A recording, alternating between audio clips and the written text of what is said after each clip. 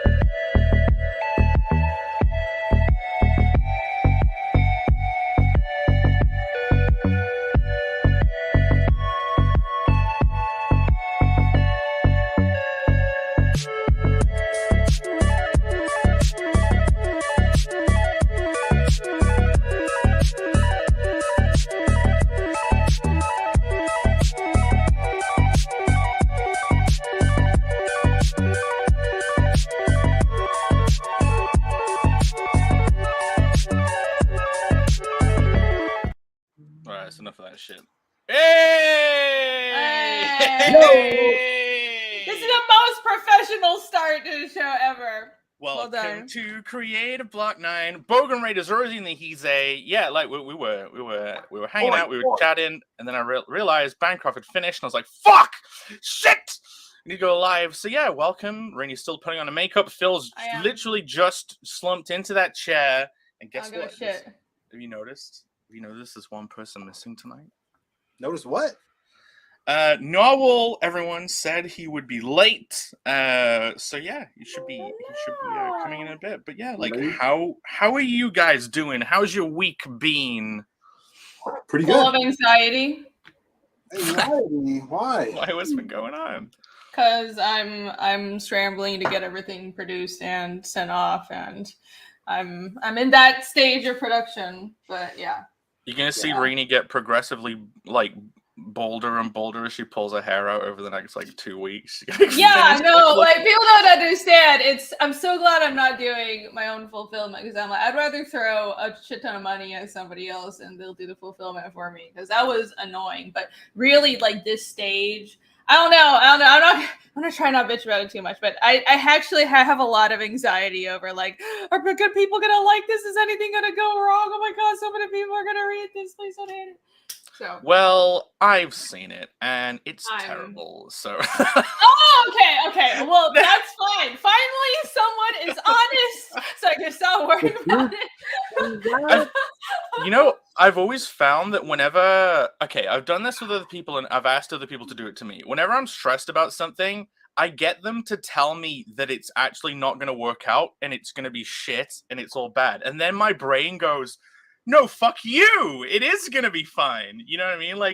If someone's been stressed about something, I've been like, well, it's all going to fall apart. You know that, right? And they're like, no, it's not. And I'm like, there you go. That's the mindset. So yeah, we just need to tell you that it's all going to fall apart, Rainy. Okay. No, I mean, it's the product's already done, it's working. The drawing and the story is already done, but I can't change anything. It's just I can't stop worrying. It's because that's what anxiety is. It's the unknown about what'll happen next. So it's entirely in my head. I know it's fucking retarded. So just ignore me. I'm just being stupid. It's always good to be a little bit retarded. Speaking of a little bit retarded, how's it going, Phil? How's your week been? Doing great, man. Doing great. I'm doing good. I don't know. I finished a script this week, and it was over the page amount that I was supposed to deliver, so I sent it off to other writer, editor, and he's going to maybe cut the pages, but let's finger cross and pray that he just allows the extra pages. All right, so that's what I'm hoping for. But wait, you did it for someone else? Yeah, it's this joint comic that is gonna knock everybody's socks off. It's gonna be awesome. So it's like a crossover thing that I'm doing, and yeah, so I sent that off today, and then I started a new 6-page story that the Glazing guys want to be to do a story for Guazine 2, so I started scripting that today. I did legs today at the gym, and I added an extra routine in there. Tell me more about your legs, Phil. Some box squats. To be honest, all this early stage development stuff you're doing on those 2 stories, that's a perfect thing to talk about on today's show, because today my week's been fine, by the way. Today, I didn't ask. Today we're going to be talking about the early stages of our creative processes. There's no slideshows. There's no razzle dazzle. There's literally just going to be an open conversation about the early stages of when we work on shit, and how we take how those early stages transition into starting projects and developing them. But yeah, I mean, on that subject, my week has literally been freaking working on the early stages of my own book, and I'm up to page 40. I've done all of book 1, thumbnails wise. Should we see these? And yeah, I'm on to book 2. I'm 10 pages into book 2, and I'm noticing some morphing of how I even go about building scenes after just doing a bunch of them. But yeah, that's me. That's my week. That's pretty much all it's been, sitting around drawing thumbnails. But yeah, as I said earlier, we have one person missing. And so, because Novel let us know ahead of time that he would be late. I think he should be here later. I arranged a special celebrity guest who is the only person on this channel with his own fucking intro clip.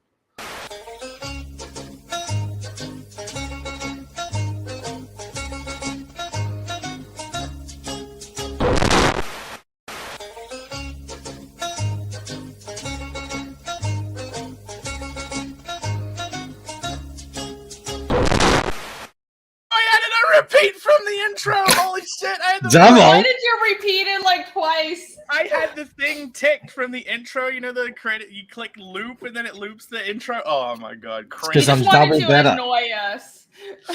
Oh god! How's it going? How's it going, Mikael? Hello, creative blockers. Hello, blockers. Cock blockers. Hi. Hello. We are the cock blockers. Welcome. Welcome to this show that you never remember how to say. I never will. I never will. We're called the blockheads. I don't know if we're the blockheads or if the audience are the blockheads, but maybe aren't the blockheads the bad guys from Gumby? Maybe. Oh, is fucking Gumby the American morph?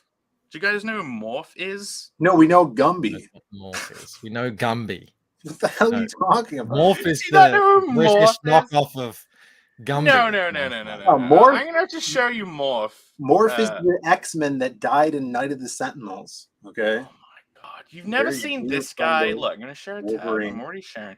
You've never seen this guy? Have you never seen Morph? No.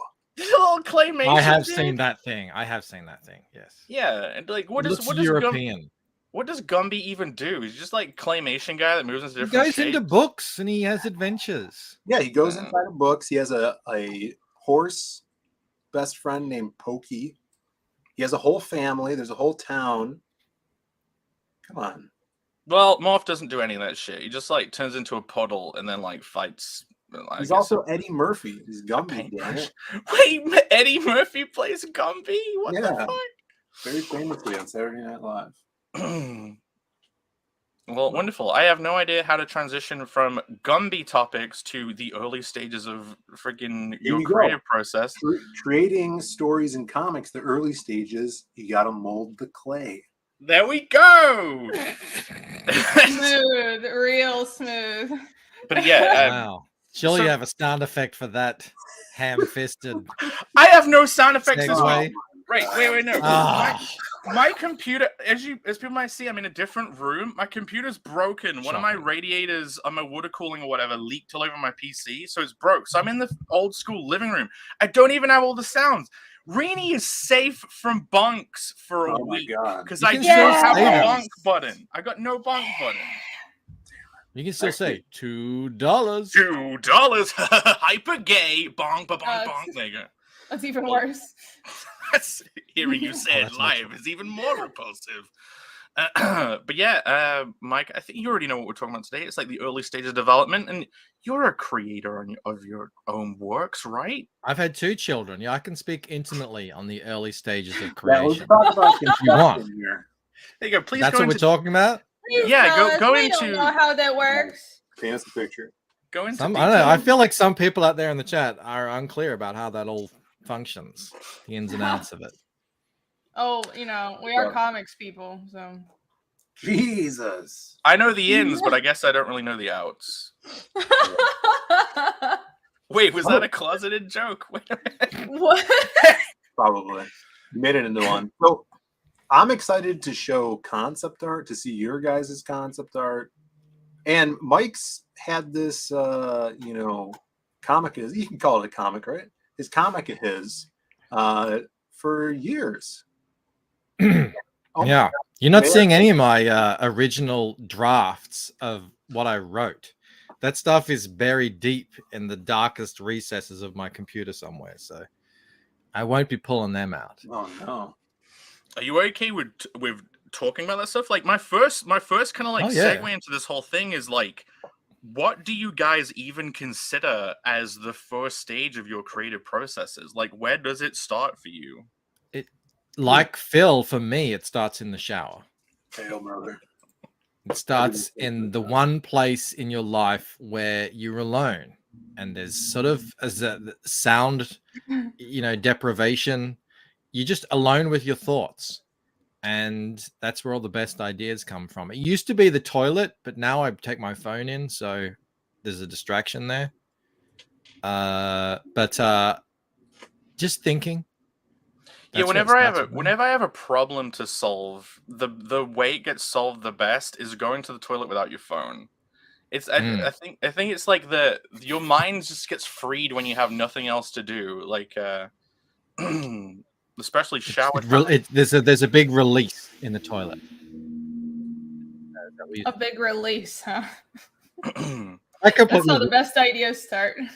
It's about solitude, right? It's it is. Like Thoreau, type thing where, like you said, no distractions. I don't know, but it depends on like the idea or the story, because sometimes it'll just be a name of a character that sparks an idea and that unravels things. Like Wasteoid, I've talked about that.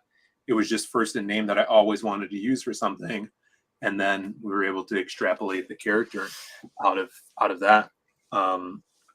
I think titles could be very inspiring for stories. Yeah, like when I was working on Holofist, literally I would be lying in bed with my partner at the time, and my girlfriend, and there we go. Clarification. I gotta go. Yep. Well, happy Pride Month, everyone. And I'd be like literally just thinking of really stupid puns for like names of Holo buddies. I was like, wait a minute, it's a pie, but it's a triceratops. It's a pie-ceratops. And they'd be like, Jesus fucking Christ, Jake. I'm like, that's going to be a whole thing. I'm going to do a whole thing on that. And I'm like, of course you are. That relationship really worked out, huh? Yeah, it went great. She's no longer around anymore for some reason. I wonder why. I used to go to a lot of gigs, a lot of live acts. Used to go every week, really. I used to vibe. Yeah, we call them gigs because it's not a concert. You don't go to a concert at a small venue. It's not. Do you not call them gigs in America? I misheard him. I thought he said geeks. Like I thought he was going to a tent to watch a geek bite a chicken. You should speak Aussie by now, Phil. We've hung out enough. Gig. You're going to a gig, mate. I used to really vibe on that. I used to just stand there and be like, wow, here's just some people who were just making this. It's a kind of art, and I really getting into the music. I really loving the atmosphere and everything. I was like, wow, yeah. I would come back from those nights just super pumped creatively, and I'd have to write or draw or something, and just because your music really kind of taps into that emotional side of yourself. What are you feeling at those events when that you bring away inspired by? Well, it was because I was writing my story at the time. I could. you know, I would superimpose my own feelings of my story into the feeling of the music, and it kind of like would echo off each other, and I would get really just really amped. It'd be like I'd be drawing a lot of creative energy from the show, and then I would just like, you know, stuff would just kind of pour out of me after that, wherever it came from. Yeah, you know, I go home and let it pour out of me. Mm-hmm. Yeah, I think when I was a little kid, I used to get like a similar feeling to when I would go and watch a really good film. Like you just come out of the cinema feeling like you were fucking floating, and you start thinking of ideas like, oh, this could happen and that could happen. Yeah, sure. What about you, Irene? The early processes of my work, I agree on the loneliness part. That's why I have no social life. Just sit alone in a dark dungeon like I do, and be in your own head and wallow in your loneliness and anxiety, and then great ideas and sometimes very much not great ideas will come out. I don't know if my ideas are great. Mostly they're stupid. That was an interesting part of starting a creative enterprise. Was when I started, 98 out of the 100 ideas I started with were trash, garbage, pure, unadulterated rubbish. But there were a couple little things a couple little nuggets. I was like, that actually had something there.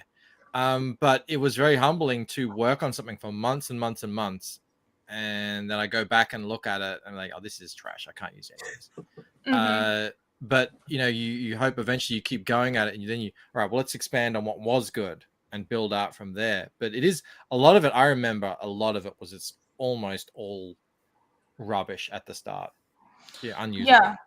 Yeah, I think at the beginning of, I've described my creative process as like really chaotic. So I don't think I have one way, and I sort of the way I work is I'm always jotting down story ideas, but it's like I've been doing this for years. It's not like Fiendish is the only thing I've ever written, but it's like I would always just notice, well, I feel like this isn't something that I would really like. I'm just too picky. I want to put out something I'm really proud of, that I think really means something, and it's like it emotionally ties into what I want to say. So if it's just, well, it's kind of entertaining or it will be kind of fun, like I just can't bring myself to put it out there. And even with and then on the other hand, I would realize that so much stuff, especially at the early stages of a work, is really derivative. And maybe that's just because I wasn't, like it was at the beginning, when probably like, especially in my mid-20s and like during college, a lot of the stuff I was creating was kind of derivative. It was like about 3/4 of the stuff, and that's just a no-go for me. And I think part of it is just having more life experience, but also refining the work. And I think good work really takes time, and even really good writers, like the first draft is going to be shit. You're going to have to rewrite it, and don't be afraid to step back from it and come back. I have completely overhauled Fiendish about 4 times, like completely changed everything. Only the bare bones, very, very like the tiny, most basic skeletal structure has always been there. The end. I'm here now, so you can go, Bancroft. I know. I was just thinking, I'm on the 5th wheel now. I'm like, did I miss? This is awkward. Beginning? It's not a block now. There's no block. Going? Yeah, there's no giant. Now we're a wall. Now we're a creative wall. We've hit the wall. Is there? Goodbye, you got your custom settings. You got your custom settings, Jake. Can't you just like put me down in the corner? I just wait, no. Okay, really no, this is what we should do. This is how it should go. I think this is how the show should now be for today. No. Let's just make him as uncomfortable as possible until he leaves. I wasn't gonna leave it up there. Don't worry. But yeah, people were asking where Novel is, and he said he might be late today. So I thought, you know what? Let's I can leave. I don't want to. No, don't leave. Was it? Please You're don't. locked here. Parade. We can't Yeah. quit you, Bancroft. But It's yeah, up to Narwhal. welcome, Noel. I didn't want to leave you waiting for. Okay, what I was gonna do was like bring you in and then just go, well, this is awkward. But then I was like, wait a minute, he's in the back and Reenie's going off. I don't know if I can leave him in the back for like 5 minutes. That would be cold. Hey, I don't rant for that long. Let's poll the chat and ask. What? How long does? Yeah. You know what? Speaking of the chat, I tried to set up like one of those Q&A things, but it didn't really work. Yeah, I don't know how to do I that. don't know how they work. They were asking in chat if I was feeding the raccoons, and I do have a raccoon update because the neighbor on the far end near the ravine, we're pretty sure the raccoon got their new home. And I want to get like a trail cam or something and confirm that they're all okay because I haven't seen them. But I think I see some raccoon shit once in a while, and I'm like, oh, they're probably okay. But I passed my neighbor for the first time and I hadn't met them yet. So I introduced myself and then I was like, by the way, silly question, but have you guys seen any raccoons around here? And she's like, my mom saw one the other night. Yeah, we don't like raccoons around here. They fight with the cats, you know? And I was like, God damn, another raccoon racist in the neighborhood. I gotta turn these people around. Anti-rackite. Yeah, the anti-rackite. So I told her, I was like, well, that raccoon almost died and we all spent a lot of time saving her and her babies. So that's that. Try not to kill it, maybe? Yeah. And then I was like, I asked my dad later, I was like, I'm worried they're gonna like poison him or something. And he's like, I think you can't really poison raccoons because you can't have a food that only raccoons eat. Like if you try and poison raccoons, you'll accidentally kill a cat or a dog or something. So, so I think There so was that's- Out there feeding chocolate to raccoons. yeah. So that's how I sleep at night. Is that I'm pretty sure they're okay. There you go. Okay. Sorry to I get hope off they the are. raccoon topic. No, But, please. there was an interesting question in the chat. How much of that original stuff, Rainy, it like lasted? It went through on Fiendish. You know, how much did you keep from your original sort of concept of what the story might be? Oh, like almost nothing. I should pull up the like the early references, but okay, I have super early work to show, some of which I've been going through my old hard drives, partially because I want to print some new stuff in the second edition of my art book Regrowth, but also for the show. So let me pull some of it up and you guys can talk for a bit, but yeah. Do it. Is that why you were late now? Were you trying to save more raccoons? Is that why you're like, I'm gonna be late? I need to go on a guerrilla mission to save the Where were raccoons. you?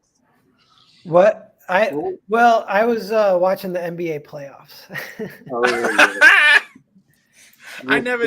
Is this Chad Wall resurgence? Just watching sports at home. It's I forgot almost Narwhal over. Yeah, 'cause actually watches sports. there's only 7 games, one series left, so it's only a week or so longer. But then it's only really the playoffs that I get into. But I've been watching old clips of Michael Jordan, and that's like pretty fun too. He was cool, right? Yeah, he was the greatest. He was pretty good.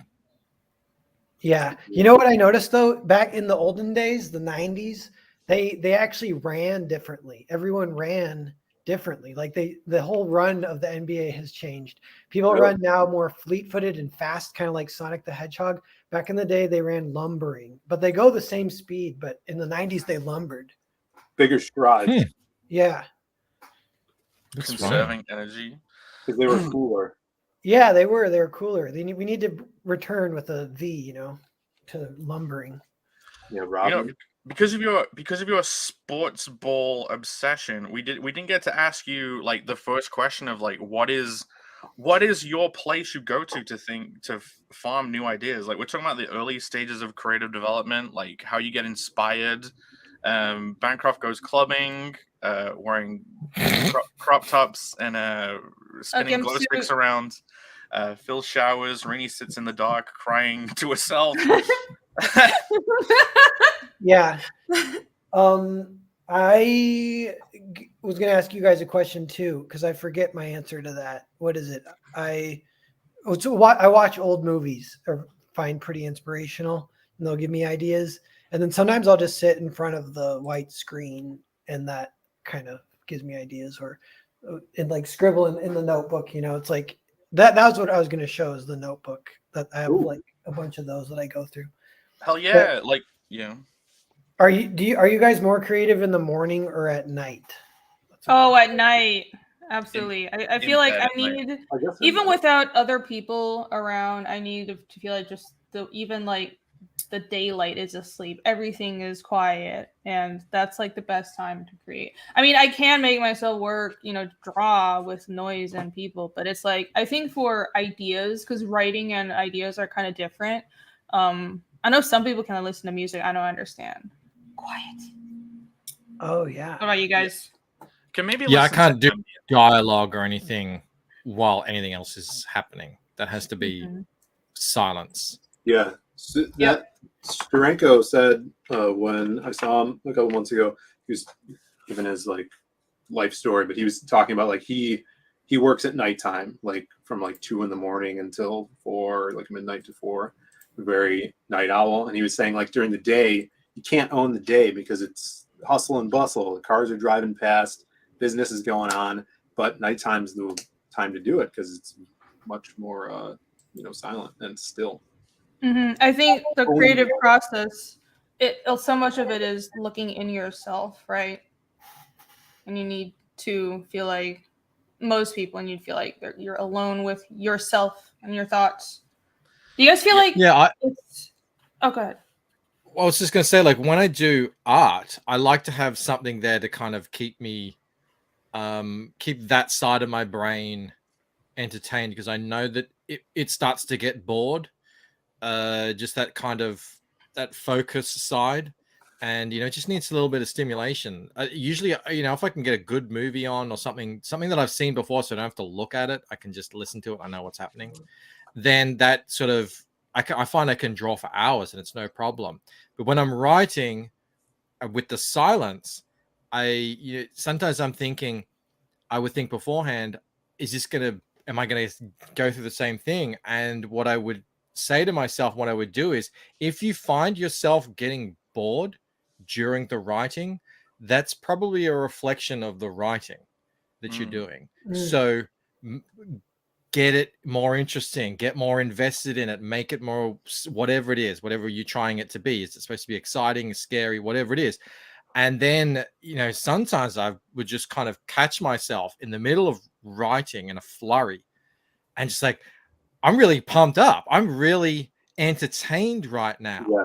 And I'll be like, oh, that's awesome. Okay, this is where I need to be. Keep going. And just do that, until it sort of runs out. Definitely. Yeah, that reminds me a little bit of, sometimes I thought about when I'm writing, if it's going to be boring or not. And I'll ask, like, does the person speaking right now, do they feel passionate about what I'm making them say?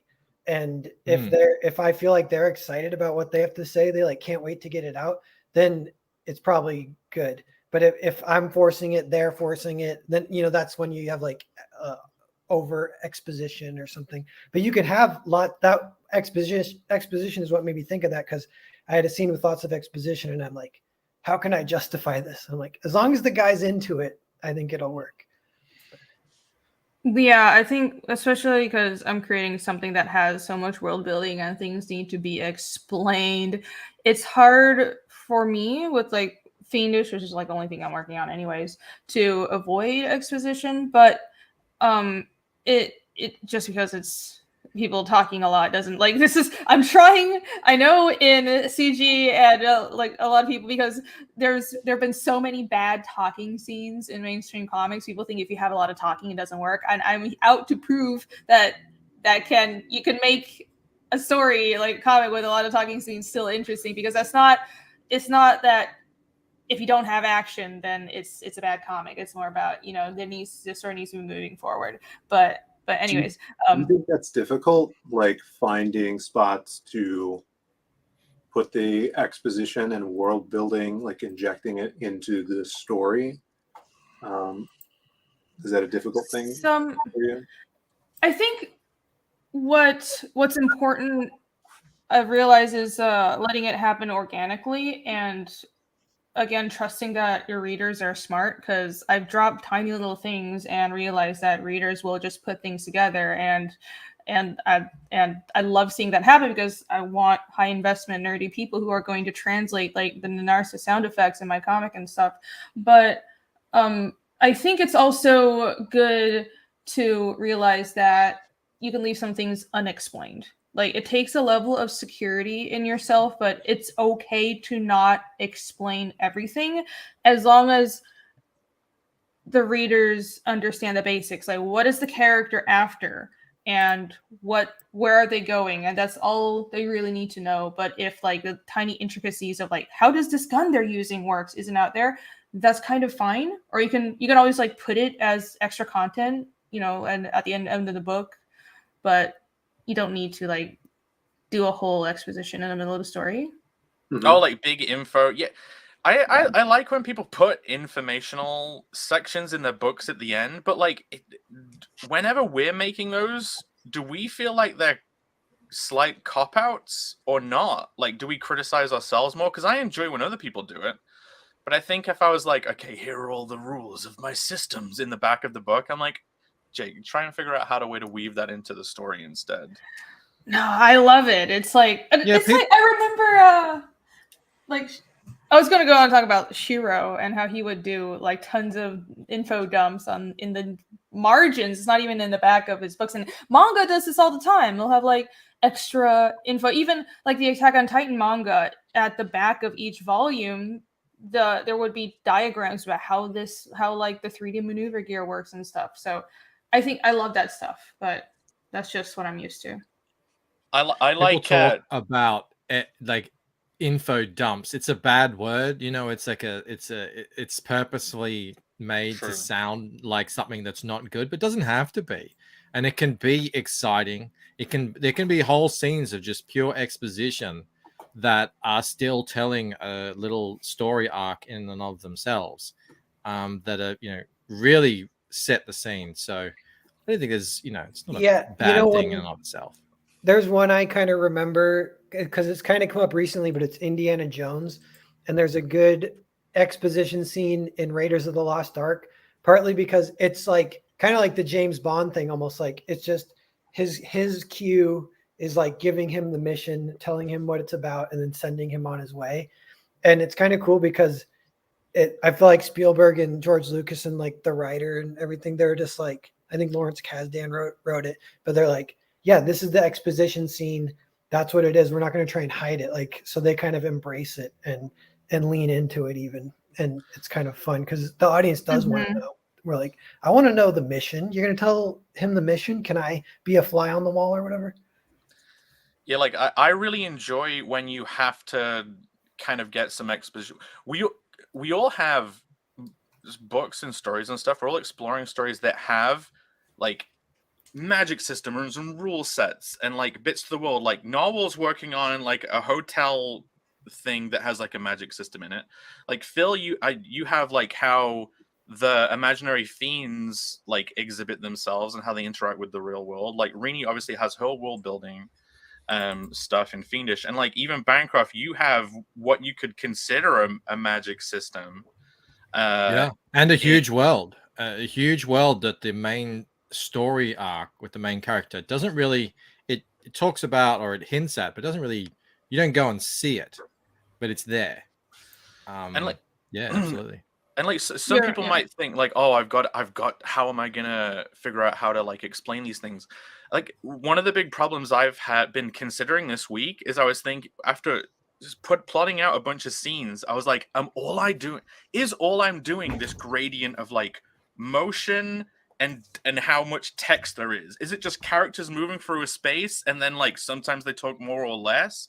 And it's actually the exposition moments that in like explaining bits of the world that I enjoy, because I like, you can have two characters talking about something and then show like a visual of it behind them, that kind of thing. Like you can show diagrams sometimes with it. You can take a break from like a traditional, we're just going through this in a film shot scene and have like post, like if you're talking about a certain type of character, you can have someone talking about it, but you could literally have like a medical diagram just behind them, and it doesn't have to be a diegetic thing. Right. Like, I think that's a good way to almost cover hide exposition, where it's like you're telling people what's going on, how this world works, but you're also showing them through visuals, and that's a really good part of comics, because you could do both at once, and it helps it not being a drag.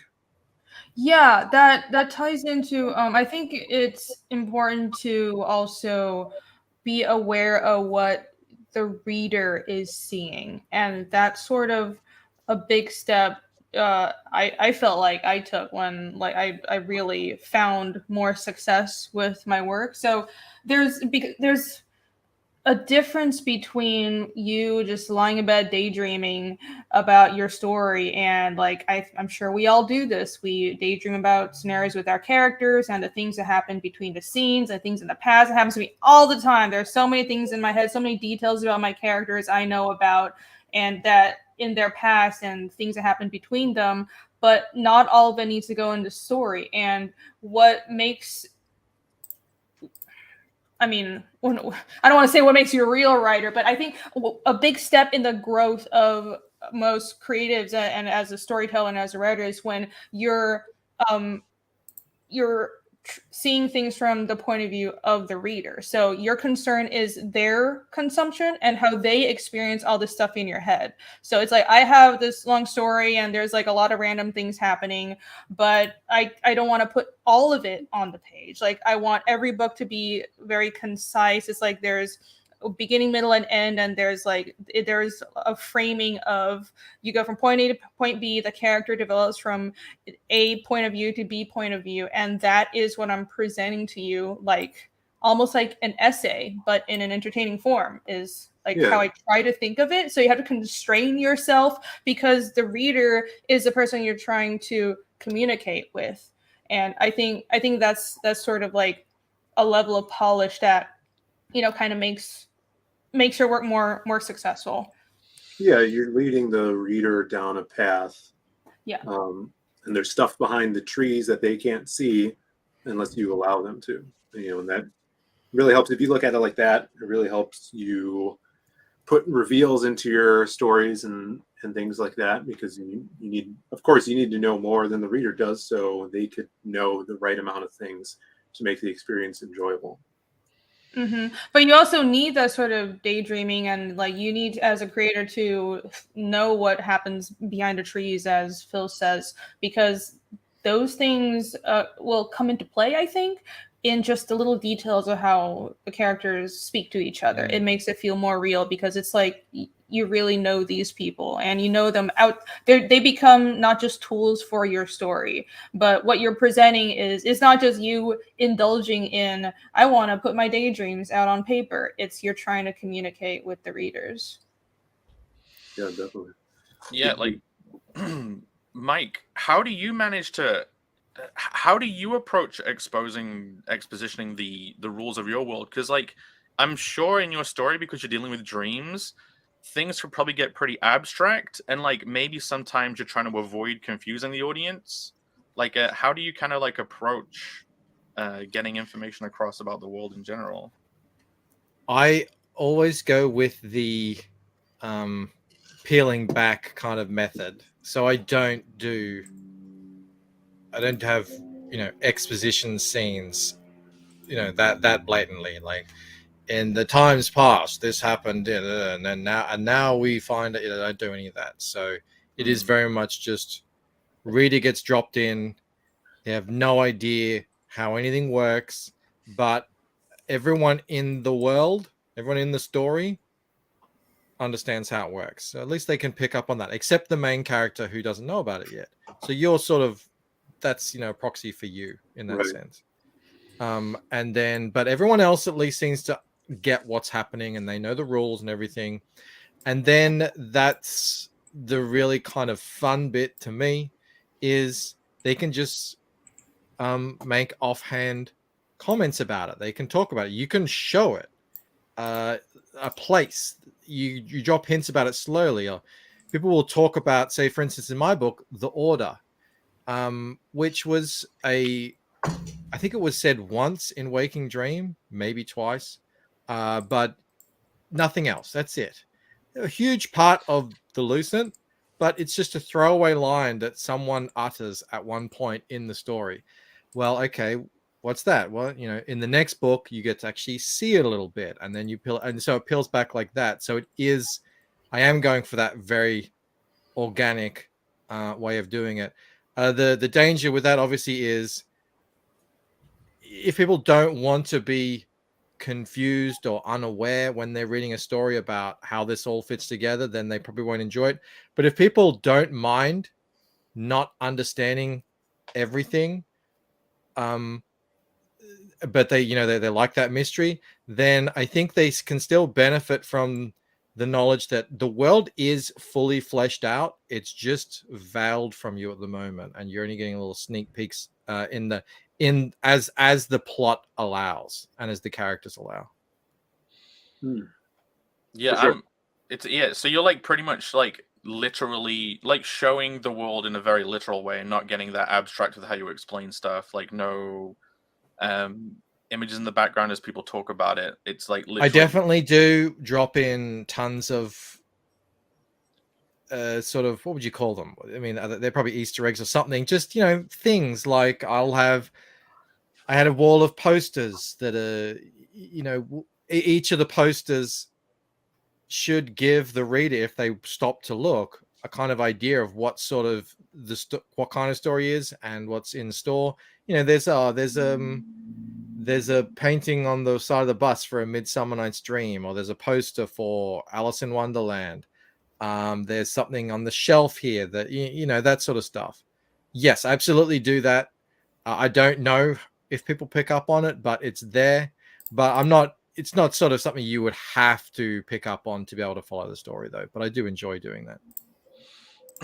Yeah, how about you, Noble? Because I think your approach is pretty much like very film orientated. Like you are explaining stuff through a sequence you'd get in a film. Like, do you stick to literal stuff? Do you try and get abstract with how you explain parts of your world or your systems? Well, yeah, I was thinking you can definitely organize the order that the information is relayed to the audience to make it kind of, you can cheat it to make it more entertaining. And I think if you do that too much, I almost don't like it, because there's like a word for it. I don't know what the word is, but it's where if the audience, like if the author just deliberately leaves out a piece, even though by all means they should tell you. So they do this on YouTube though all the time, and it technically works. It's very entertaining. It's the Mr. Ballin channel, but so they'll tell a story. He did one the other day, and it was like he's talking about what sailors call the loaded question or something like that. I forget. There's a different word than loaded even. But so the whole time you're wondering what the loaded question is. And so he starts the story. He's like 3 men on a boat, and one of them asked the other two the loaded question. The other two were then flabbergasted, and they didn't know what to do, blah, blah, blah. So he continues the whole story. Meanwhile, if it was a movie, you would hear him say, so he's like inserting the variable so you don't get to hear it, just so that you have to wait to the end to know what it was. And then once you know what it was, you're like, oh, cool. That annoys me though. I know people like him, but I'm like, oh, just yeah, I know. Like, see, I kind of I wouldn't want to do that in my stories. But I do something kind of like that in Cerberus, where like is this spoilers? I don't know.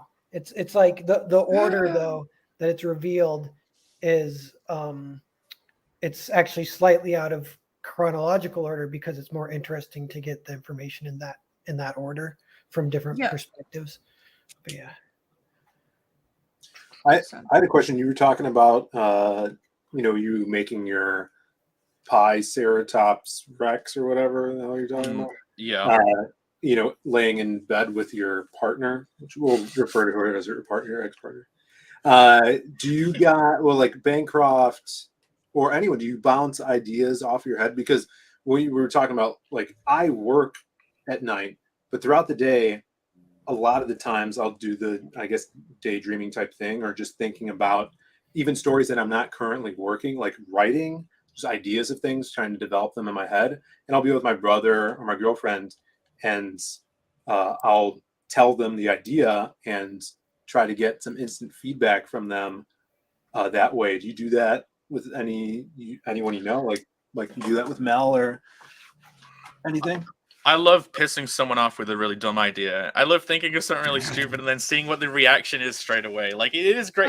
Yeah, like I love sitting there pondering stuff. But yeah, like thinking of something and then being able to get an instant reaction. Like, to be honest, a really big something that's been very inspirational, like developing Connell, has been like telling you guys some of the ideas that have been in my head, and then like getting a very instant reaction of like, okay, this kind of works. I can like chase down. That's what I'll do. You know, like if I'm developing a villain, actually, you know, this Western book that I'm developing, like I would go to my dad actually and be like, hey, what do you think about this? And there's this chick villain, you know, and I have the same conversation with two different people, whether, you know, be my dad or my girlfriend. And just from the conversation would get more ideas to add to the character to make it more complex. You know, I think that for me, that's super fun and lets my mind come up with things that I wouldn't have if I was just, you know, I don't do that.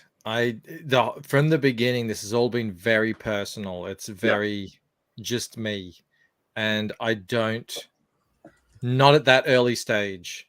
I have tons of just random scenes that don't fit anywhere in the story other than they exist in the same universe, where I just belt out, you know, 500 words of a little scene that it's just part of it, and then I just save it somewhere, and then, you know, whatever, that's it. But I don't really share that stuff. I wait until it's much more fleshed out, and I really only really share it with Joe, my editor. So same. I don't like to share rough story ideas because it's like, I know it's rough. So the point at which I want feedback is when it's fairly polished. And I think there's, you know, I'm almost there, but I'd like to bounce the idea off of people and have them like kind of point me in the right direction. But even that's a challenge. Like, honestly, it's hard to find the right people. And like, Phil, it sounds like you're really lucky that you have like a brother and a girlfriend and your dad who actually will give you feedback, because I ran into the problem where for the first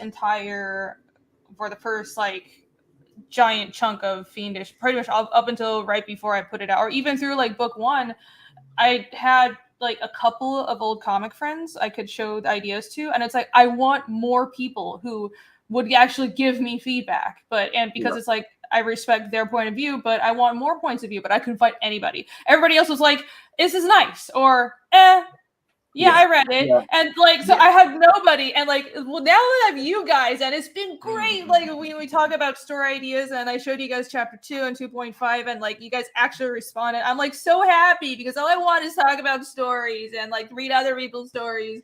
But it was a struggle. I love hearing people's early ideas, and I love sharing.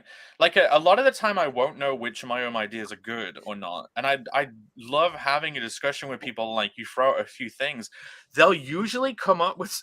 They'll have an interpretation. You'll explain something a certain way, they'll have a different interpretation, and like a couple of ideas will bubble up from their mind, and they'll say them, and you never saw your idea from that angle.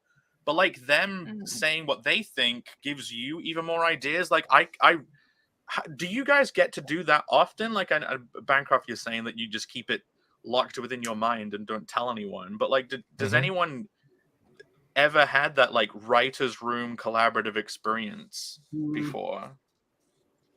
No, I've told, because I do tell people my ideas sometimes, because I'll just want to talk about it or whatever, and it never goes like I would kind of hope. But then I realized all I really hope a lot of times is I just want them to be like, that's genius. Nice job. Keep going. you just want ego qualification. Yeah. And they'll look at you dumbfounded, and I'll be like, I shouldn't have told you. This is I think it's especially if you've got a weird story and weird things happen, you can kind of go too far with it. And you know, I don't want to be sharing all the weird stuff I don't want to be burdening Joe with just stuff that's gonna really, like, because sometimes I would wake up out of a bad dream where I dreamt that I'd done something really dumb in my story, and I'd be like, oh no, did I? Oh, it's okay, I didn't do that. That was just but Joe is like, it's good to have someone there to tell you what you're thinking. There might be problems with it. Okay, well, if you do that, then how is that going to affect this other thing? How is that going to play on with this part? So I think it's invaluable to have another mind, another head to do these checks and balances. But that's really a kind of a housekeeping thing. It's not so much a creation thing. The creation all happens in here for me. I agree with that approach more, and I wouldn't show my stuff to people until like towards the very end, because I think when I do show my work to people early on, it just seems like, well, I haven't because I want to be able to answer the questions, and I don't know what it is. I think I want it to be my creation, and I don't want anyone interfering with the actual creation of it, because unless I agree it's a collaborative process from the beginning. And maybe it's just because I tend to also write more serious stuff. Like maybe it's different for comedy and some other works, that because that's more like, well, the more ideas and more gags you have, then that's more of like a creative pool thing. But I think the works that I like tend to, I think stories, especially more serious stories, tend to be better if it's one person clearly has the lead role and it's not creation by committee. I don't want to fall into that trap. But towards the end, absolutely, like everybody should be getting feedback. Yeah, I agree. Like, what you're saying about like keeping it to your chest for a long time. There have been times in the past where I've really wanted feedback so much that I've been like, you've got to be careful with the people that you ask for feedback from, but it's not like pick the right ones. It's don't just dump everything on them all the time. Like I've had friends where I'm like, I've basically explained bits of the world once and got feedback, and then I've gone away and developed it a lot more, then come back and like it's changed pretty much dramatically. And then like you explain it to the same person again, and they're like, I don't know what the fuck you're talking about. I thought it was different this time. Like, do you guys find that early on in your projects you can have pretty big swings in really fundamental parts of the world? And like, are you open Massive. to that? Yeah, huge. I asked Rini, how much has stayed from her original thing, and with me, I mean, I think I had anyone who's read The Lucent, I think it was the whole start of it was set in the bookstore, and it was Damon in there. There was no Ella. There was a girl called Helvetica. I was like, get rid of that. What the hell is that? Get rid of that. That's bullshit. And all this sort of stuff. So it gets crazy at the start. So I don't know. A lot. Yeah, a lot changes. Speaking of, y'all ready for this? I have exclusive sneak peeks of super old stuff. Is this from the past, or is this new, or? This is really, really, really early concepts for Fiendish from before it was even called Fiendish. I had like 3 cringy titles before Fiendish. What were they? It wasn't even called that. I think the first one was like Demoniac or something. And I was like, that sounds so emo, but I couldn't think of anything else. So Demoniac. I know, it was so dark. I was like, all I knew, I think the only thing that remained always was I knew I wanted to start the story with this hunter character. I imagined it set in this really cold fantasy continent that was really snowy, and I don't know why I have this obsession with like really snowy like fantasy places, even though I fucking hate the cold, but I just think it's cool, I guess. But and he found somebody that was killed by a monster, and the monster was a mystery. Nobody knows where it comes from, but he remembers it from his past, and he goes on a journey to find out what the monster's from. But even the nature of what the monsters do at the beginning, they weren't even really demons. I think before I even had a working title, before like the cringe ass demoniac name, they were like shapeshifters. So they were like humans who shapeshifted, and they were hiding among the populace. That was like the first draft. And this girl with like electric powers, this was an early version of Yomi, and her hair is kind of the same, but her name wasn't even Yomi. She was kind of like, she has kind of like elfy ears, but she was like the dev, the purple skin race. I hadn't even come up with that yet. I was sort of like, oh, this is at first her race was just kind of a special ethnicity of humans, just like how Ispoliat are a special ethnicity of humans in Fiendish right now. And I had this gunslinger girl because the world was less archaic. It was more like, it was kind of like just a version of Pathfinder at the beginning.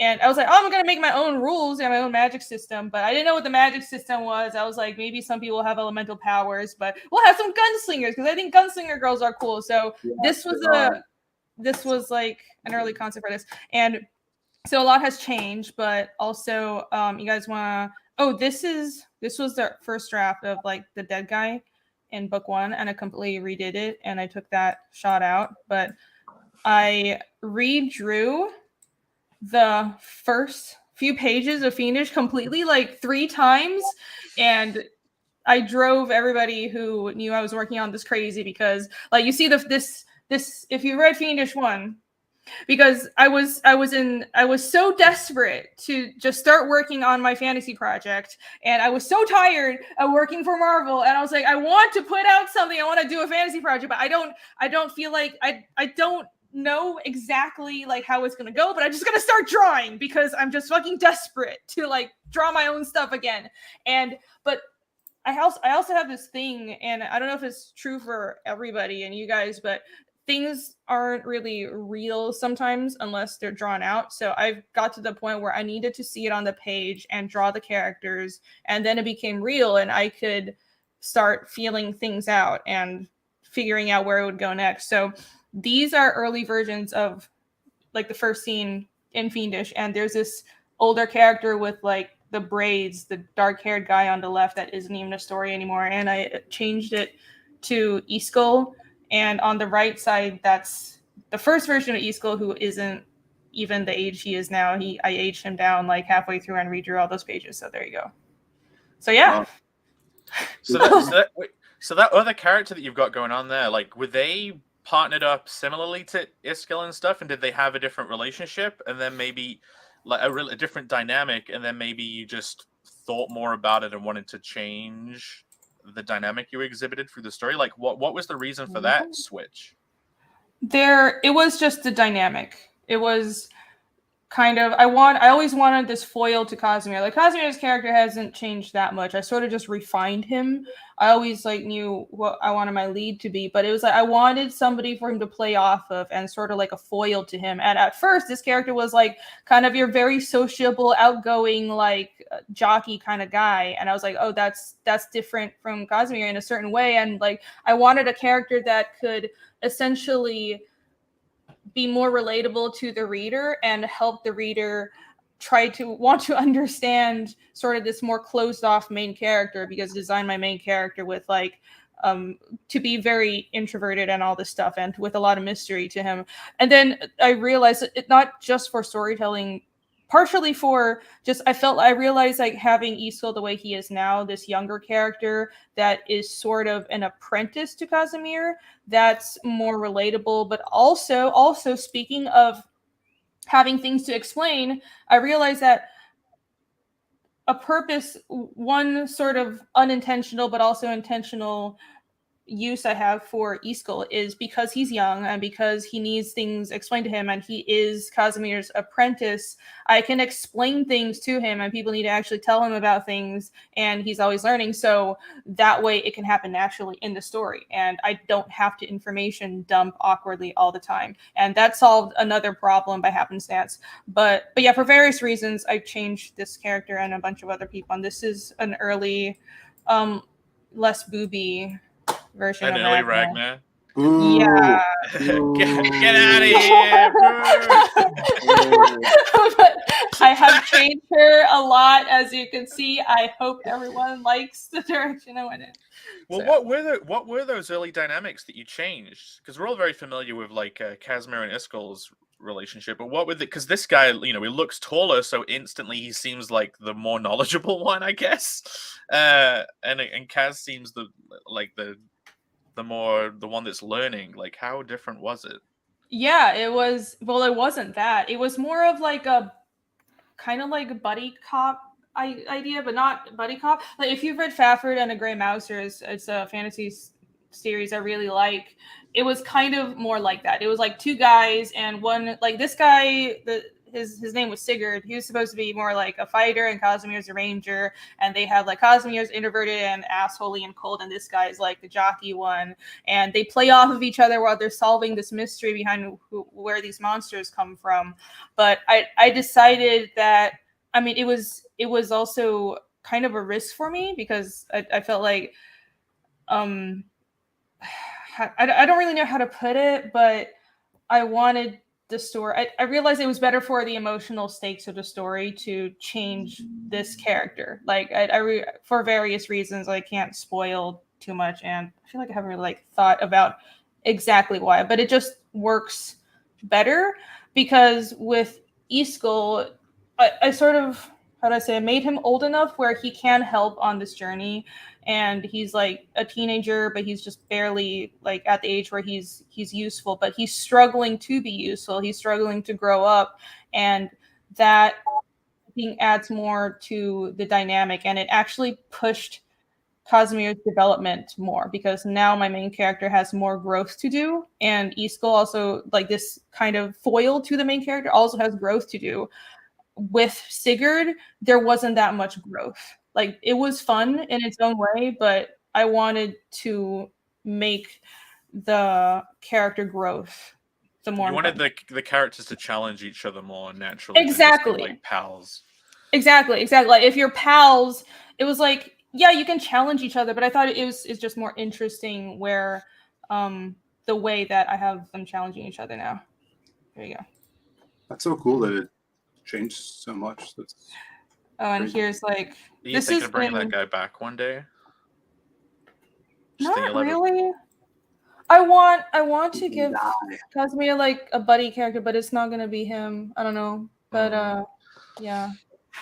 So, and here's I love cutting stuff out at very early stages. Then eventually you can like pull them out of the trash and be like, oh my god, I remember you. You can slot in right here.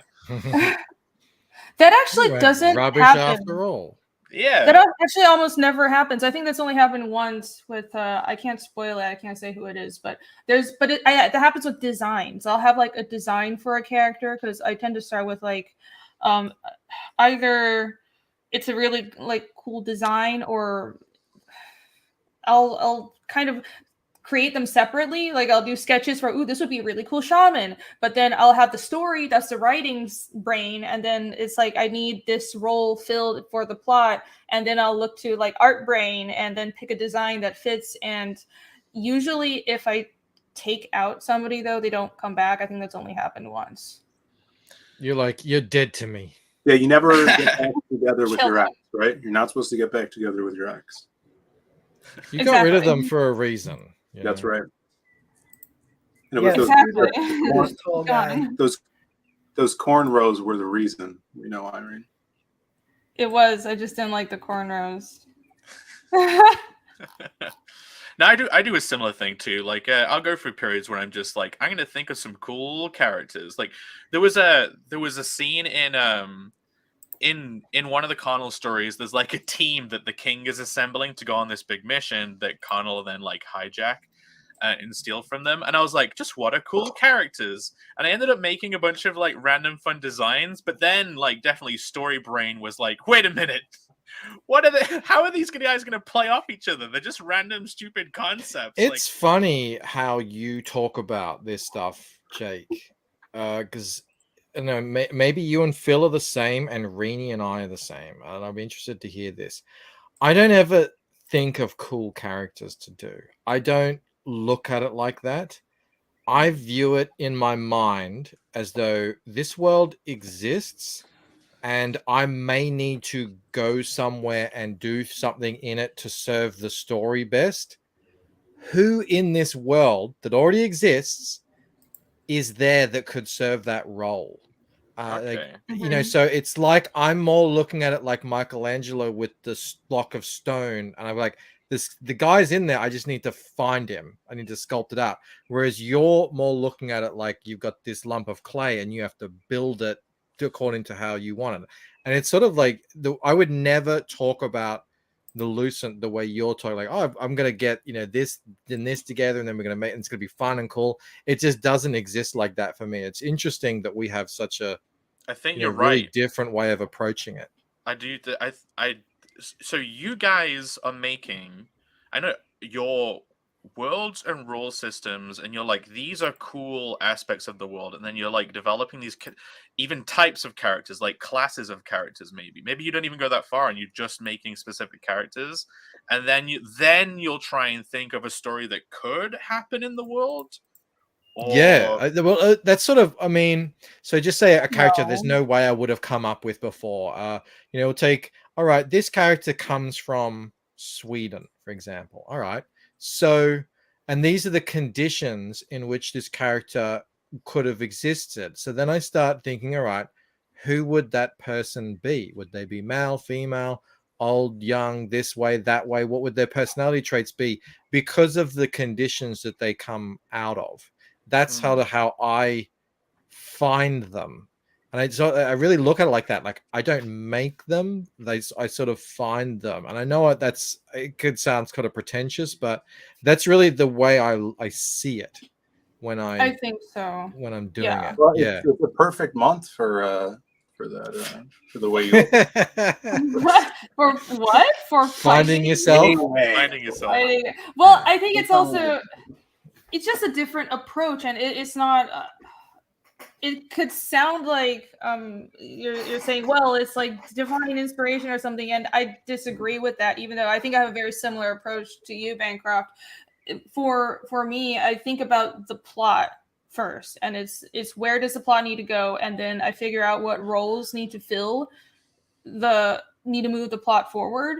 And when I figure those things out, I focus on making the character cool. That's like the last challenge for me. I work from like the plot and then the role necessary, and then I'm like, okay, well, I need a shaman that helps the characters at this town, and then let me find a way to add pizzazz and like surprise the readers with the way the shaman uses their powers and stuff. That's the last step. But it's not like I kind of approach it as I'm discovering the story, but it's not like, well, it's just divine inspiration. I think a lot of it does sort of sound a bit like that when you. It sounds like that, but I talk about this at length with Vaughn, and we're quite similar in the way we do it, and we're like, man, this sounds so kooky when you put it into words, but when you experience it, that's really what it feels like. So for me, I'm like you, I'm exactly the same. So in the plot in Painted Death, I needed a new character because there's, you know, a situation. I know where they're from, but you know, they're like standing in a haze, in a smoke. I don't really see them yet. I don't know who they are. So, all right, well, I'll go on my long walk by myself, or I'm in the shower somewhere in solitude, and I'll just start running through scenes, having conversations in my head. And then they start to appear. They start to form. And then I was like, oh, there's no one character. There's actually two. It's a brother and sister. They're twins. What's okay? All right. Start going there. And then they start to just form out of something just through this kind of thing that I'm playing with in my mind. This doesn't always work. Sometimes I do this and it doesn't really lead anywhere. And it's like, all right, well, I'll bin that and I'll try something else. I'll do it again and we'll try. But yeah, I didn't start with these two characters with like, all right, that would be really cool. They ended up cool, but I didn't start with those premises. I have the world is built. I have what the plot needs, and then they kind of just form out of that. But both those ways work, but they produce different kinds of stories. I wonder what examples of each would, like I was thinking like, is Ghostbusters a character-based inspiration or like more of like the story-based inspiration? Or Sherlock like Holmes. American Psycho, I feel like is definitely character-based inspiration, and that's a kind of good one. But that's, as you can tell, it's like very different. But when you guys were talking, I was thinking of something is Star Wars. I've been thinking about this recently. Is Star Wars starts with the line "A long time ago in a galaxy far, far away," and in hindsight, we're so used to it now that we're like, kind of, it's like iconic, but we don't think too much about it. I was like, it's a little bit of a flex to do it, especially at the time, for just this wonky sci-fi movie, for George Lucas to be like, no, this actually happened. That's kind of what he's saying with that line. Yeah. And that puts certain shackles on the story, and they're really beautiful, kind of like, because the story starts with that line, there's certain things that can and can't happen in that story. And like the whole second movie is like, yeah, the Empire's huge. They're going to murder you and destroy you. You're all screwed. Like, so, and that's because this story actually happened. And like, they totally lost that with the sequels, is that there's no feeling that it actually happened. It feels so written, it feels so like, just like written poorly too, but in a group of people just spitballing. By committee. Right. Yeah. You don't want the reader to see the creator's hand. That's another thing we can get into someday, maybe. Here I have some old concept stuff, and this is kind of like the opposite of what you were talking about. This is a character design that basically had no story yet. This is the first character design for Crimson. It looks like Riddick. It's just like Riddick. Totally different. I love this. Yes, this feels very familiar. But you have the goggles that you gave to Jazz later. Right. So it always had the glasses, because I own those glasses. They're Oakleys. They're called Over the Top. And I got them when I was a kid. Do you ever wear them? Yeah, I've worn them on stream. I could go grab them in a second. But yeah, so it was just going to be a guy, and the original idea is he had this entity that he saw in his head in reflections of things, and he saw himself as this thing as well, and he would just rage out and just kick ass. And that was the nugget of idea. And here's some original Crim sketches and ideas. Like, always wanted to be big body, big teeth. And this is Maria Lopez who was doing this. We actually sat down at a Denny's at like midnight, and I was just telling her ideas, and this is on the back of a Denny's placemat. Yeah, that's cool. I love those stories. So, yeah. You're like, do you feel like so Bancroft and Rini are talking about like finding what the story is. Like, Phil, does this happen in your mind too? You're basically like coalescing elements. You're still finding what the truth is, but it's like you're sucking in a bunch of stuff and seeing how the Lego kind of like forms together and feel and sensing what feels right, and then you can like pull the model apart and change it a bit when you get more stuff. Like, does that ring true for you, or? Yeah, so like, I love characters. It's the reason why I love X-Men and these crazy, colorful characters with different abilities and stuff. And so that's what draws me to, I guess, creativity. So this was just like a creative session we had. We're like throwing ideas at them, and the glasses always had to reflect Crim's markings on his head. So they go around to the back as well. So that's kind of a relation thing that they had. Just that's still the case at all as well. These are original, just like stupid ideas for the masquerade, because he was going to be the comedy and tragedy mask. Maybe giving him a big nose here. So that's that. Let's see what else we have here. And then this is a more refined Crim early stuff. And then it eventually turned into, now this is why is this person seeing this? We had an idea that it was an alien entity, and like that's too Venom-esque. And finally settled on it's an imaginary friend, and it's a coping mechanism from all of her like trauma she had growing up, and it just fit, I think, much better, making it a female character. And this was kind of some of the first designs for Jazz. That's really cool. Big girl. Yeah, she was. Well, Maria, when you tell her muscular chicks, she draws very muscular chicks. Maria loves drawing some early Prim stuff, and there's actually, this is great. There's different headshots of design. Oh, that's awesome. That would make a great print, you know, with that red line and everything. That looks great. Have you ever put that stuff in the back of a book? Like, yeah, like even a separate. People love this stuff, man. They do. Yeah, so the one we kind of settled on was this middle one here. I just love that. And then, I mean, this is just, the other ones are so fun too. Like this one big jaw, just love the teeth.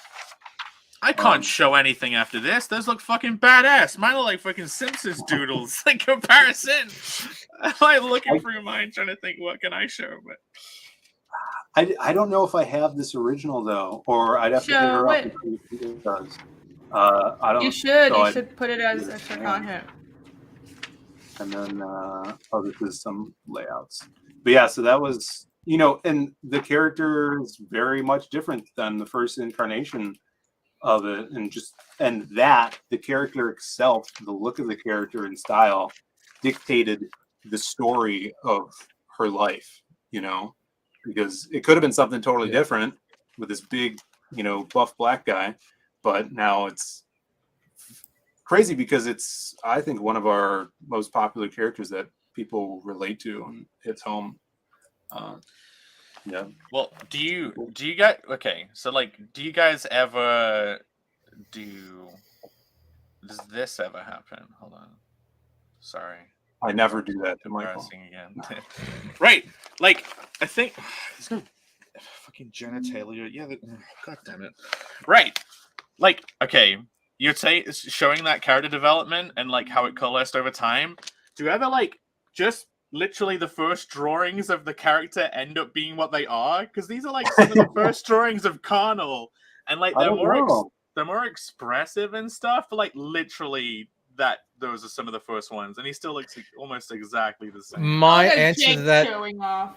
My answer to, I know they're really good. My answer to that is yes, all of them, but I'm not very good at it at the start. So it's them. I'm trying to draw what I see in my mind, but I'm not good at it. And there's still some characters that I still have never been able to do. They're in the book now, you know. I've never been able to get them on the page how I envision them in my head. But it's a work in progress. But yeah, I don't really do all this stuff that you guys are doing. I'm more like, I don't have time for that. It needs to get done. Get it done, get it on the page, get it out there, and you know, they'll evolve over time. This is I think with some characters. This is one of the first of Connell cutting a guy in half, and literally that's one of the first ideas, and then I put it in that one drawing once it was. But he didn't have but at this point, he didn't have the transforming dick axe. That wasn't his. Oh, then it's not. How is he even Carnal? I mean, yeah, that's not the same then. So originally Carnal. Okay, this isn't it. Maybe this is interesting. Originally, the concept of him he was this like basically main character energy barbarian that would like basically he was on full luck mode and he was just full ADHD, and basically if he has this like wizard guy who like is his maybe his Jeeves or something that will give him his tech, and basically he gave him this weapon where even if he loses it, if he just looks for it, it appears. Like he's like, oh, where's my weapon? He like lifts up, looks in a bush, and it's just like appeared there. So he just always had this weapon that would teleport to him. And then it was like maybe halfway through developing it, I was like, this whole thing isn't like peppy enough. It needs maximum pep. I need to go like full like manga mode. Like, what is this really ridiculous core concept to this character that you haven't seen before? And then I was like, I know, a shape-shifting blue glowing penis. There's the maximum cut, man. That's You're what the you only one needed, who the would think That glowing was the thing. divine inspiration. Yeah, exactly. you're just hacking away at that block of marble at Michelangelo. You're like, what's it missing? You just had to find the penis. Yeah, Michelangelo was good, but he really dropped the ball on the massive, shape-shifting wang. Have nothing on Cardinal the Barbarian's wang. Do you know what? I've got some other sketches. Like, there are elements that will go away and then come back. So the very first story was like Connell was gonna walk into the king's room and be like, "I killed that Medusa for you," and I'm like, I just liked the idea of him killing this Medusa, and it went away. And I'm like, that's not the story. But then you guys have read it. There's a whole Medusa element that ended up getting worked in. It's pretty funny, yeah. Here's him coming in with a whole cart of blockheads for the king, being like, "Look, I got the fucking things for you, boss." And he's like, "Did you kill the women too?" And he's like, "Yeah." There was a whole story where it was he just doesn't kill any female monster, so that it causes problems. It's his own rule, but he ends up causing problems. I'm like, what? Oh, even this character. Where she has the underboob there, oh, yeah. that went away and then came back as the damsel in distress in the current story. But yeah, I'll just sit here with this paper and just draw out tons of random shit that seems cool, and then I'll go into story mode where I'm like, okay, what is the story now going to be? Pretty much going to where you guys would go, thinking what we work backwards from each other, and then meet in the middle. It's interesting. Well, yeah, it doesn't matter. It's no right way. I think everybody's brains just work differently, right? But I think Narwhal is right. You sort of do end up with a slightly different kind of story. Yeah, sure. What would you say the difference is? Is it? I wouldn't. I don't want to I think it sounds insulting to say, well, it's more character driven, or maybe because I don't think it's if you create the way Jake does, the characters are worse or not. You have great characters, but maybe it's more about the concept. Versus I don't think it's necessarily insulting if you look at a character like Sherlock Holmes. I mean, he is the story, and then you just have to find interesting new ways to have him do what he does. But that's the premise. He's the premise. Whereas I think definitely with my story, the premise was, okay, what if there were these powers and people could tap into them through their dreams? And that was always there. What would the world look like now? And you could go anywhere with that. You could go anywhere and do any kind of story, and you get 1,000 different people with that premise. You're going to get 1,000 different stories at the end of it. But if you start with the premise, okay, you've got this guy, he's the ultimate, he can see everything, Sherlock Holmes, you can figure everything out. People are gonna put that character in different situations, but that's really all you're gonna get. So I think it is quite a different way of approaching it. Those are different. Yeah, you have one is the constant. Either the character's the constant and the world changes around him and he has to try to figure it out and set it back to normal, or you have this premise is the constant, in which a good example for comic readers is 100 Bullets. The concept of 100 bullets is the constant, and then these random characters from different walks of life enter that comic. I think that's it, because with Fiendish, even without the characters I have now, the story could go on just from a different perspective, but without Sherlock Holmes, then the book doesn't happen. And the same with Cardinal, right? You need the character there. Oh, true. You could tell there are stories from the world that's centered around other people, but it is a. Well, the way you're presenting it is focused on this character. That's the franchise. Yeah, it's totally named after it. That's something. It's just if the title is the name of the character, there's a whole bunch of stories and movies that are like that, comics. And I was thinking, a lot of times they're really good. There's one I watched randomly called Harper, and it's like it's what's his name? It's like the famous actor Paul Newman. Paul Newman, he plays a private detective, and I don't know if he's like a famous character like Sherlock Holmes, but he feels like one because the whole story is named after him, and he's in every scene. You know, that's another thing. Sometimes stories you only follow the one character, you know, and so you'll naturally have a more psychological connection with them. You only see the story through their point of view. Sherlock Holmes is kind of like that because if you give the audience the God's eye perspective, it kind of destroys the mystery a lot of times. Mm-hmm. This that Jake has pulled up. So this is the first time I drew. I didn't draw. This isn't a drawing. I was just.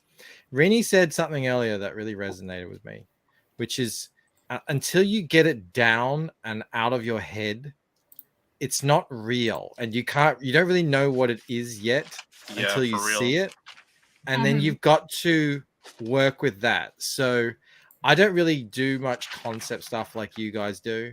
I'm more of like, let's just get this thing on the page. But I did do a couple of things that I just needed to see it so that I could see what it was and what it wasn't.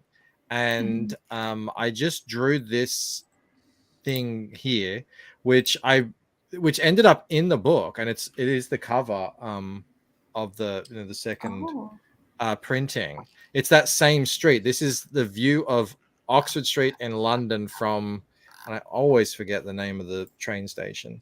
But anyway, that's where Ella ends up eventually kind of popping out of existence.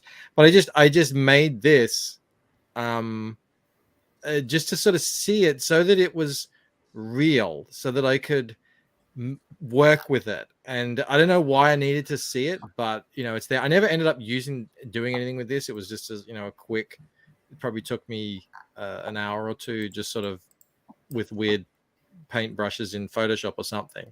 But I had to do that. But I showed this off the other day. This is the first ever Ella that I ever drew. And we were laughing at this in terms of, like, you know, zoom in on the lips. Zoom in on the lips. The wonky lips, yeah. The wobbly lips. Oh, I don't know what was going on there. I think it's not that bad. I like it. There's a word for that too.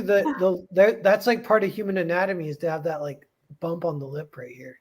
Yeah, and that's the thing, is that I kind of chose, because when I decided I wanted to make a comic, I kind of chose a style that I could, you know, like, oh, I want buildings in the background. I mean, this was actually just a straight, what do you call it, like a effect thing, I think. I don't know. They do that in manga all the time. Yeah. As well. Yeah. It's not a filter. It's not a filter, but it is, you know, I just drew over it.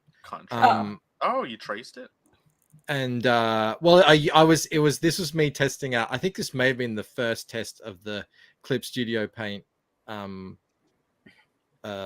perspective rulers. Tool.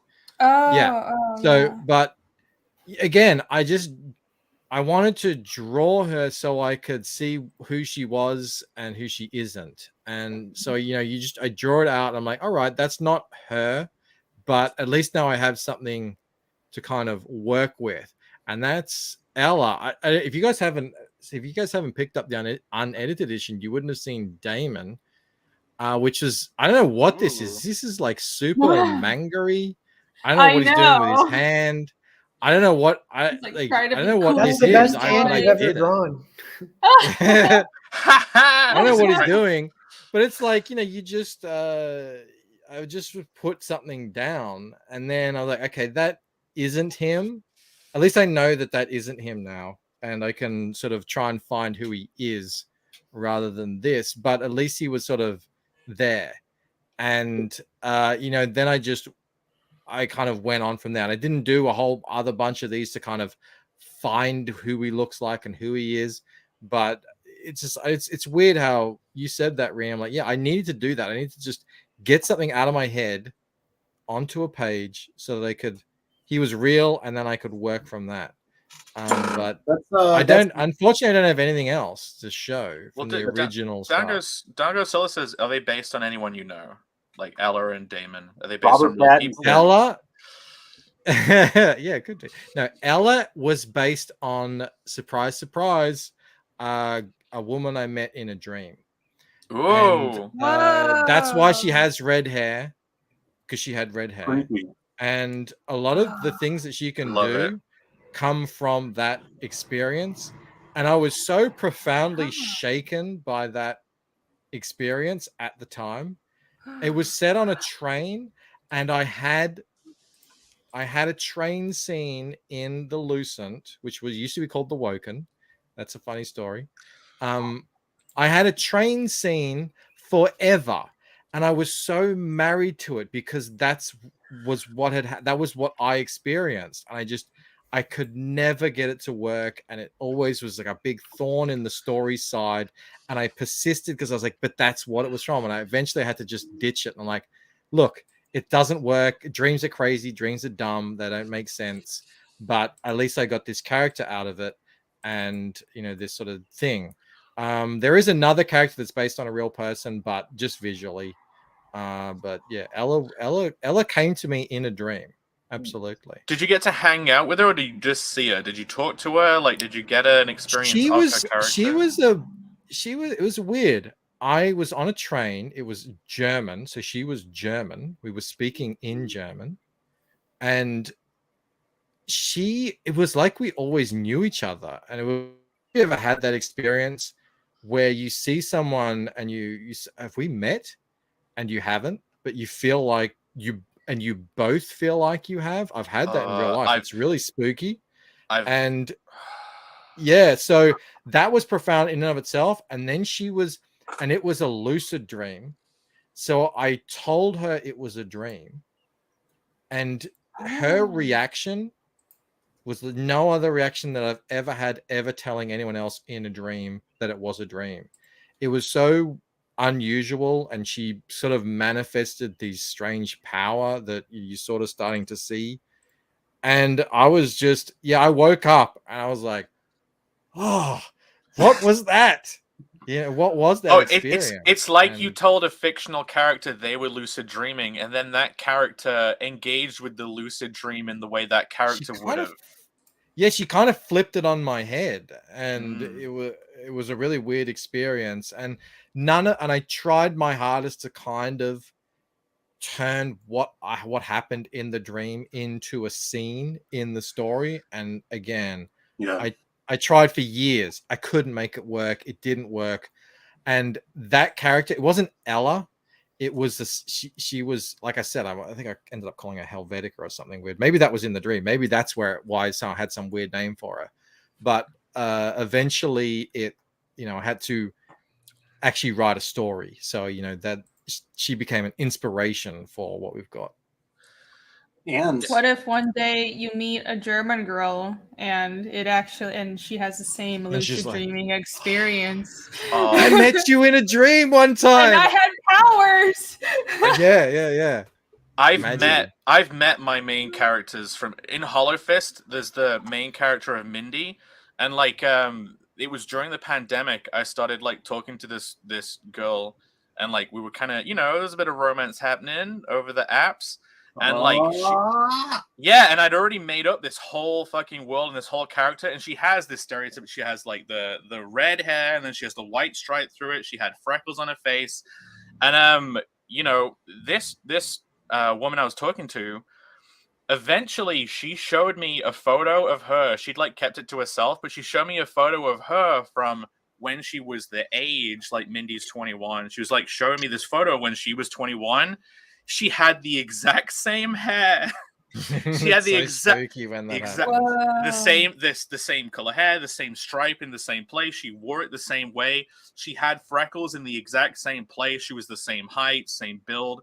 It was fucking weird, man. And a lot of people make fun of me. Dreams are weird. No, it was real life.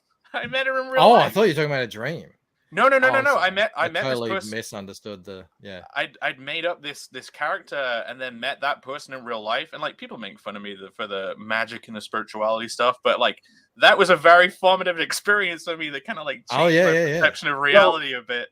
Whenever something in your head ends up in front of your face in real life, I've had that experience. Has never ever happened, but that would be cool if it did. Jake, did you tell her about this? It was an old photo. She knew about Hollow. I showed her Hollow Fist. Oh, she's the one that brought it up to you?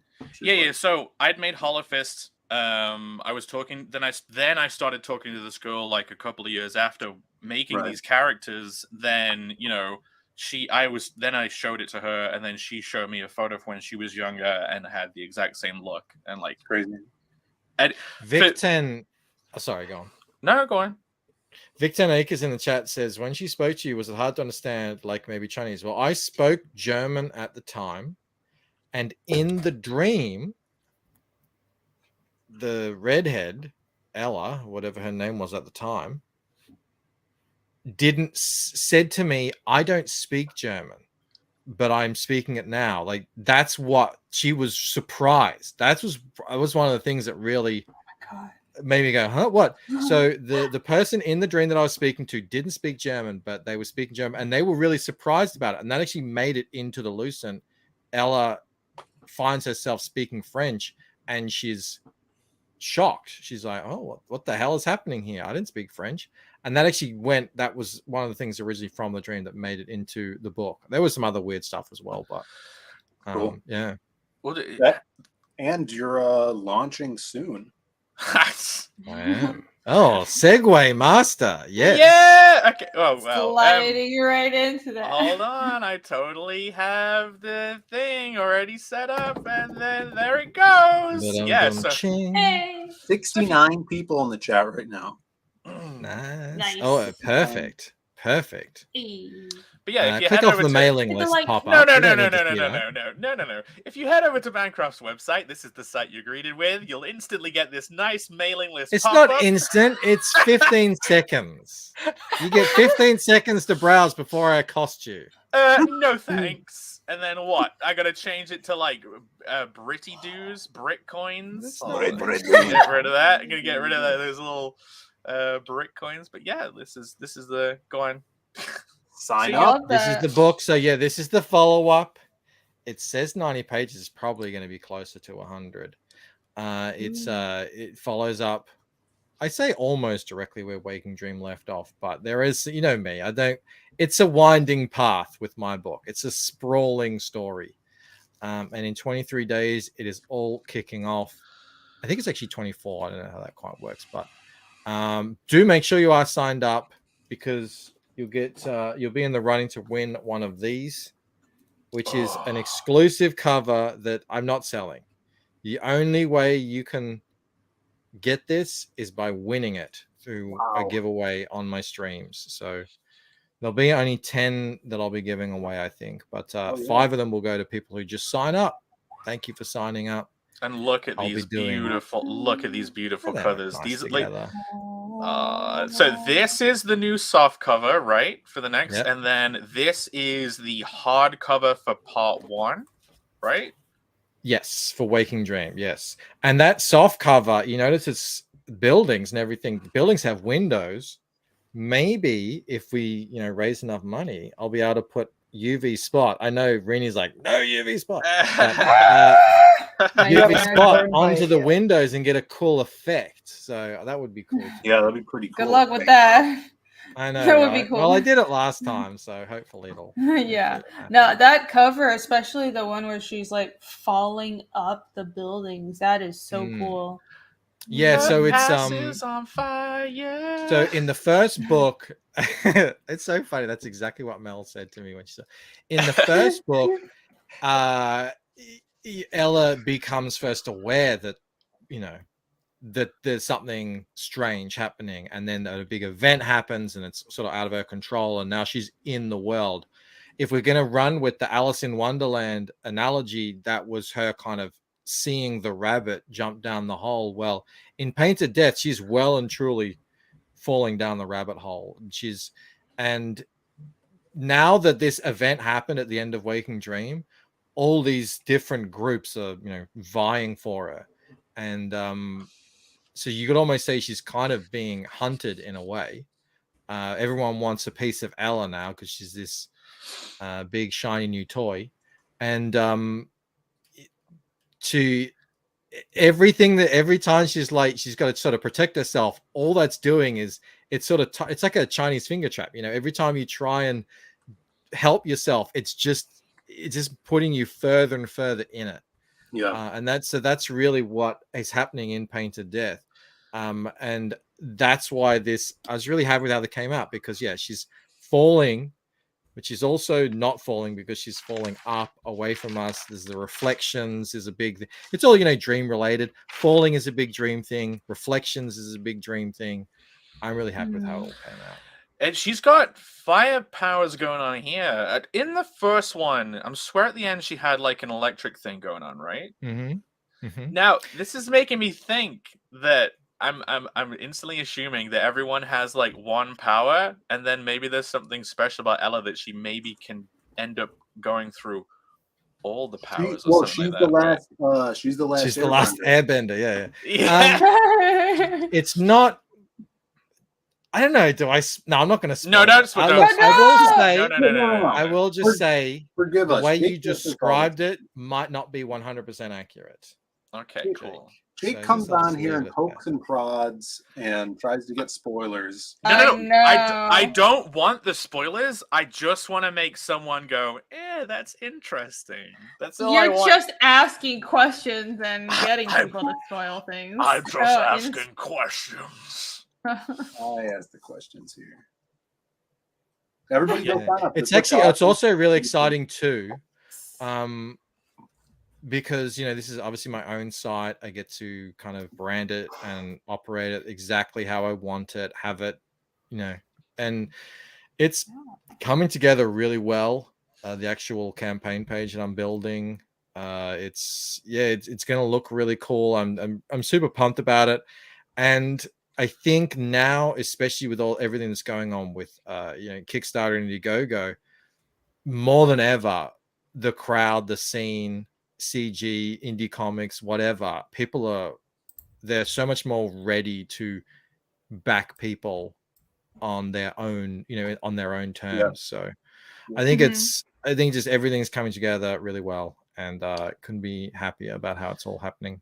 You have this section on your website about fractured mind. So like you've been a lot of the memberships from your channel have been going to fund this other book.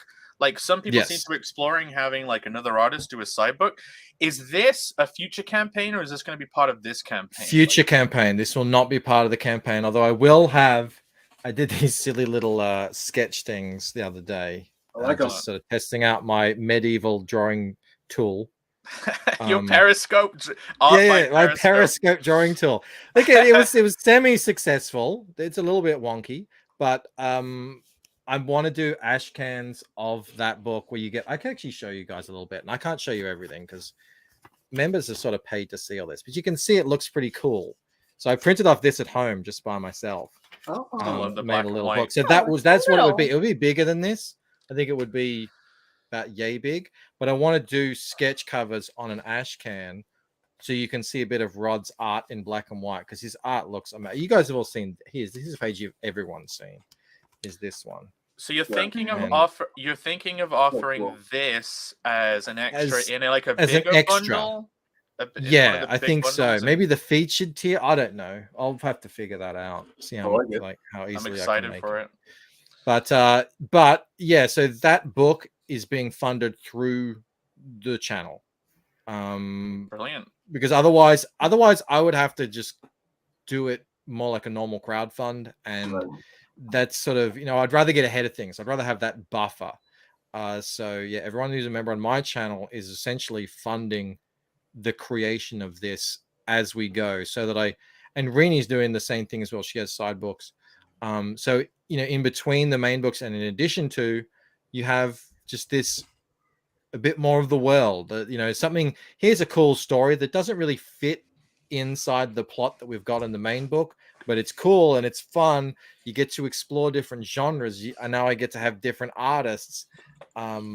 you know, it's all good. Making funny more how stuff. this side book story idea is catching on so much now. Huh? Now, Yeah, hang on, and I have. I've been doing this. I've been doing this for a year now, at least. Oh, I've been doing it for 2 years. Oh, wow. Just kidding. Yes, Yeah, no, that's a great way to pad out the world, and I think that helps with like for example, with my project, the issue I have is I want to be able to tell the main story in the huge chunks. I want like chunky 70 to 80 page, probably even more. I'm laying out chapter 3 right now, and it's probably going to be a gigantic book, and I want it to be really good, so I need to take the time. And I think and like what I mean by pad out isn't like, well, it's like useless material. It's not like I'm don't really say proud of pad the out. Just don't say pad out. No,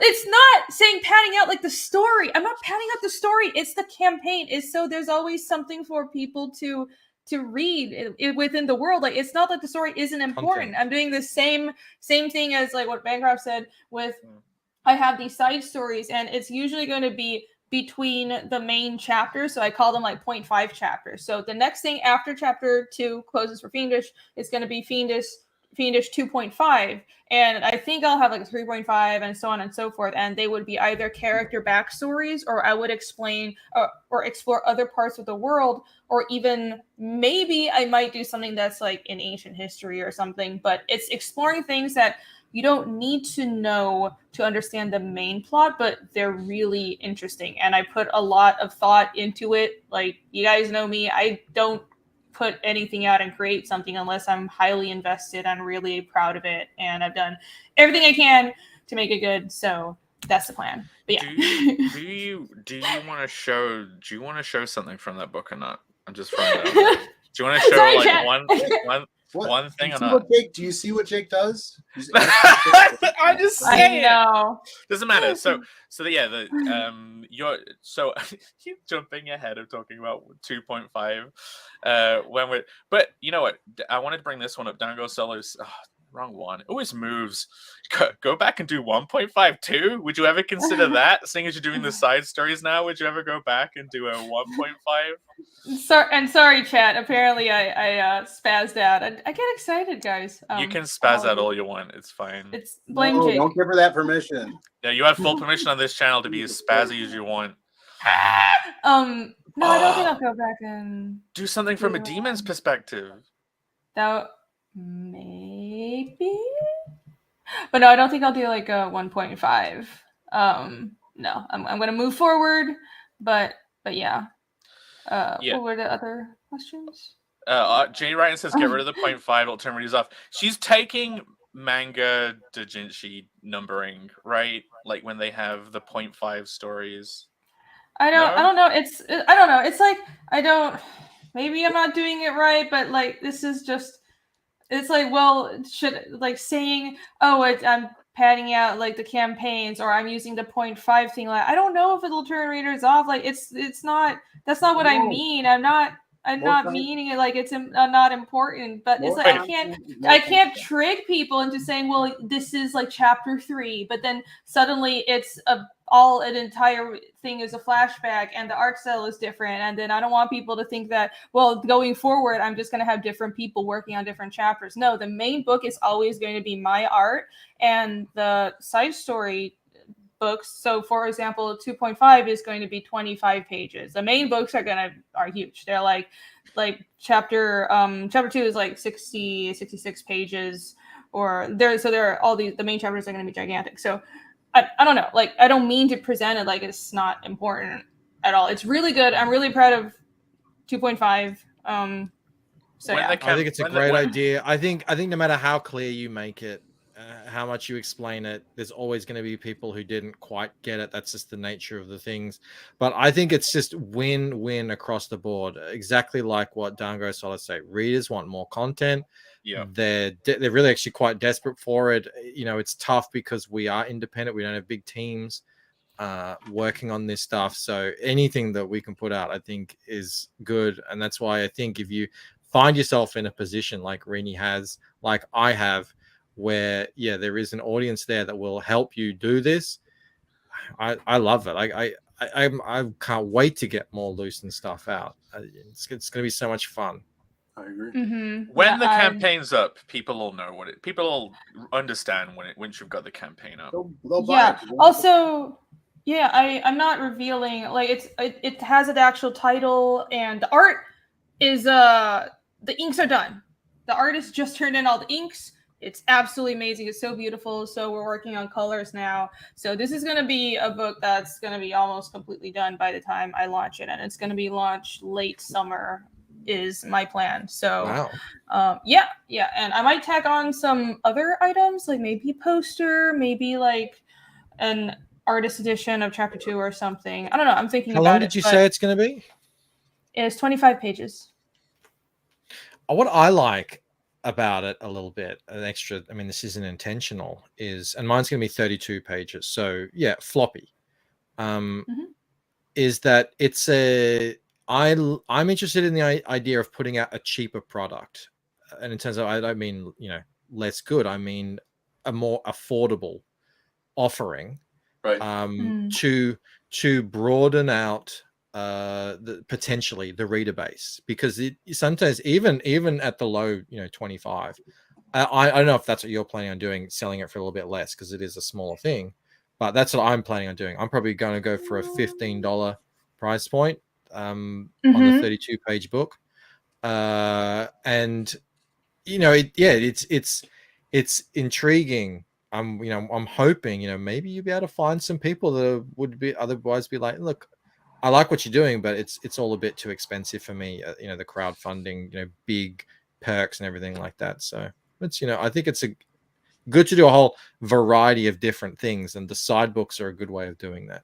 Yeah, that's definitely part of it. And of course, it really is just I want to explore more of the world, and I want to give people something extra.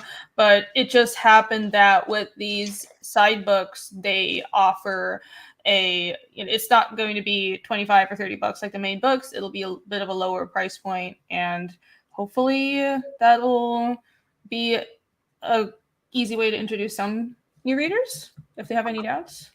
But you won't regret it because you're gonna love it. I'm really excited for 2.5. I love that you've got this world and you're going to explore even more stories, even though you haven't got the time to draw them all. You're just going to find like other artists and get more of the stories out there, because like the world of Finish seems interesting and engaging. I can't wait to see more of it. Thank you. Yay. But yeah, in the meantime, you got this book to sell. Like, are you... Oh, that's right. Yeah, there's the current campaign that I haven't talked about yet. Hey, Venus chapter 2, guys. This is only going to be up for maybe another week. I have no idea what date I'm going to close it out. I've been just buried in other work, but it's not going to be up for much longer because, like, the minute the colors are done, it's going to the printer. I have like everything else is done, but the colors are behind. My colors had some stuff come up, but it'll be done sometime next week. I'm hounding him and being very annoying right now, but so I'm going to close it down before we go to print, and then you guys will be getting this book in like a month or two. So there you go. Yeah. Hell yeah. So get it while you can. Now's the time to get it. Yeah, now there's the time to get the huge Give Me Everything bundle. It's the only way currently to get this cover. Where is it? Where is she? Yes, there she is. So yeah, if you guys Down boy. Yeah. If you want I have a huge poster of this on my wall, so like I already have I hope that cover comes with those black stripes on it. That's all I'm saying. No, that would be terrible. No, it does not have the black stripes. Lou. It does not have the black stripes. I have something special, speaking of Ragna, to show everybody that I'm currently working on that I think is just about done. So there you go. That's the standee art. I have an older version of that on the campaign, but I kind of reworked it. If you look at the version on the campaign, like it's not as detailed. So I just repainted this thing, and this is going off to production tomorrow.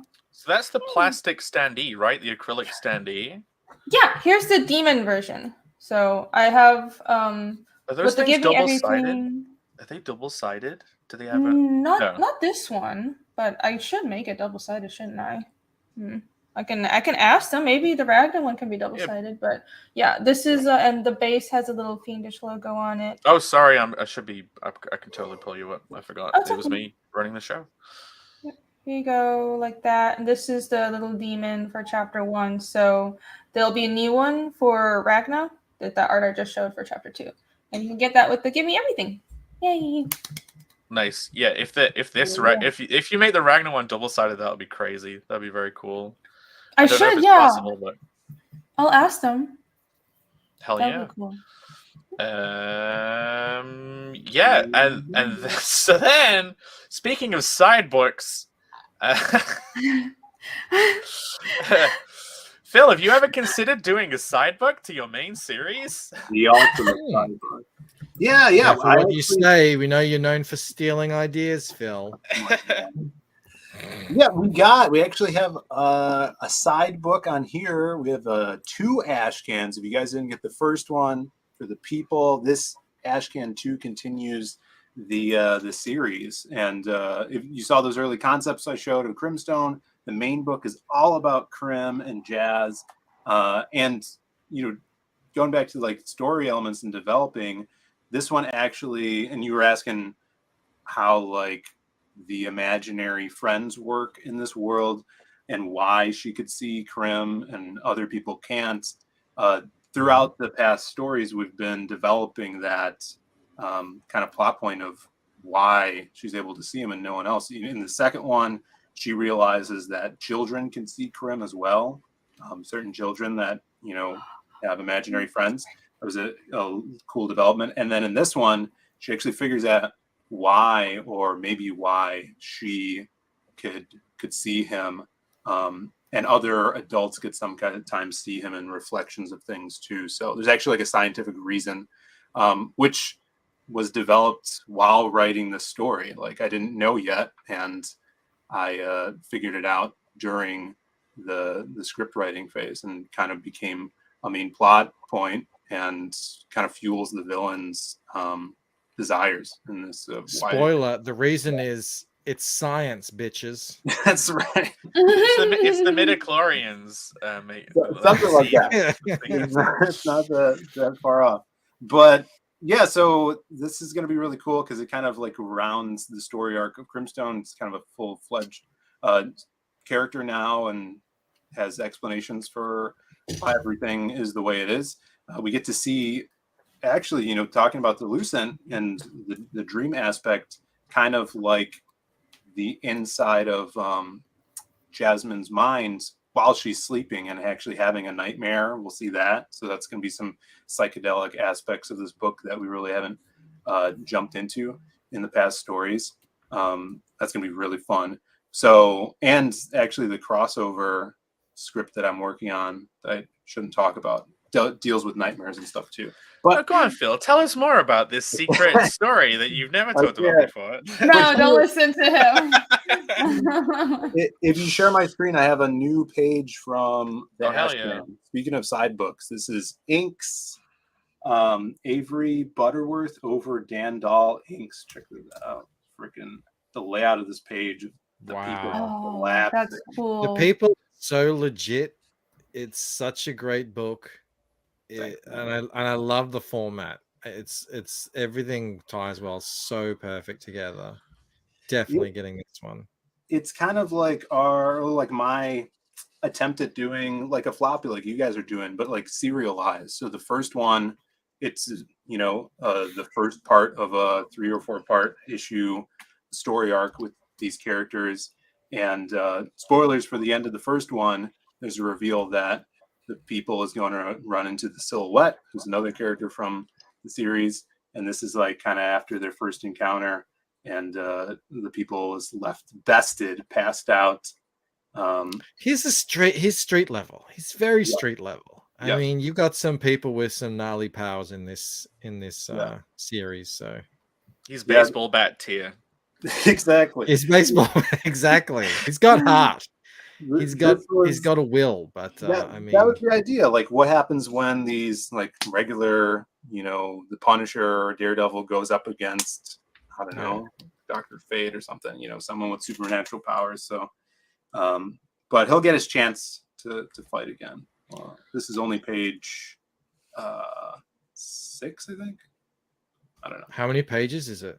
It's the full issue's 20. So the first one's 20 and the second one's 20 as well. So we're keeping it that length. Yeah. Just to help Phil plug, the first people that he very foolishly printed on, well, foolishly, but good for us because it came out great. Oh, you can show this, Jake. Oh, sorry, he printed the cover on the with red white ink. Yeah. This has some of the best writing that I've read in all of the books I've got from CG. It really is. I praise. What did you enjoy about it, Michael?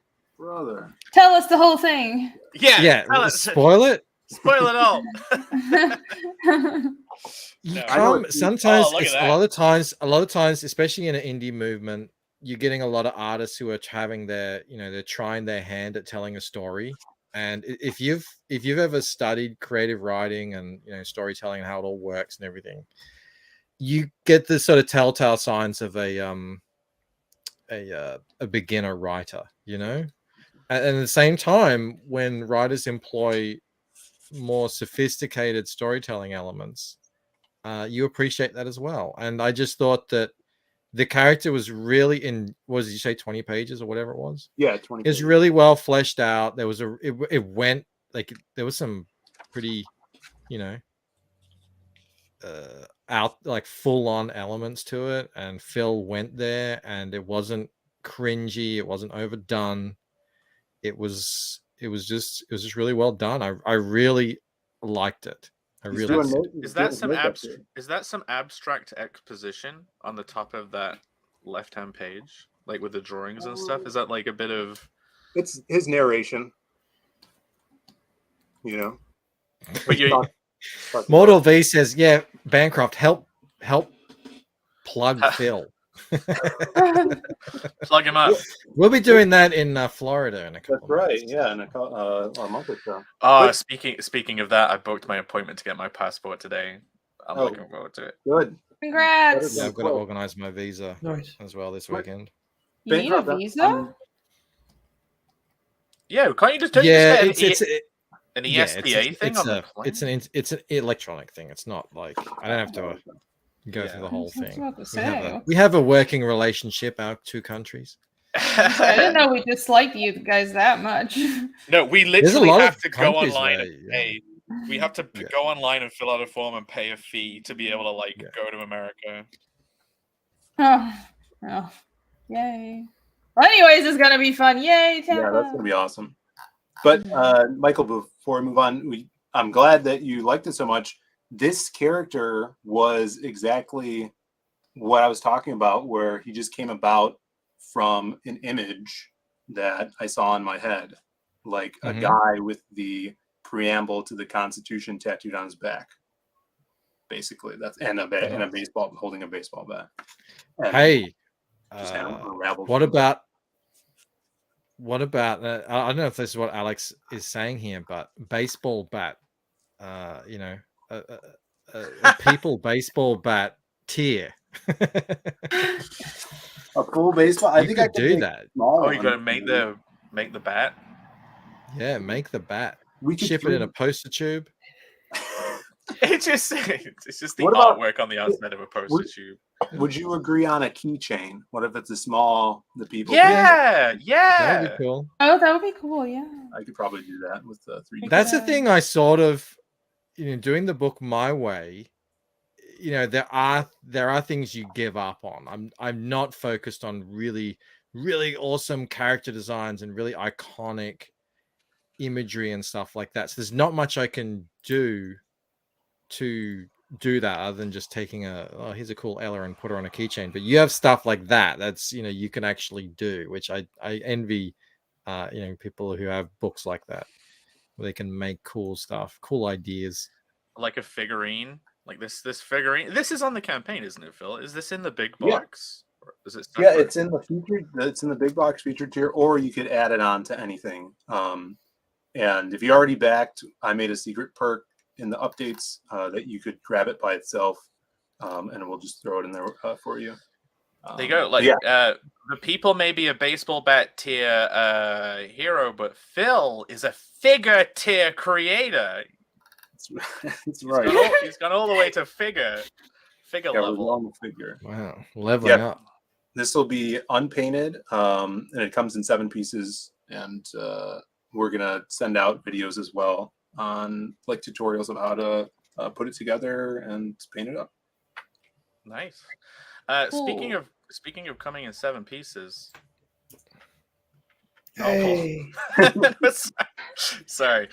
Noel, Best segue ever. You don't have a campaign right now, so I couldn't bring something up. But like you're going to be bringing something out soon, right? Like you've just closed up Cerberus. What's your next project? Where do you want to point people to? Yeah, it's Earthbound Grand Prix. I finished the trailer. Maybe we could watch it. I don't know. Oh yeah. Yeah, let's see. Exclusive world premiere. Yeah, world premiere. It turned out pretty good. Let me see if I.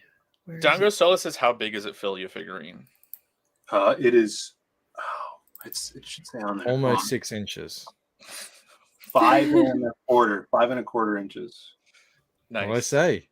There you go. It is actually almost average size in some country. What's its girth? I hear. It changes from country to country, you know. It's thick. Yeah, 5.25. Do you know, you guys are thinking about cool merch. I've been trying to think of what to do for Connell. I want to run this idea behind you guys. You know how I like doing enamel pins? I've always wanted this idea of having a set of pins where it's like one character like broken up. Like you could have a skeleton and it's like the arms and the legs and the chest and the head are like different pins and you put them all on. What if there was a Connell pin where it was Connell and then several long blue segments and then a thumbs up hand at the end for the last pin? That'd be awesome. You know, with enamel pins, you can get them, well, at least the factories I know, maybe we can talk, they can make pins that are combined with like keychain links or have them like have a link or something so you can have Carnal and then his schlong dangling. It can hinge. It can hinge. Yeah, like a hinge. Oh my god! Why don't you show us your spring dong thing that you've got sitting right next to you right now, Reenie? What? It's only Jake's channel. Isn't that going to get your chant? That's YouTube I don't won't care. like that. I don't care. Are you sure? I really it's gonna be clipped to hell and back. I'm not. Okay, never mind. Stay small. But I do have. It's so funny. It's adorable. So I got this keychain. I'm gonna show it. Just show the spring bit. Just show the spring. Show the spring bit. Show the camera. Show the midsection. It's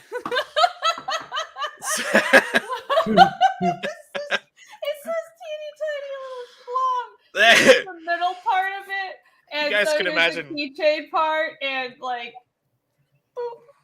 It's like this little slinky dick, and it's just this keychain. I got it in Japan because, of course, I did. I was like, people are just walking around with this little slinky dick on their purses and backpacks, and I was like, where did you get this? And I got it. Like, I can't help.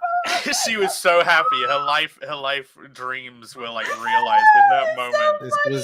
It made the whole trip worthwhile.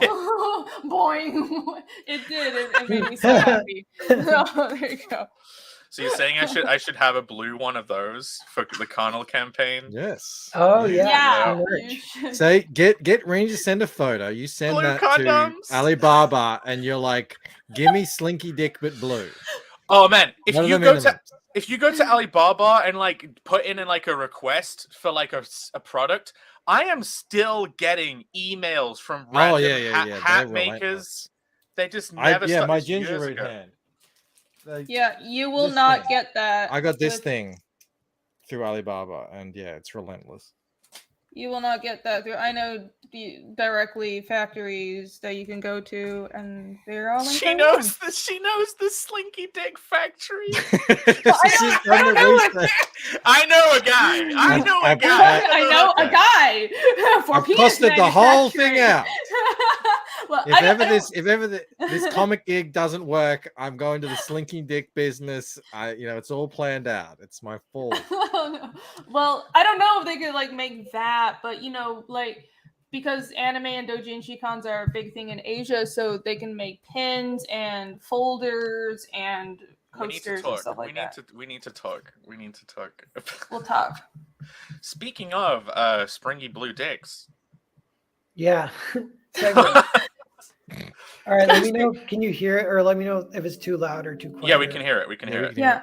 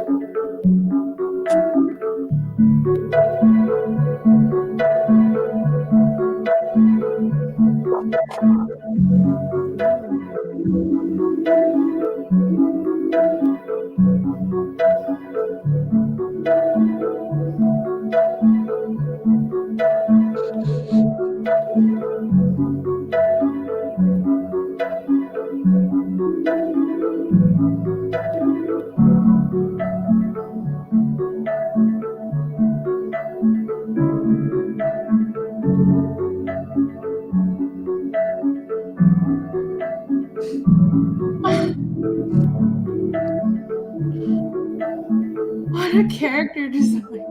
It's not Hitlery enough. It needs more Hitleriness.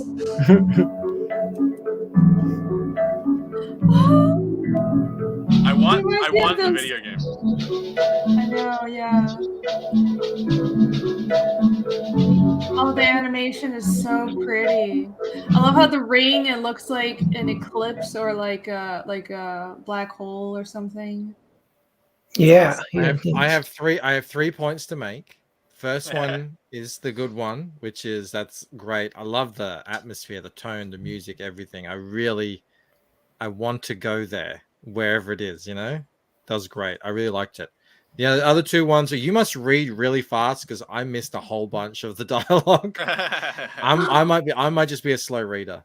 And then secondly, I think the very first word has a typo. You're missing an apostrophe in it. Oh yeah. There's no apostrophes for some reason in Blender, and I could find a way to put them in, but just for that tool I'm using. That's like when you download a font and it doesn't have apostrophes, and you're like, I just gotta draw it in. Yeah, so I'm saying it's a stylistic choice, but it will inevitably piss off a lot of people. It's okay. I did that in my show. That was cool, man. That was really cool. I want the video game. I want the video game now. I just want to play the story by pressing buttons and then reading that shit and making decisions. That was awesome. It felt very like. Did you make that music? Or Telltale did you get game. No, that's just YouTube. I forget. I should know the artist still because it's good music, but it's just the YouTube free music. It's a great vibe. Yeah, it's kind of a happy accident that it edited together kind of well too. Like it starts the drum, like the rattle shaking or something right at the end. So when are you thinking of launching this campaign then? I got to fulfill Cerberus, which might be like a month or so, and then it'll be right after that. And this one will be quick though. It's going to be only 2 weeks, no in demand, and I'm not doing a mailing list. Oh yeah, we've been talking about doing this. Some people doing the smaller side books to kind of like keep the wolves fed. You're thinking of offering like the first bit of your story on a smaller campaign first, right? I guess, yeah, like because it is the main story, but it's going to be 6 books about this length. So I'm just going to do them all as floppies too, and then when I get 3, that'll make a trade. So then might be a bigger one, I guess. But yeah. Yeah, like, I'm Okay. thinking of doing a similar thing. Like, so like I don't have a campaign yet, but like I have a sign up. If you guys want to go to connellcomic.com, you can go to the sign up, and if you shove your email in here, you can get a something for free, something free and cool. If you end up backing the book, but yeah, we're up to like 55 signups, so those are going pretty well. It got to like 50 in a week, and now it's dragging. So like, if you haven't signed up yet, go for it. But yeah, like just like with you, Noel, I'm considering what to actually do with the story, because my first big story is split up into 3 like 40/45 page mini stories, but it's like I want them all together, and I don't know what to do. I don't know whether to do little campaigns for each one, or like just do one big campaign with all 3 books and have them as like individual books on it and also a trade at the same time. I'm not sure. What do you guys think? There's no answer to that. We've been asking that question in 100 different ways now for years. There's no answer. There's no one way of doing it. Each has their own ups and downs. Just do whatever you think is going to work best for you. That's really the cop-out answer there, because there is no real answer. I think something I learned the hard way is you have to just be decisive yourself, because it's like, well, if you like, people will want everything. So no matter what you do, there's going to be an audience, and especially, it's a fun book. You've been showing us the layout, and like, it's a ton of fun, guys. So you should definitely sign up. You're not going to be disappointed. It's so funny, and there are like so many dicks and boobs everywhere. But like, I can't even show the thumbnails because of that. Go on. But like, I think, because this is your first campaign and your first like comic campaign, maybe start out with something smaller, so it's also it's easier to introduce, and it's more palatable to, well, that's not the right word, but as in it's easier to deliver, and it's a smaller book, and you can put it out there and get people's attention, because the way campaigns work as well, you put out the first one, and a lot of people, even if they're interested in your work, they won't back you until they've seen that you fulfilled something before, and if they've heard reviews from other backers. So I think it's, especially seeing like the first part of your story, you should put that out first and then build off of that success. Yeah, that is good advice. Like, you can't go wrong with that. And I've seen so many people succeed doing that, just putting out something small, and really can be anything. Now you have something, so that's an added bonus, but people have put out all kinds of strange things just because they get something out, they show they can fulfill and do that, and then they hit you. On the flip side, I still see so many first timers really coming out with massive books, asking pretty high prices, and it's a real uphill battle for them. And a lot of them, actually more and more of them, are failing. And I don't actually think that's necessarily a bad thing that they do. I don't see that failure as that's a terrible thing that happens in indie comics. No, I think it's the market correcting, and if you're first time, it's probably much smarter to go small and build from there. Yeah, like I think the reason why I've got like the first part completely thumbed out in this style, by the way, guys. Like, it's all done like this, so I can get like feedback and stuff. There's so many. Oh, YouTube, don't get rid of my channel. But that's a good page. We've already seen that one before. Was that a penis? This is like abstract exposition. This is like showing little flashback things, and like it's like he's doing a TV show and talking to the camera and like being narrated. But yeah, I think the only reason I'm not being indecisive. It's more like I want to work on all three of them as if it's one big story, but then put them out individually. I think that's a lot of good stories are made like that. Lord of the Rings, Superman. Gonna Back to the Future it. Yeah, Back to the Future. You can always do, and remember, you can always do a collection of the whole thing after all the smaller stories are put out. Like, so, you know, you definitely start small, like Bancroft said. Yeah. I might have to do a Start stream small on it. and then grow it. And then grow, yes. And then turn into an axe and chop people's heads off. Yes. I mean, in Minecraft. Cool. You know, I might have to talk about this on a stream again. I feel like people are out there crowdfunding like it's 2019, not realizing it's 2023. The game has changed a little bit. Yeah. But, yeah. Sorry. No, what I'm okay. What I'm gonna do is put out the first book on its own. It's gonna be black and white, so it's not gonna be that expensive anyway.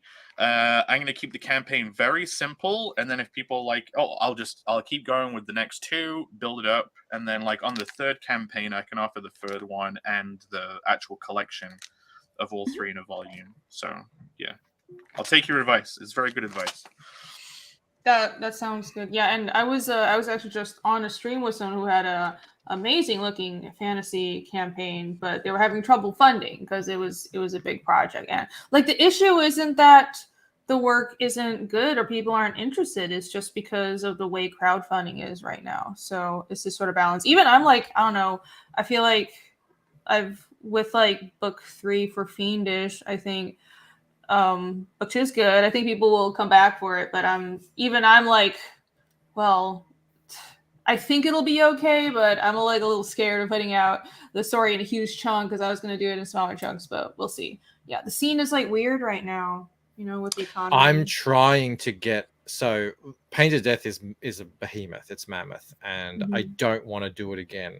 I'm trying. I'm working with Joe to get the third book down to 60 pages or under, because I have written it in such a way, paced it out in such a way that it is, what is it called? Decompressed? Is that what people call it? Decompressed? Yeah, that's when it's longer, slower. Yeah. So it's tough, but at the same time, yeah, it's a long time between drinks. There's costs, and it's a lot to ask people to, especially as you go on. We're all going to find this as we go on and get more and more stuff. Sure, you'll be able to sell a lot more stuff, but it's a harder ask to ask someone to jump in. And what Phil's doing with the tome is really cool. That you can get that $20 intro, so it is at the very least it's affordable. But as you go on, it gets harder and harder to ask people to invest in this really long epic tale that you've woven. But this is what it is. You got to figure that out. Yeah, that's something I'm worried about too. Part of the worry of offering smaller campaigns, like often over time, I thought that the audience would be like, that's a lot of shipping. You know what I mean? No, that is a worry. That's absolutely a worry. That too. And like part of what I worry about with that is, so for chapter 2, I combined 2 books from the original script. And for chapter 3, I'm thinking of doing the same thing. So chapter 3 is originally going to be book 4 and 5. And I think I can combine it into one 80-page book. But it's sort of this balance of, I don't want to have, because I want to balance printing costs and the length of time backers have to wait with just delivering the story. Like I want to deliver a large chunk of a story and just get the story out to people sooner. But I think at the beginning, it's good to start small and generate interest, definitely. But for longevity, like what Phil's doing with the collected thing, that's really smart. And I'm thinking of doing something similar because I kind of have my story broken out into arcs. So I think like it's 9 books. It should be every 3 books is basically an arc. So I can do a collection, maybe like a hardcover, and then if you want to catch up, you can get that, so on and so forth. But yeah, it's Now what you're doing works great for you. If you can do those books like once a year, I think is what you're aiming for, and then you have the side book as well. So that ends up being like a main book and a side book per year, right? Or that's what I'm thinking. I think that if you can pull that off, that's perfect. actually optimal. That is no more than that and no less than that. I think if you can do that, which is no small order, no small request, I think that would be absolutely optimal, because you don't want to hammer people over the head with stuff you've got to sell, because it can become a kind of, you don't want them to think, oh, this is backing Rini is a bit of a burden. It's a very expensive thing I'm doing. You want them to be pumped and excited, and but also you definitely it's not optimal to make people wait for so long, and that's unfortunately the situation that I'm in, trying to work my way away from that. But it's it's on the cards for some people, it's not on the cards for others. But yeah, 2 a year would be perfect. Speaking of no small burden, even though this channel is not monetized and we can not get super chats, lo and behold, Alex VRB has sent in a $2 super chat directly to PayPal because he has my PayPal, and it is Alex is the best. And like, here it is. Here's the proof. It's like right here on my phone. It translates to £1.35. And he says, "What do you think he says? What do you think he says?" Hey, can anyone guess? Can anyone guess the one? Who sent it? Alex. Alex VRB. Can anyone guess the one all caps word with an exclamation mark at the end that Alex super chatted for $2? Penis. Yes. No, it was bonk. Yes, congratulations. I knew it. It's a bonk. So there, they get a bonk. Alex VRB gets a bonk, bonk, and you even got Rini to say the word bonk. It was a Rini-ception, a bonkception. Oh, you tricked me. I've been undone. Oh, whatever shall I do? So thanks for that. But yeah, I mean, we've hit 225 hours. Like 225 hour stream.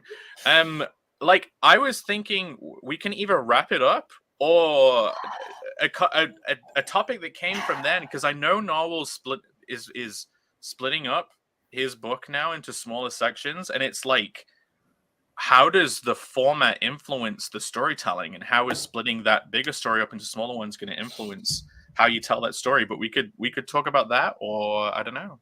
You guys? Yeah, it's just. Okay, this will be the shooting the shit section of the show that we Yes! can have for every creator block. All right, we're just gonna relax and just Oh, sorry, I've been muted for this whole time. Holy shit! I thought you were just making funny expressions at the camera for like 2 minutes. If you accidentally hit space bar, it'll mute you, I think. Yeah.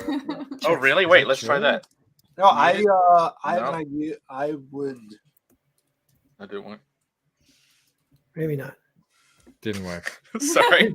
You dreamt that now. Sunglasses off. I saw it. Check it Very out. Cool. I like that. Those are the over the tops. That was center. And then you guys were talking about enamel over the pins, top. and I had to find my jacket with enamel pins on it. And this is the one that Bancroft would like. There's a little holiday. It's the spinny cup. The cup spins. So you really do think you are Doc Holliday. Yeah. Yes, I am. I got a little. Do you remember what he said when he was doing that in Latin? The whole thing? Yeah. Just recite the whole entire scene.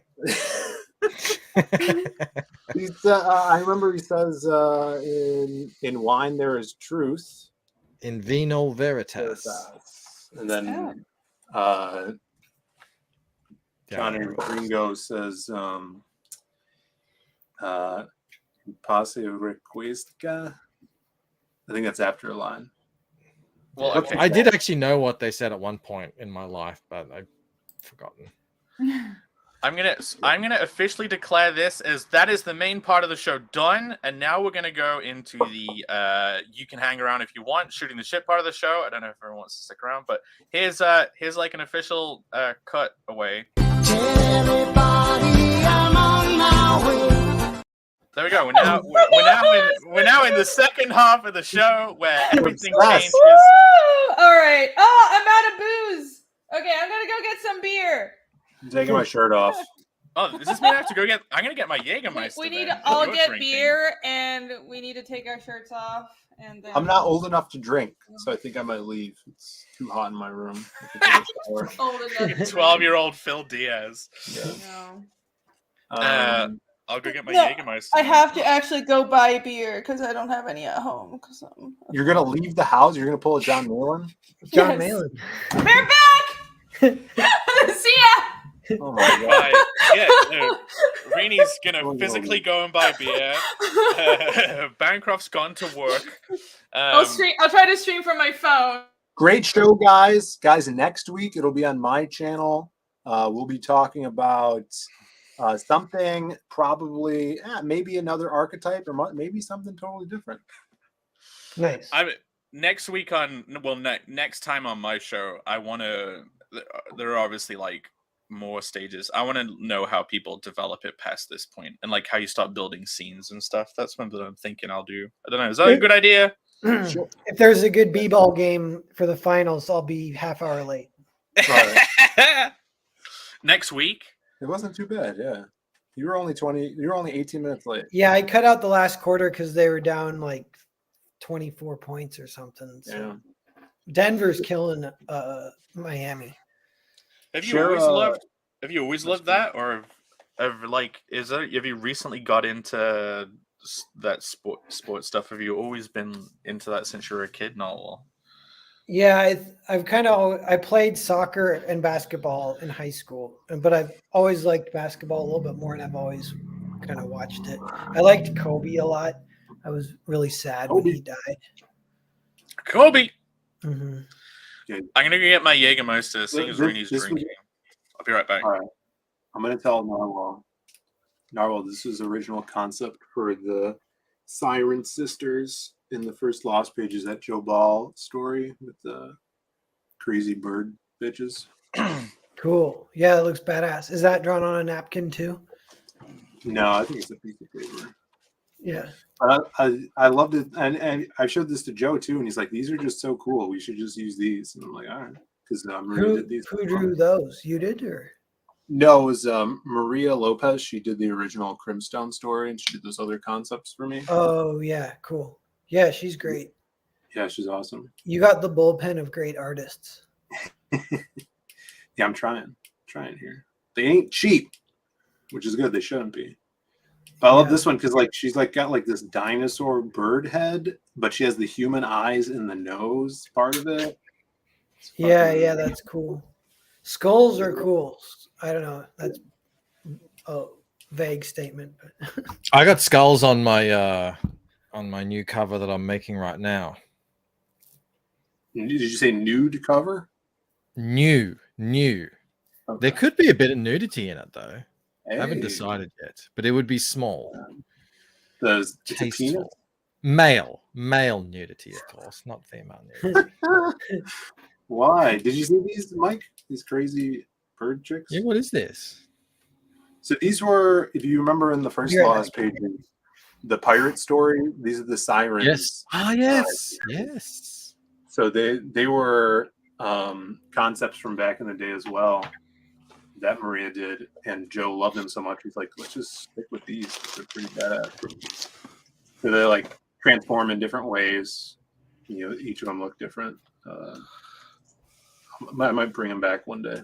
They're pretty cool. Repeat everything you've just said, Phil. Now for me. The third time. They're a character from another story you were exploring, right? No, this one's already made. This is from Lost Pages 1. I'll actually show you what they look like in the book.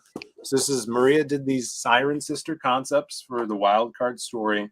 They attack a pirate ship. Are you working on your new? Are you going to work on your new cover? I need to somehow make it darker. Hold on a sec. It's you can't see anything. It's too bright. Sorry, I didn't mean to interrupt, Phil. I did. It was Jake's ball. Yeah.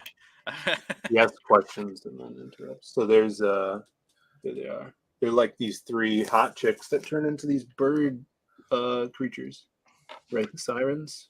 The Siren Sisters, not from Cirencester. No, that's a place. Cirencester is a place in England. No, they're from Greece. Maybe you heard of it? Yeah, this takes place off the coast of Greece. Place? No, it's a real place. Yeah. But she did pretty cool concepts, so that's where those pictures came from. Crazy. Yeah. You know, we had a load of questions coming in during this whole thing, and I starred them. I'll start off with this one. I can pin questions during the whole thing because I don't have super chats, and then like I can. Good. I'm just gonna have to send it. You can't see anything. I'll have to freaking take a share it on the screen. Dango Solo Phil says, "How many series do you have going?" What do you mean? Like how many in development? How many plates are being spun? Like how many projects are published that are ongoing? Like how many ongoing projects? So we got Lost Pages, Magic Hop. We're doing another Magic Hop this year, hopefully in October. And then I have a short for the Glazing that I just started writing. It's gonna be a short 6 pages, but it has the potential to be ongoing 6 pages each story. The crossover, I just finished the script, turned that in. That's secret. And then the Western that you're coloring something for that you're not actually coloring. No, I am doing it. So that's 5 right now. And then there's a cyberpunk thing that I want to do. I got a bunch of shit. But yeah, I guess directly in development right now, I guess are 5. God, imagine being a writer and just being able to just do whatever. Like, Narwhal, you're so lucky that you got to do that whole fucking shorts compendium and you just got shitloads of stories out of your system as well and explored a whole bunch of stuff. Look, Maromi says more Magic Cop. Awesome, Maromi. Yeah, you know something crazy? I'm ordering prints and getting ready to fulfill Cerberus, and I sold 30 extra copies of the compendium on this campaign. But I sold out the previous campaign, so I had to order 30 more, and so they're not ordered in bulk, so you got to pay kind of a premium, you know. And it's 160 color pages. The books are pretty big, you know, and it's $20 a piece to print. So I'm not making any money on them. $20 a book for you to print? Jesus Christ. Mm-hmm. Is that going to make you overprint more in the future? Yeah, it sucks. Yeah, it's the economies of scale. Well, I did that in the past, and then I have a bunch of storage of books that just sit there, and they slowly dwindle. But I got a lot of extra books, so I'm like, well, you can fill your house now. You can fill your new house with all your overprinted books. Yeah, maybe. Here's some. I was doing some sketches. I was trying to figure out how to make the head block look really fucking like you want him to die. And I was like, this guy. Yeah, nice. I'm like, just looking at that guy's face, you're like, I want him to not exist anymore. He looks almost ill. But this is like a whole page of like sketch exploration for that character. There was like one version over here where he looked more like a fucking ape. How many did you do till you got to that one? Was that the last one? Like you knew you had it and you stopped? Actually, no. I think that was a relatively early one. And then a lot of it was like, I can't just settle on that. I've got to like fuck around for a bit. And then, yeah, I was trying to like see how his head went into his body. But yeah, that was an early one. And like a lot of the shit. He's going to have this headdress thing. I don't think it's going to look like that. He's just going to have like a skull on his head. But I don't know whether to spoil it or if it would be funny. Like he wears the skull of like the first human he ever killed as a kid, but then like grew into the skull without taking it off, so it like pinched his head, so his brain didn't have much space to grow into. Have another new fake painting that I did Oh, look at that. Oh, yeah, I remember this. Do I remember this? I know that No room. one's I've ever never seen this. This Wait. is a new drawing of that room, though. Yeah. Yeah, it's the same room. Yes, Yeah. Is Yeah. this the hardcover of book 2? possibly. Yes. Make the window thinner so we can You and your see the image question. taller. Yeah. Okay. Well. So now the naked guy would potentially be in here, Phil, Right. standing up, like in Shawshank Redemption. Is that the adrenochrome hot tub? What's adrenochrome? You don't know what adrenochrome is? Should It's I? only like the thing that runs the world behind the scenes, the drug. Yeah. Oh, then yes, If- it absolutely is. If that goop is like fear blood mixed with other stuff, then that stuff is adrenochrome. And it's what Yeah, I guess. It's probably pretty So close. he Yeah, doesn't even know what adrenochrome is, and he like has it as a central part of his story. That's so hilarious. That goop. And I'll that probably you make have. I'll exists. probably have. Like some people here. His compatriots. His gang. Culture. Just like on the library scene. I told this on a stream today. In the library scene on the thing here. Oh. If you want to pop that up, there's the guy in the hood in the middle is the busts, and then he's got like these 6 people next to him on each side. So probably do something similar to that. You know, I Very would, They'll actually impressive. be You there. got busty guys in your book. Very I good. would I would refer to those busts as pallid busts. Pallid Pallid? busts of people. Yes. Yes. Yeah. And so now it's going to be a little bit bluer, but it'll be lit by fire, so the lighting will be orange. All the hard covers are gonna be yellow, and all the main covers are gonna end up blue. It'll happen. It'll be funny. Fire. He's trying to avoid it so hard. I am, but then I really did want to get away from the bluescent and I was like, no, just go into it, just lean into it. You're gonna fall into the same trap every Actually, single time. here you go. Here's something that I'm only just realizing about myself. Mm-hmm. The soft cover is blue-green lit with yellow. Mm-hmm. I know it's the same thing. I know. That Just doesn't work. You get that. All right. Just trying to There undo you go. history. You want to see my fake painting? Jake? What the fuck? Yeah. Wait a minute. Oh yeah. You got 2 Reenies. Oh, is that what? Maybe. Oh, she's in her car. Oh! She can't. The hell? On the main streets of Georgia? She's gonna crash. Jojo, can you guys hear me? My phone Yeah. is shit, so you might not be able to hear me. No, you sound fine. Rini, cool. your steering wheel is on the wrong side of the car, just letting you know. No, it's not. What's that clown car you're driving? Her around? phone mirrors it.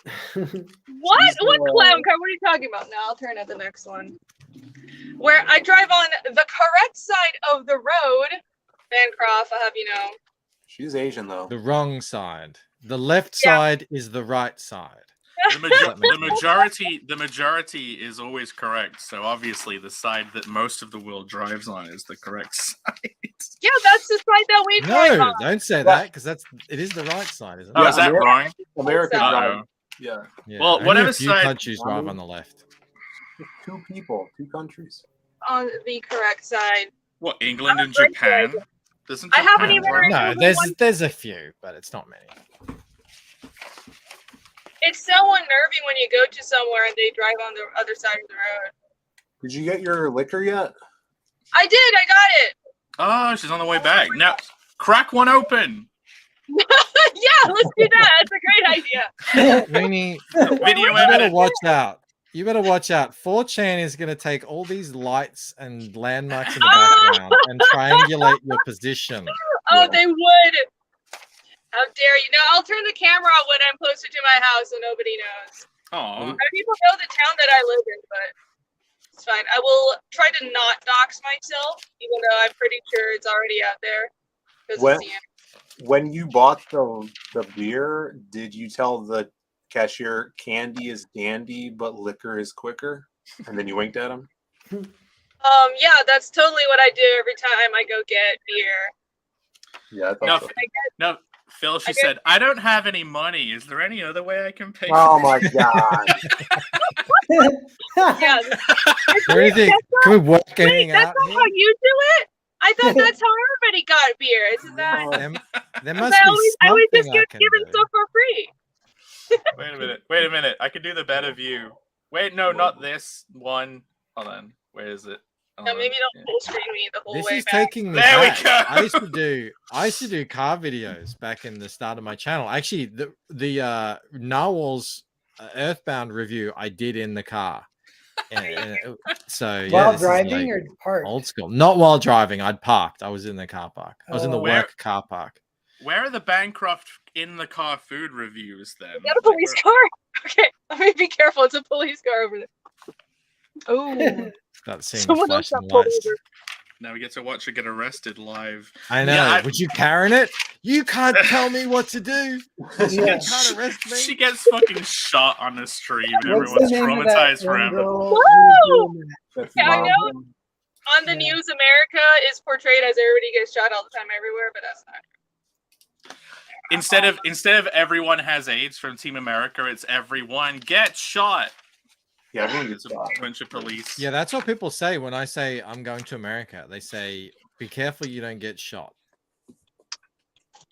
Is Yeah. that what people say? Yeah, Last time- I'm not.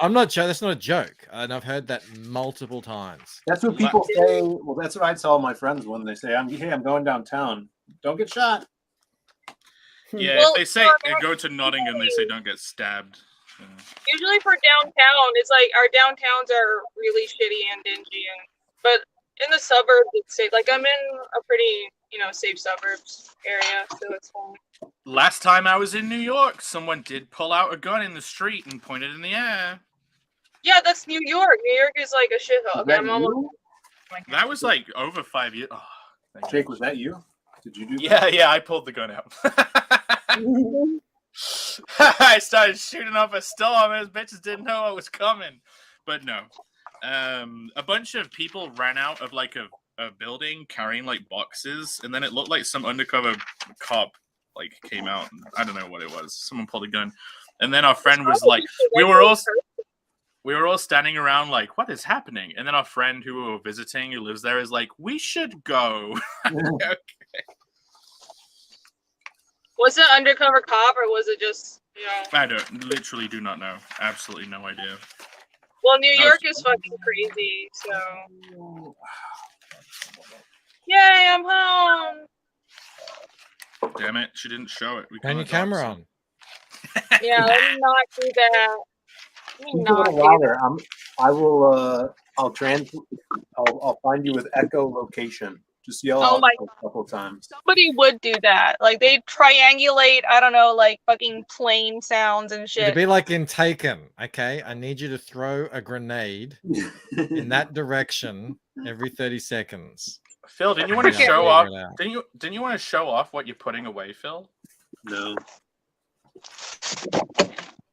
I was trying to find that concept sheet for Crimstone, but I don't think I have it or ever had it. So I did this fake painting. Auction it. $10. That's cool. That came out great. Yeah, that's dope. This one though. Oh, speaking of originals, all of my auction pieces and giveaway things are now shipped, including yours, Bancroft. I can't wait. I'll have to send you the. And that means you have my address now. I mean, I already had it because you gave it me earlier. But yes, I do now have your address, which I will not speak of on stream. It's all right. Indiegogo already did that, so yeah. Texas. It's not He lives in compound it. Man, I really want to show us some nice artwork, but it's just genitalia all over the fucking place. You think you might have a problem? Yeah, but it's fine. You've got it. You've got it under control. It's manageable. Yeah, Texas. yeah. So I can deal with it. Oh god. I mean, no way YouTube is concerned. I don't think there's anything wrong with that kind of thing. It's just YouTube makes it an issue. But yeah, here's a nice little drawing of Connell. I think I did on a different stream. That's a red shirt. I got more. Do you have any of me of Wide Earp, or is it all Doc Holiday? It's Cecil from It's all Doc. Connell, the barbarian Cecil. Ah! Phil's shirt was cool, you say? Yeah, he said a Doc Holiday shirt. Have you seen mine? Hold on. Look. You had that made? Yeah, I had a fucking t-shirt made of my Inglorious Rex 2 competition like entry art contest thing. Oh my god. So I got like fucking sumo shade on my shirt right now with his Terry and like potato Bancroft thing. Let's put a Phil on full. Say when. Say when. Who the fuck is that guy? Oh my god. Jake. Is that Grim Fandango or something? That's death. Come to end you. Oh. With his quick draw. Quick draw McGraw. How much Bud Light did you buy, Reenie? All of it. Yeah, it's going cheap. They were giving it hold to on. her. I'm not even kidding. Like, there's so much Bud Light at every single liquor store I go to. It's like a full fridge of it. So joke. Jaeger. It's Look, yeah. this was a full bottle recently. Look how I went through another depressing period where I drank a lot of this stuff. I got some Yingling. Oh, One of nice. That is my. And I got some Stella as well. Stella's money. They got a lot of ads for it on the NBA Finals. Yeah. Do you know Stella is France's VB? Is it? Yeah. Oh, no, it's no, just no. like the. Yeah, in England, it's wife beater in It's England. just like the working man's beer. Oh really? Yeah. Yeah. That was Bud for America. Was. Yeah, they ruined it. Oops. It wasn't Stella. Sorry, it was Michelob Ultra. You guys ever drink any Michelob Ultra? Never even heard of it. No, I didn't. don't. American Psycho. I don't even understand what a 40 is. Is a 40 just is it the type of beer or is it just the amount? Like, is it just normal the beer? amount. 40 ounces. And what the fuck you is don't. malt liquor? Is malt liquor beer or is it something else? I don't know. Ask Malin. I think it's like It's- stronger beer, basically. Yeah, it's a. I looked it up when that whole malt liquor thing came because I wanted to get some as well. I wanted to taste it, but they don't have it here either. They don't have it here, so I think it's some kind of beer-ish sort of drink. Cheers, Rooney. How do you drink Cheers. that, Jake? That's Chink. just Nom nom Shit. nom. crazy. Chungus. You develop a taste for it. So, Bancroft, I had every Christmas, I would get a gift of one bottle of Jägermeister that was like, I guess, a liter of it or something. And over the years, over like 5 Christmases, I hadn't drank any of it. And it was around the time I first found CG that this happened. I went through a breakup, took it pretty hard, and basically went through all 5 of those backed up Jaeger bottles like pretty quickly within the space of a couple of weeks. Sounds like you. Yeah, and I had no time for mixes or anything. I would just be drinking that straight, basically just trying to be drunk. And that's how I developed a taste for it. So like now I can just drink this stuff straight and I love it. I fucking love it. I love Jaeger straight. Well, I'm glad you're in a better place and still I drinking know. it straight out of the bottle. Good for you, but that sounds gross. Oh, good. Yeah, it usually goes the other way. If you do that, then you can never drink it again. 'Cause you're like, oh. No, literally, like, when I ran out of Jägermeister, that's when I started getting edibles, and I was basically on like a gram of edibles per day for like a year. It was crazy. I'm in a better place now, and it'll never happen again. Shame. Ew, don't go back. Don't regress. Chat saying Stella's also part of Anheuser-Busch. Is it? I don't know this shit. Well, I only got one. Who cares? I think I don't think that's like saying you have to boycott Boycott the one planet. thing because It's- the parent company. I mean, I think these are individually operating businesses. I think Stella what I heard was it's like they might be owned by the same one, but in America they're not. Anyways, for me, honestly, I don't even care that much. It's more about, it's more like it's kind of just funny at this point, and it's not even like I'm that pissed. It's just funny, and I want to finally see a company sink for doing shit. I think it's going to happen too. I just want the Bud Light thing to I want the meme to keep going because it's funny, and I'm enjoying participating because it's funny. Fuck them. Yeah. Yeah, and same's happening to Target. I don't think Target will go down, but I think Bud Light is a good chance of going down. It's like we can't rescue this brand. Pronounced Target. I mean, I'm trying to laugh about it. I think Dylan Mulvaney is a clown and he's gross, but wasn't he in the Book of Mormon? Isn't he literally a clown? As in, was in a comedy? Oh, that's why that's why no one has any sympathy, because it's all a big act. It's not even. It's thing. Like the way I think of it is, it's not about trans people. I don't believe he's trans. He's mocking the whole thing. He's mocking women. He's making a joke out of it, and he's making a joke out of trans people too. So, that's what it is. He basically Ali G'd the entire government. He tricked in real life. He tricked it's like, of all the people, it's like you have people like Blair White and Buck Angel and so many other, if you want trans representation and LGBT. So you have sane, normal people that are legit, that are really have great points, but then the government doesn't go for them. They invite fucking Dylan Mulvaney to the White House and say he represents LGBT people. Yeah, at least invite a hot trans person to the White House. I think it was an offshoot of their big push to get influencers in. Remember that? They were trying to get a bunch of. Wasn't there more than just him at the time? They were trying to pay influencers to just be pro-Democrat or whatever. I remember that. Yeah, they got a bunch of TikTok stars, teeny boppers, they're 15, and they're like, "Vote for Biden," and oh my god, I went to the White House and I did just have such a good plan, and I was like, "You're barely legal," and in fact, some of them were under 18, they couldn't even vote, so it was really cringe and weird. Guys, if it's cringe to be young, you got to be old, then you're not cringe anymore. That's true, though. Most young people are cringe, and I say this for myself. I was cringe as fuck when I was younger. But I mean, it was also. I'm also not just making fun of those influencers. It was this is the government's. It's still on the government for kind of taking advantage of these people. That were kids that don't understand politics yet, and of course, if you're a 15-year-old influencer and you have an opportunity, a paid opportunity to shill something, and your brain's not even together yet. You talk about dancing or makeup all day, and then the White House is like, "We're gonna pay you to talk politics." You're gonna. I've gotten some. I've been approached to do stuff. Ooh.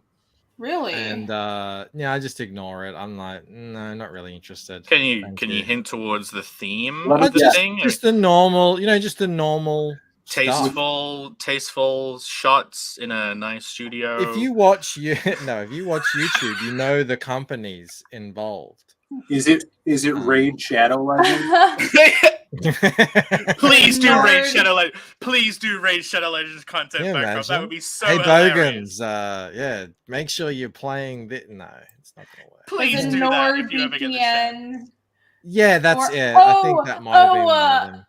The lord or lady thing in Scotland. That scam thing. Buy the scam piece of land. It's not a real ladyship. It's like buying plots of land on the moon. But the thing is, and I didn't get back to them. I did just ignore them.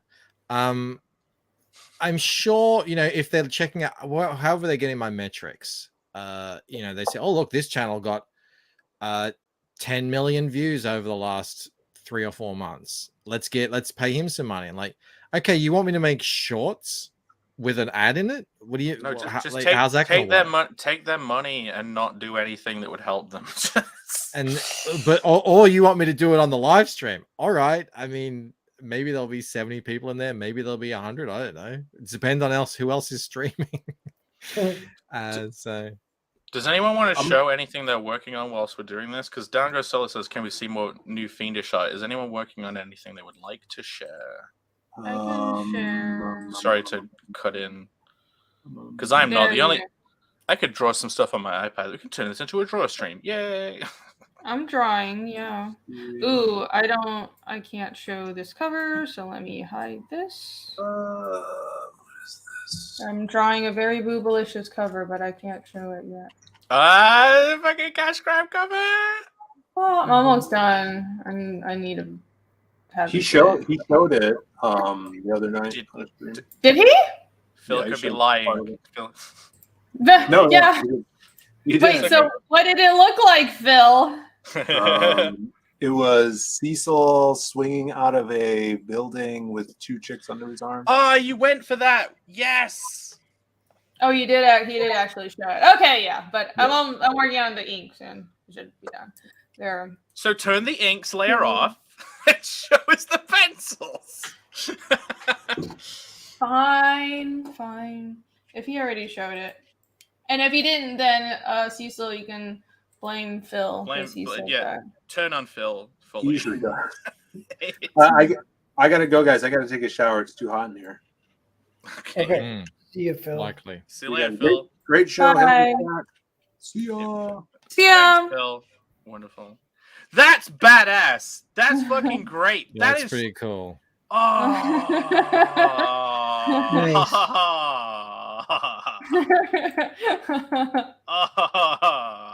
He's got to do the fucking embossed boobs. He's got to do embossed boobs. Come on. And here at the that would be cool. Yeah, turtle flying out in a bunch of. It looks like fucking Littlefoot from Land Before Time going on. It does. It does look like that. I love that movie so much. Yeah, there you go. Having a rainy cover is such an amazing thing. Oh my god! Close up on the face and just show you the inks on the face, I guess. They're not inks. They are. Hold on, I have the inks all I don't know. There you go. I can't. Cecil, please let it be available to UK people. I want to buy this cover. Would you like boobies? There you go. Why was he thinking of not doing that? He's talked about it a couple of times. He's not going to let it be international and put it on eBay later. But yeah, look at those titties! Boing, boing, boing, boing, boing. There you go. When did you decide to put that diamond shape on everyone's nose? Was it really early on? Like, what went into that? Because you do it a lot. Oh, you're right. I have no idea. I don't remember when I started doing that. It's just a thing I started doing. That's like some anatomy too. We all have that little like cartilage right at the tip of our nose. Mm-hmm. It was more it's like, you know how sometimes in inks you because if I was painting this, it wouldn't be shadow all around, but I'm adding some light lines there for dimensionality. I think it was sometime during college because I was trying to add more dimensionality to everything I was doing. So I started doing these tricks like some dash lines on the side of the cheek, like when your face turns from like the quarter view to the side view, right along this line, I would usually do some shading here and under the eyes. If you add some really fine, I would take like a 0.05 micron and just add like thin lines under the eyes and then to the tip of the nose. And that makes the face feel so much more dimensional. I think it was during college. Because I used to have an uglier, more overly detailed style, and I always struggled with making stuff have that appeal. Like Novel, you talked about it before, about like just general making things look more appealing, having the quality of appeal. You definitely have detail in your art style. You do have a lot of rendering sometimes, like a lot of lines of definition, and you still manage to find a way to still make it look appealing. And because people will avoid adding detail on feminine figures to keep them looking pretty, but you still found a way to add those rendering lines and still keep the pretty people looking pretty, and I've admired that as a feature of your art. Did you struggle with that? I don't know. I don't think so. I think I struggled more with like roughing things up, and it's honestly not just with pretty people, but I think like my natural instinct is to make everything really polished and clean. So I've been on this whole fucking journey of being rougher with inks and let me see if I can open oh look, there's some art book pages. Do I want to hold on, I'll open it here so you guys don't see secret pages from chapter 2 because I already spoke much. I wanted to ask you about your art book when we brought up the campaign, because like you're making a new version of the regrowth book. Oh yeah. It's pretty much the same pages, but I just added in a couple of things. So it's almost the same. It's like 95% the same as the first edition. Can I find it? I'm trying to find a good example from that I've already shown from chapter 2. There you go. Okay. Ooh. There you go. So this is one of my colorists, Yvonne. He's his cameo in the book. And, so I because like my natural drawing style, especially with digital, I would go super clean because it's easy to go super duper clean when you do digital inks. And if you look at the line quality, I'm purposely I'm using graphite brushes, so it's not the default Photoshop like super. I don't know if you can see my brushes here. So this is like the default Photoshop brush is like this. See, it's super clean. But the brush I use is I don't know, my Photoshop's spazzing out like that. Is this one, and it's like this. You see? Is that going as slowly for you to draw the line as it is for us when you draw the line? Yes, I made it. I was drawing slowly. No, as in like it seemed to appear late, the frame rate wise. Is it appearing instantly for you when you draw it? Oh, it is appearing instantly for me. I guess there's some lag. Yeah, but anyway, so I use these kind of rougher brushes, and there's another one I use that's like, see the shading on the side of the face? I use 2 graphite brushes, and this is another one I use to kind of add more texture to make it look more gritty. So anyways, there you go. No, it definitely is a real thing. It is a real issue with digital. It is hard to make it look a bit, not so digital. You draw everything in Clip Studio, right, Bancroft? Yeah. Have you ever played around with the brush engine to get a rougher look, or do you think it wouldn't work for you? Oh yeah, I mean, I did on that painting, although I do that in Photoshop. I use a lot of rough brushes and painting brushes. I've used lots of different brushes in the past, but for the book, I got my style. I'm not trying to change it. Let's just get it done. But for other stuff, I'll play with pretty much anything as long as it looks cool. I don't like to go too brush heavy though, because I feel like it can get a bit gimmicky, but a couple of good, nice texture brushes, paint brushes, stuff like that, you can get some nice effects. I was getting into the watercolor stuff for a while. This was back in the day. Digital watercolors or actual? Yeah, actual digital watercolors. So you can using smudges and blends and stuff. It was interesting, but I didn't really see a application for it. A lot of the value of a watercolor is the actual physical watercolor, and not just the art itself. So printing it out, it's not as interesting. Yeah, imagine having one of Kelsey's watercolors. That rogue he did recently looked wonderful. Oh yeah, it was amazing. Yeah, that was beautiful. Yeah, and freaking how Shant is just painting his whole book. Yeah, I've got 2 Shants. Actually, I haven't shown this off in a while. Let me go get my Shant. Yeah, I'll get my Shant. Oh, I'm jealous. Oh, you guys all have Shants. I'm just adding some rim light. I'm pretty much done, but I want to add rim light to unify the colors and make this, because it's a standee. I want it to look extra cool, you know. Oh! Here he comes! Here he comes! Wait a minute. Oh. Hold on.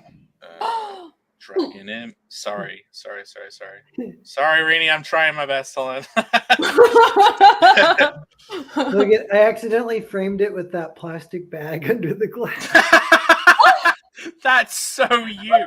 That's wait, and you just left it there. Well, I'm gonna fix it.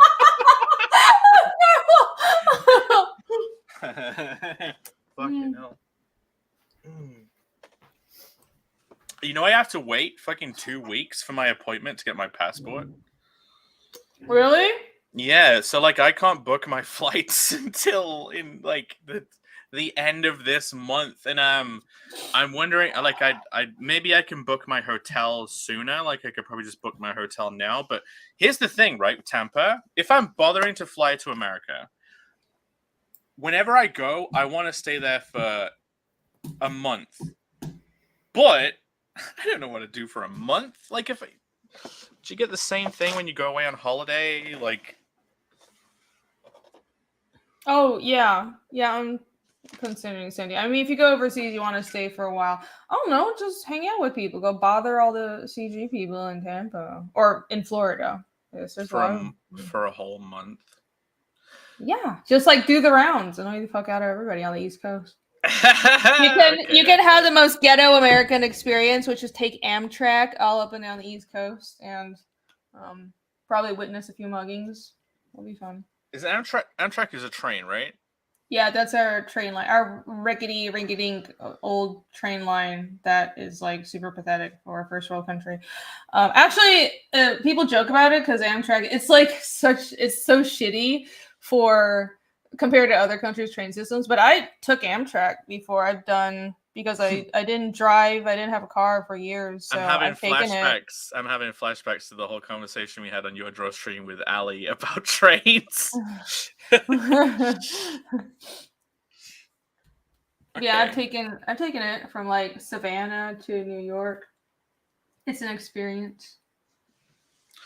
Wait a minute. If you don't derail. Dango, does that happen often? Dango still says, a month? Is Jake indie rich? Well, you can work on the go. Yeah. Oh, oh man, I would love to do that. You can take the iPad. I mean, I want to draw my books physically, but I bet I could pencil it digitally and print it out. But like, to take my iPad with me and spend a month like over there just drawing pages and hanging out. Be amazing. You should totally do it. I would. I mean, I don't know where else. Yeah. But it's the thing is, America is just difficult because it's a gigantic country and there's a lot to see, but there isn't like one place to go. Like in Japan, you go to Tokyo, in the UK, you go to London, but here it's London. Boo. Come to I don't know. Okay, I'm sorry. You gotta come to the Midlands and go and see some castles. You gotta go on a drive to the Peak District and go hiking in the fucking hills. Disclaimer: if when I go to the UK, I'm going to go into the bumfuck towns in the middle of nowhere because that's the kind of stuff I like to see, and I'm gonna go see castles. I'm gonna go castle hunting. Wonderful. I'm going to do that next year. I'm going to do a whole Europe trip and go castle hunting. But my point is, this is a giant country. And it's like, everything I would love to go to some kind of like European, I guess like Finland or something, and go and just have like a cabin on a mountain. And like, yeah, and you have like that water residue in the air, and you get to like look down over a mountain. Like, have you been to Iceland? Ooh, I've never been. About Iceland. Ooh, I've never been. Oh my god, I have pictures. Iceland is so awesome. It's the only time I've been to anywhere remotely European, and I'm sure Are you ready? What? What? Go on. You hold on to the Finland conversation, the Iceland conversation. Oh, the Shanth. Oh yeah, look at that. Oh, that's so cool. You drew your Yeah. Oh, I can't show you how cool it is in real life because it's like this thing is so thick. Wow. It's so cool. Sean, I want one. Amazing. Sean, do I need to make a card of this or something. Yeah. You could do a know why I clear haven't. sticker. You could do a clear sticker or something. Like the shape of that would be a cool die cut sticker, but yeah, that's a good idea. It's just to get rid of you can't really see it. It's very bright in here. He's got his signature there. I just have to get rid of that, you know. Get rid of that fucking signature. You could, if you made it a clear sticker, you could still have the signature on it, but it could be basically black on clear. It'd be pretty cool. What is? Oh, is that Six-Gun Gorilla? No, that's ARO, which is I think before your time. AR-15 orangutan. Yeah. Which was all the rage. Everyone was doing AR-15 orangutan art, which is just a character that Mo Biggs invented in the chat. Isn't that in an art book? I'm sure I've seen that in a book. Like he's got another gorilla.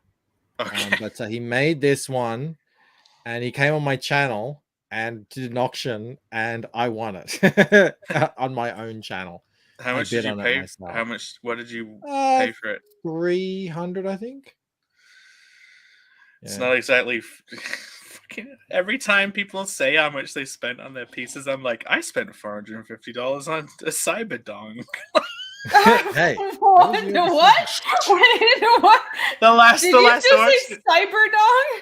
Oh, right. Cyber D Frog here. Like, I swear, it's like Kermit D Frog here, and then John calls it Cyber D Frog here. Oh it was worth it. It was worth it, right? It was worth it to make John be as insufferable as possible for the whole stream. Thank you, Jake. We really needed that.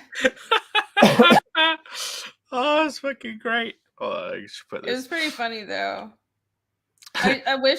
Looking back, I wish I bid on Shane's piece. Yeah, I would have. I just spent so much there, and I was like, I can't entertain this. But yeah, you didn't want 2 dongs. Yeah. Oh, do you wanna? So I got this out. I was gonna show you guys, but I forgot. In Iceland has a dong museum, and they have my favorite souvenir from there. Wait. I'm not gonna show the whole thing, but yeah, you are. No, I'm not. So you can see the logo. It's like a bottle opener, but here's the logo. And when do you I know what's on the other side of that. She can show a bit of the definition. Much dong paraphernalia do you have? It's called the Icelandic Phallological Museum, and okay, I need to stop showing that. Okay, I think Rini might really like dicks. I think Rini might have a soft spot for penises. No, I swear, these are the only 2, like the Japanese slinky dick and the Icelandic dong bottle opener is the only like dick souvenirs I have, but it's funny. It's so cute to me. Nomsi says it's gross. No, it's funny. I think dicks are funny, okay? Rini's gonna be Connell the Barbarian's #1 fan. Oh, totally. It's like he's gonna want the 3D printed life-size model or something. The inflatable. It's not even a sexual thing. Like I say the kind of shit that no man wants to hear. I'm like, oh, like so. Okay, so the Dong Museum in Iceland, they have a souvenir shop. I have pictures, but I don't know if I can show it on YouTube. But they have like a souvenir shop, and it's like they have dick cozies and like dick warmers and stuff, and then they have, of course, all kinds of condoms and like penis cups, penis bottle openers, penis pens, penis shot glasses, and So it was hilarious, and Alex, I think it's funny and cute. No, I think it's. I mean, I obviously think it's funny. It's not like Connell's a sexual thing for me too. It's funny. I think it's hilarious. People get squeamish about it, and I'm like, come on, man. You don't have to buy it, of course. If you don't want it, it's completely fine. No judgments. But like, I just think it's fucking funny. It is funny though. I mean, but it's also. It would be gross if it was just a giant inflatable dick, but also you're like making it magical and blue and glowy. It's blue. It's blue. It's yeah. It's not like it's fucking purple and red. Yeah. God off. It is veiny though. It is vascular. that part is a little gross. It's like. But how do you have to do the vascularity to represent any of the shapeshifted things as dong centric? Otherwise, they just look like objects. Like it's kind of it the word vascular. It's terrible. I love the in the original script when he like finally grabs that thing out of the air. I'm not going to try and spoil it, but it says like a giant vascular something or other. This stands. Anyway. Oh wait, this is my channel. I can talk about my stupid project as much as I want. Yes, it's my channel. I can talk about vascular ding-a-dongs if I want to. Yeah. Rini can be my liaison with all the factories organizing all this stuff. You can. Alex VRB said about getting blue condoms though. Like, so Cards Against Humanity. Yeah. You know that the card game Cards Against. I was at PAX Prime in Seattle in like 2012, and they had this box of the cards, and it was like you could only get into that show. It was a really long black box, and it was called the Bigger Blacker Box. And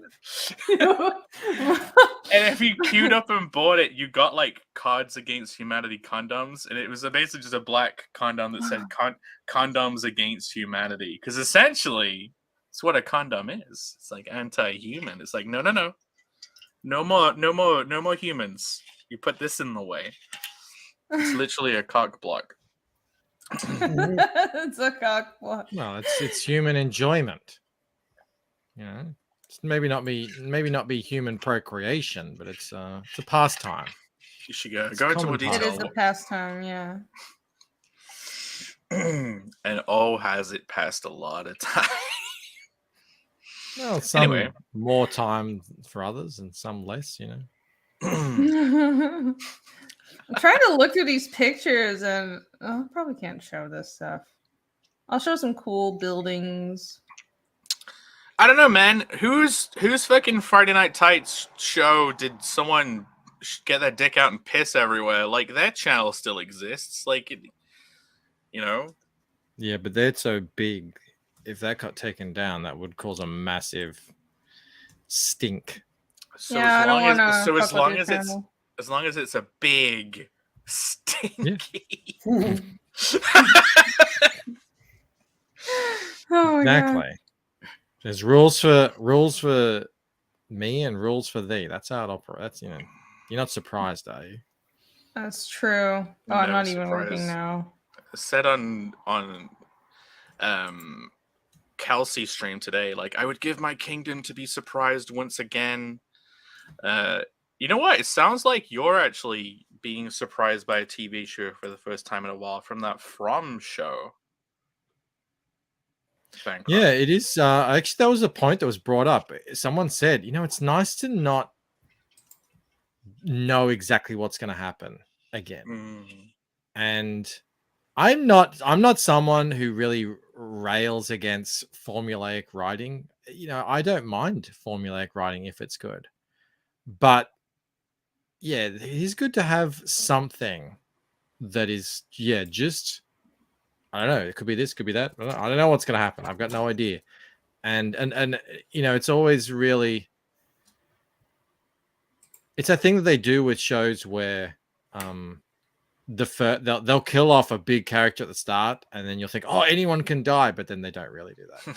I hope they don't fall into that in this. I do hope people do start dying again in big numbers, but we'll see. It's a good show. It's definitely worth watching if you like that sort of mystery box style, Lost kind of thing. She did color it. Stronger Solid. That is Rini's own colors. Oh yeah, these are my colors. Yep. I do color things. I can color. I just don't do interior colors. I do everything else. I'm too slow to do interiors. Did you have any criticisms of the progress so far on that cave slave piece I was coloring? Because I'm going to do another stream soon where I finish it off. But like that was kind of like a rough tonal pass to see where I wanted the lighting to come from. Oh, well, I haven't really thought about critiquing. I guess from what I remember, maybe more directional lighting. Yeah, It like seems harsh, it was very ambient. some harsher shadows. Yeah, it seemed like it was very ambient. I agree with you.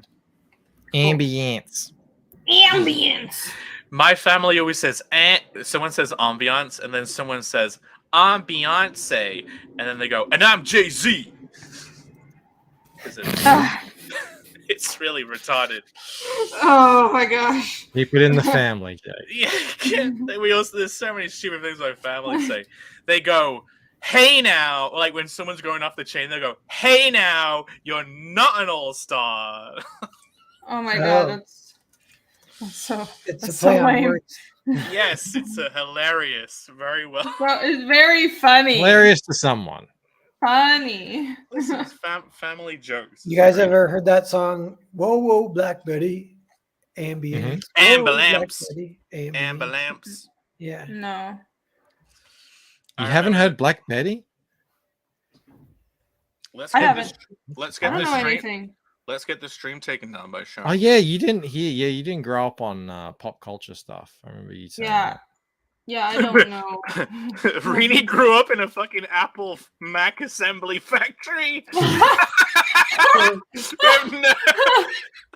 Yeah, that's why I refuse to buy Apple now, is I'm traumatized from my childhood. She grew up in a fucking box under the desk because like the family were assembling MacBook Pros. Oh my god. I mean, maybe that would have been better. Just kidding. My childhood was fine. I just had a few whoopings every week or day. Accumulatively, how many limbs have we all broken in our childhood? Like how many bones? As in, how many times have you broken a limb? Yeah, like a leg, an arm, dick bone. I want to go last because I think my one's going to be a little bit surprising. Oh no. Did you like break your skull or something? No, we're just talking arms and legs, yeah? Oh, okay. You can, I guess you can talk any kind of like fracture, but yeah, I think I've broken an arm once and 2 legs. I think. Jeez. So I might have 3 accumulative like limb crackages. I'm pretty sure all of you are gonna have more because boys run around and hurt themselves. We're all the time. risk takers. Yeah. I think I only fractured my arm once. That's about it. Yep. Bancroft I mean, I fractured his sprained mind. and I twisted stuff all the time, but I only had one fracture. Yeah, thankfully I never. Did you break anything, Noel? I just broke my finger once, so not that big a deal. Where were you sticking it? Where were you? It was wrestling, right? like so. Really Some rough. kid's knee hit. My hand was on the mat, and his knee hit my hand, fractured it. I broke someone else's nose once. Yeah, Dago Solo says, "Whose legs, Jake?" These 2 fucking guys are pissing me off. I never broke my leg. Other people. I never broke a leg. In all the skating, in all the rollerblading, you did nothing? I did tear tendons 3 times in the leg, and that's worse than a break because it takes years to fully heal. Oh, Healed now. In terms of arms, elbows, wrists, I gave up counting at about 17 or 18, something. Oh my god, are you serious? And then after that, it's like, it could be 20, it could be 30, I don't know. What the fuck were you doing? 2 of them were quite bad. 2 of them were like proper elbow breaks. And is this from jiu-jitsu? Is this from rollerblading? Oh, okay. What? I rollerbladed too. I didn't break a million. You didn't bones. rollerblade like I rollerbladed. You didn't rollerblade in the Olympics. I was good at it. One time, just to put it in perspective, I went up to Sydney to skate the big monster ramp they have up there, which is the big ripper. 20. Is it? No, it's not 20. No, it's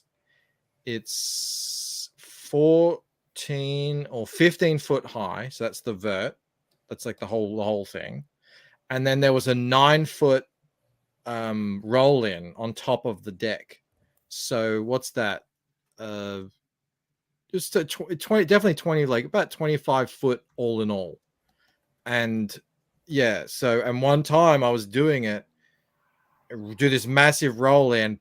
So I'm on the so I made probably about 6 foot of air above the ramp, and then it's a 14-15 foot ramp, and I popped out, which means you don't you're supposed to go up on a ramp.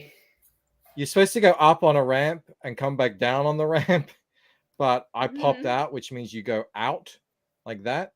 Oh no. So I had about a 20-foot drop to the ground, and I just absolutely wrecked myself. I was so done. That was bad. That really hurt my back. And the last time, I think actually one of the last times I skated, maybe properly, I broke my elbow. But I was 29 at that point, and I was like, I don't think I would have broken my elbow if I was 20. So I think this might be it. Right. Yeah, you were actually serious about it. It's like skateboarders, and I think people don't really do rollerblading here. It's more like in the US people skateboard, but it's like you guys have your own terminology and tricks, and it can be pretty dangerous. I was wearing rollerblades for my first kiss. Cool. It was a wonderful at a skate rink? No, we were all rollerblading around the Flat Roof Estate, which is like a rough estate, and there was some like girls hanging out in like a bus stop. And they were like, "Hey, I like your rollerblade." Yes. Well, so the funny thing is, essentially, this might be an element. See what you guys think. Rollerblades do add at least 1.5 inches. Oh, absolutely! I'm 6 foot like 1 in rollerblades. There you go. I wish I had my fucking original art of you in the rollerblades right now to show, but I've posted it off to you. But yeah, like I think that was maybe an element. If guys out there, if you want to pick up chicks, if you want to buff up from 5'12" all the way up to 6 foot, you can get a pair of rollerblades, start rolling around the place. That's silly. I mean, you'd have to like take the rollerblades off at some point. No, never. You never take the rollerblades off. Always be sitting down or on rollerblades. That's it. Down Goes Solo says, I didn't know you could break an elbow. There's bits of bone and cartilage and stuff in the elbow, and also they consider the bony parts that comprise of that elbow. So yeah, that was the last one I did, and they'd never really healed right either. I still, if it's cold, I still have to kind of crack my arm out because it never really set right. It's pretty annoying, and it sometimes hurts. Dango Solo says, finish off that bottle, Jake. If you want to send super chats to make me drink more, I will. Just go to paypal.me/hyperwizart. You could do that. But yeah. I don't know if you guys can see it. We're gonna. Are we gonna look at? Oh, there you go. It's like reflecting. Oh, here's a giant. How did you do that? It's like fish skin. Yeah, it's like all shiny and stuff. It's a really old scar. But there are 3. So this is the biggest one. This was like 10 Is that where the skin was? Is that where the skin was removed? No, this wasn't even assignment surgery. No, this. Right. Where's the appendage? Right. I was born a guy.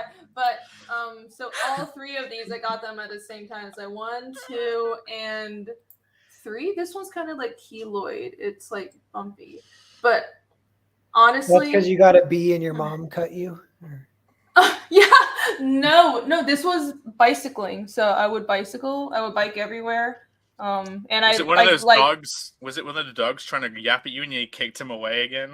No, I think I did get bitten a couple times by dogs, but no, I ran headlong into another biker and like a bicycle. I don't even know how I got cut like 3 whole fucking times from a bicycle, but I did. And what was funny is it didn't hurt. I think I just got up and then I kept on riding, and then I got to school and like my friends freaked out because it was just like I had blood all like dripping down. It's like a bleeding everywhere, but it didn't hurt. It's weird. Yeah. You know when Noski says I used to watch rollerblading when they'd show it on the X Games. Rollerbladers started the X Games. I'll have you know. Also, some French dude would always win the vet. Yeah, that was Ty Chris. I've actually skated with that guy. He's pretty cool. He jumped off the bottom level of the Eiffel Tower into a ramp because he's a lunatic. Oh my god, that's insane. Yeah. I don't kick dogs. I love dogs. But you also in Taiwan. Kick. No, I never kicked them. So in Taiwan, it's better now, but we used to have there are a lot of stray dogs. So what you have to do is you have to like hold your foot out if you're on a bicycle or a scooter, and then otherwise they'll chase you and try to bite you because they're feral dogs. You have to pretend to kick them. Yeah, you pretend. And I'm serious. Like I love animals. I've never kicked a dog. Never. They just want you to show some, assert yourself. That's all. Everyone just wants attention. Yeah, they just, they need to assert your dominance. I fucking broke my knee once just by like standing up out of being cross-legged. I see that with my back. I would just be sitting there on the couch, and then my back would go, no, and I go, oh, paralyzed. It was the worst. Yeah, I used to sit cross-legged, and I'd stand up by spinning out of the fucking cross-legged thing, and like once my knee dislocated, and I was like, oh no. But then my girlfriend could like push it back in. I was like, okay, this is fine. And then it would happen every couple of weeks, and I'd be like, my knee's dislocated again. She's like, okay, I'll pop it back in. And then it started like when I used to do racing swimming, like I used to do gala swimming. I was like pretty fit when I was younger, and it would dislocate whilst swimming, and I'd have to pop it back in, and it meant that I couldn't swim as strongly, and it fucking sucked. One day, it popped out, wouldn't go back in. Oops. And my girlfriend and like her family were all like grabbing my leg, trying to like push it back and twist it around and like put it back. I was like, it's okay, just keep going. And like, holy shit, is rank. It never went back in. My fucking family didn't believe me, didn't believe my knee was dislocated and I was in like massive pain. So they were like, we're not taking you to the hospital. We don't believe you. What the fuck? I know. Such dickheads. Suck it up, buttercup. No, it really was. It was like, oh, he just wants attention. Oh, suck it up. You'll be fine. Jesus. I'm like, my fucking knee's dislocated. So I was like, I borrowed crutches off someone and I was like going to school on crutches with this dislocated knee. What the fuck is wrong with your family? A lot of things. But yeah, eventually I was like, wait a minute. I don't have anyone. No one's got my back in life. Only me got my back. Guess what? I can go to the hospital. No one's going to take me. So, I learned if you got a problem like this, you can just get on resilience. Get That's on the bus. That's a Napoleon quote. If you need something done right, do it yourself. Yeah. Napoleon say. Do you know what? I'm going to pull up a fucking funny. Someone sent me an image they made. I'm not going to. Do you want me to say who it is, whoever you are in the chat? Because they sent me a funny Napoleon Bonaparte quote. Let's see if I can. Yeah, I can bring this up. Okay, hold on. If I share this tab. By the way, I Googled if he really did say a picture is worth 1,000 words.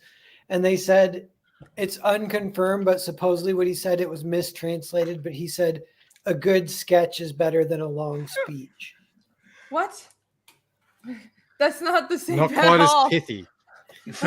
Yeah. But look, that's not what comics cake for you. Ask what you can do for comics cake. Napoleon Bonaparte. That's good AI generated art. There we go. Alex VRB sent me that one. So. Nice job, Alex. Very good. Napoleon's looking a lot taller than I've seen him. Sitting down. His rollerblades are underneath the desk. Oh, okay. Now I have a sixth sense. It's like the woman's sense of how tall are you if you stand up. There you go, Napoleon guys. is the Must know. ultimate example of the winner, you know, the winner's right history. Because I don't think Napoleon was particularly short We for his beat day and him. age. He wasn't. But he No, he wasn't, eventually Joe. lost. He eventually lost, and I guess, well, now we get to make That's you one the of his short quotes man too. He for all said, eternity. "History is written by the winners." Yeah, yeah, that's yeah. And Wasn't- then he got BTFO'd. He was like, Wasn't it English propaganda or some kind of propaganda that he's so short but he was average height? It's like Hitler with the one Yeah. ball thing. Can you imagine if that's not really true? well, there's so much stuff about Hitler and his, you know, being a deviant and everything, and who knows if it's true, but you know, you have to question it considering who he is, and surely people were trying to discredit him and humiliate him. Is Hitler in the Lucent? I mean, he exists in the story. Yeah, he's part of it, but There he's you go, not canon. in the Lucent, no. Canon Hitler. I did once. We were talking about, you know, earlier. I did once write a scene, and they did bring up the Second World War because I had. Imagine you have like an international secret society group with representatives from all over the world who sort of exist outside of politics. Well, you know, I guess you would have a Jew and a German in that group. You know, how would they interact after the fact?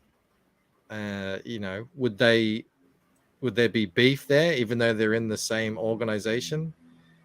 You know, I don't know if I would do anything with that, but I just, you know, I remember writing that at one point. That's interesting. That's cool. It could give the organization a little more gravitas if they're like above it, like they don't even care. Gravitas.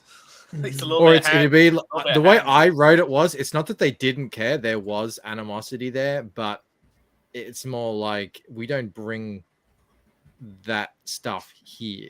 Like we gotta exist above that. So, you know, you do your duty kind of thing. But there was definitely animosity and tension. Yeah, that's cool. Is Hitler in Fiendish? No, because it's an alternate universe. What? It's not our world at all. I thought it was just set in Iceland. No. Oh, speaking of as Iceland, Narwhal brought up earlier, Hitler is in Star Wars. I mean, Star Wars is set in a universe, in a galaxy far, far away. It's not in a completely different universe. It's in our universe. in my head, I mean, it depends on how you interpret it. So It's canon. in my head, Fiendish it's an alternate universe, but not in the idea of, well, this is a parallel universe. This is like I thought way too much about this, but in my headcanon, the universe, if you know about like the flat theories about if the universe is circular or is it flat, that affects if it goes on forever, if we're going to have a big cooling or a big crunch and all this stuff. There's another theory called toroidal space, and basically what it means is the universe restarts itself. It'll like cool out, but then it'll like shrink and it restarts itself. And there's a whole complicated like math thing about how that bullshit. Sorry, I have a great theory on that. No, okay, I'm tell only, me why it's bullshit. I'm only doing the thing that you do to me where you're like, I'm gonna be the contesting opinion. Like I don't try to be the contesting opinion. I just I tried to tell my dad something like this a while ago, and his eyes glazed over. And I wonder if it's because what I'm saying just makes zero sense, or I'm just bad at explaining it. So you tell me. When you think about what happens, so picture a Big Bang, right? Well, what happens before that? If you go back and back, what could exist in this singularity where time doesn't exist and space doesn't exist? We can't really conceptualize that. Okay. So instead of going back, go forward to the final two particles left in the universe. And that's the only way you can have time and space, because you need at least two things to have space and that time is the time that a measurement takes to go from one point to another, and then both of them blink out. At that moment, time and space cease to exist. And then, so the question is, what's the difference between that state and the state that existed before the Big Bang? Well, but I've got a theory. Time and space, would that be? Are those energy forms? Because the idea is the universe will cool forever. Time is motion. Time is motion. Time is motion. As long Jake is so like, I've been waiting for this conversation for years. So it's like even light particles, everything is going to fade away and be consumed by black holes, and the only thing that will be left at the death of the universe is black holes. But also technically time and space. So if everything stops moving, then does time also stop moving as well? The only time is a result of motion. Like if you don't have anything moving, time is not passing, and like motion is the result of like the attractive and repulsive forces, right? If you have okay, except it was bullshit when Superman spun the Earth the other direction to go back in time. He would have killed everyone. Yeah, but that's not how it works. Okay, that point at the end of the universe, you don't just have the two particles, you have all of the energy spread out. There's a theory that the universe, the positive and negative energy actually cancels each other out, and all of the energy in the universe is simply a fluctuation between positive and negative, and it actually balances out to zero. And at the end, all the energy is basically a fluctuation. I've heard that. If you get to the end of the universe and everything is so spread out, what is an alternate universe? An alternate universe technically is energy that can't interact with each other. If you have two amounts of energy, they have absolutely zero influence on each other at all. Those are two separate universes, essentially. And so imagine you're at the end of the universe, you have all these quarks or whatever the lowest value of matter will be, all so far spread out. The idea is that when they get so spread out that those small amounts will like fluctuate into whole new universes. So you have all the matter in the universe, it all spreads out, and as soon as that piece of energy can no longer influence any other pieces of energy, like even their quantum entanglement can no longer have influences, that becomes a whole new universe. That was my takeaway. That was my takeaway from what I was thinking as well. That at that end point, that's when you get new universes. Because there's no real difference. So that's what I wondered, and I always would listen to physicists talk about this stuff, and some of them would say this stuff, and I'd be like, yeah, that's what I'm. Is there? And I always was like, is there a theory about this? Is there a name for it that I can go and read about? And does anyone think this is what happens and all that sort of stuff? Yes, it is a theory. That's all I wanted to know. And then I stopped following scientists because they all started talking about. It gets boring. It gets fucking boring. Well, no, they all got. I realized, you're all bought and paid for SJWs. All right, okay. Yeah, so, it just ends up boring though. There are so many cool YouTube channels that talk about space and time, and there's one he has like a weird speech impediment, but he has a really cool channel. I'm blanking on I love that guy. He's a futurist. Yeah, that guy. He's a novelist too. Isaac Arthur. Legit. Isaac Arthur, exactly. He's great. I love his videos. And so anyways, with Fiendish, like that, what you guys are talking about, that could be true, but what I'm talking about is in like the world of Fiendish, in my headcanon, the universe goes through cycles. It's one universe and it goes through cycles of, well, you could still have what you guys are saying, it could still be true. Maybe that's how universe are spawned off of a core one. But the world that Fiendish takes place in is like another iteration of our entire universe. You know what I mean? Oh, it's like think of it that way. One of the other jump starts. It's like right. It's not another planet. It's not another galaxy. It's like a whole other iteration. It's almost like our reality, but it's been jump started and it's changed just a little bit. It's either 3 Big Bangs ago or 3 Big Bangs in the future. Yeah. I forget who said it. It was like Frank Ocean or something. And it was like an anecdote. And someone said they met him and they said, "Nice to meet you." And he said, "Time is an illusion. We've always met." I mean, that's true though, but most people would be freaked the fuck out if you Yeah. let someone I'm gonna start saying that to everyone. It's like, Yeah. we've already met. It's pretty Yeah. This was always happen. This was always happen. I've got a couple of super chats, by the way. People have found the PayPal link. I got one from who I assume is Down Go Solo. I'm not going to say your real name, so don't worry if you want to send stuff. I'm not going to dox you. They say keep pestering for new fiendish art. I think his first name is up there. You can call him by his first name. What's his first name? Travis. There you go. Cool. Yeah. Just wanted to get you to say it. Yeah, no, he's told me you can say that. That's his Twitter handle. So I'm not gonna show more. I've already shown too much because people are. It looks amazing. You'll be better off if you. There isn't long to wait if it's coming out in a couple of months, and like, it's beautiful. It's substantial. I feel very lucky that I got to read it ahead of time. I'm glad. I'm having major creators anxiety right now. Like, it's weird. I don't get like this until right before I have to ship everything. I'm like very self-assured. I'm like, yeah, this is great. I'm still being self-critical, but I'm really confident. And then I have to actually print the book, and I'm just crumbling in anxiety. You get like that now, Wall?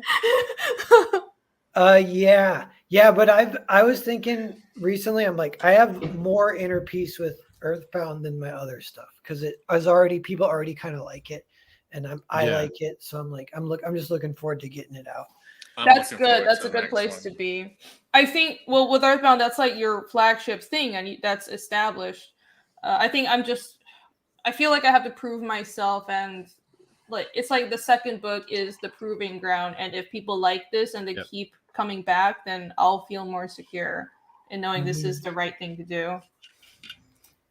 That's usually where things do tend to, drop. Is like you put out the bad sequel, and that's that's the nightmare decision, the nightmare scenario. So that's why I should do. That's why I should do 3 separate books. I know all 3.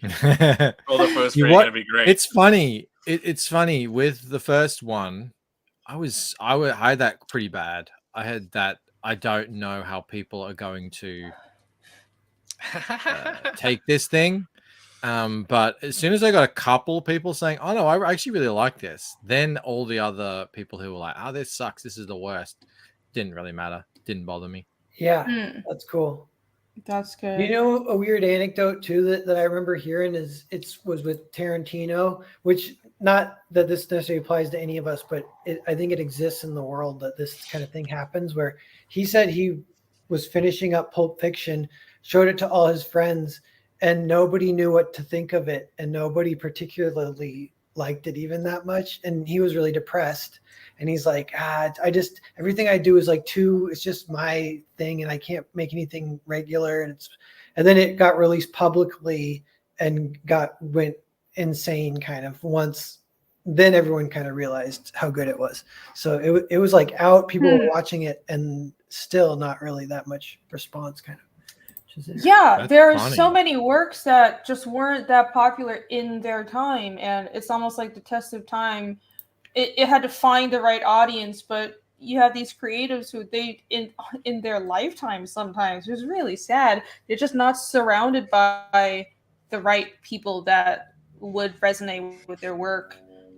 But it's good. It just needs to find the right audience. I remember early on, I think they're destined to go through that process in life and then find their tribe. I think it's like a process we all have to go through.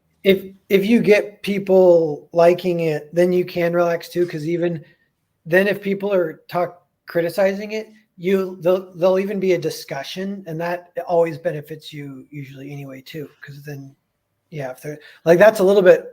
This could be coped, but that's what I think about with my art style. Is if I have like someone who doesn't like it and someone who does like it, and they're talking, I'm like, oh yeah, they're talking about me, so that's good. Right. Well, with your art style, I can see that because it's so simplified. Yeah. Wasn't Moby Dick like the guy who wrote that? Didn't he die penniless as well? Did I make that up? Get I wrecked. think he may have. That'd be kind of Like, a bummer. that was not a classic at all. No one read it. Oh, Lovecraft no. as well. Yeah. White-faced Yeah, I dick think as well. Lovecraft. Yeah. White-faced dick. Yeah. White-faced that was guy. super- He so never. many artists died broke. Oh, what was that? Emily Dickens? But she didn't want to be famous, right? She was like, she didn't publish her stuff until after she was like, publish this after I'm dead. Being famous kind of sucks, Really? especially That's in taking this it to the age. next level.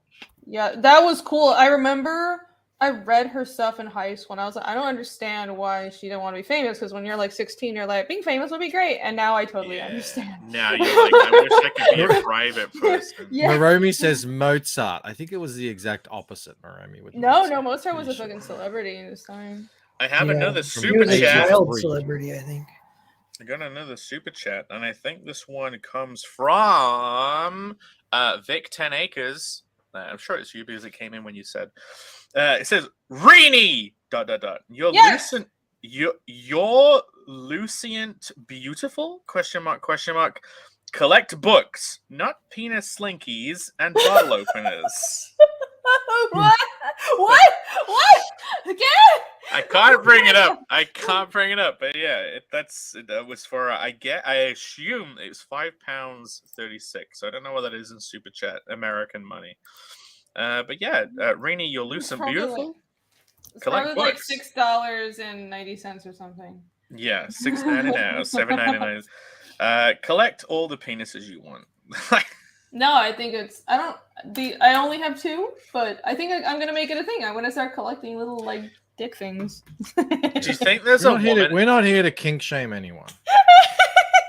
Do you think there's a woman out there who every single boyfriend she's had, whilst in the peak of their relationship, she convinced them to make one of those like mold copy a dick kits where they like take a mold of their boner and make a mold of it, and she has like a collection. She has like a collection. Do you not know that exists, Rainy? Madonna used to do that. Madonna would get bronze casts of her lovers' penises. That is the most rich celebrity thing to do. Very painful for those guys, but I know. Imagine. Oh my god. Yeah, Rainy, you can have a guy make a mold of his thing and like make a replica of it with a kit. They sell kits. Like there's got to be some woman out there who has like a collection of dildos from all her ex-boyfriends. He left me, but at least I still have his genitalia. Yeah, it'd be like a really good dick to do that, though. I mean, it's the Hall of Fame. It's the Hall of Fame. It'd have to have an axe head on it. Yeah. The Hall this of one Fame. is shaped funny. It's like pointy and stuff. Yeah, this guy. She shows it to all her friends. Like, ugh, he had a bent one. Oh shit. I have another on your wall. He's just got a mantelpiece is just like standing to attention a whole army of ex-boyfriend dicks. There is some museum exhibit somewhere that's literally a wall of dicks. It's like some dick painting. I forgot where. I think it's in New York. Yeah. I'd do it. They have the same thing with vagina as well. Somewhere. Oh, yeah. I remember seeing that back in the day. They have celebrity flashlights. Huh. It'd be funny if there's like a burglar and she had to climb her wall of dicks to get away or something.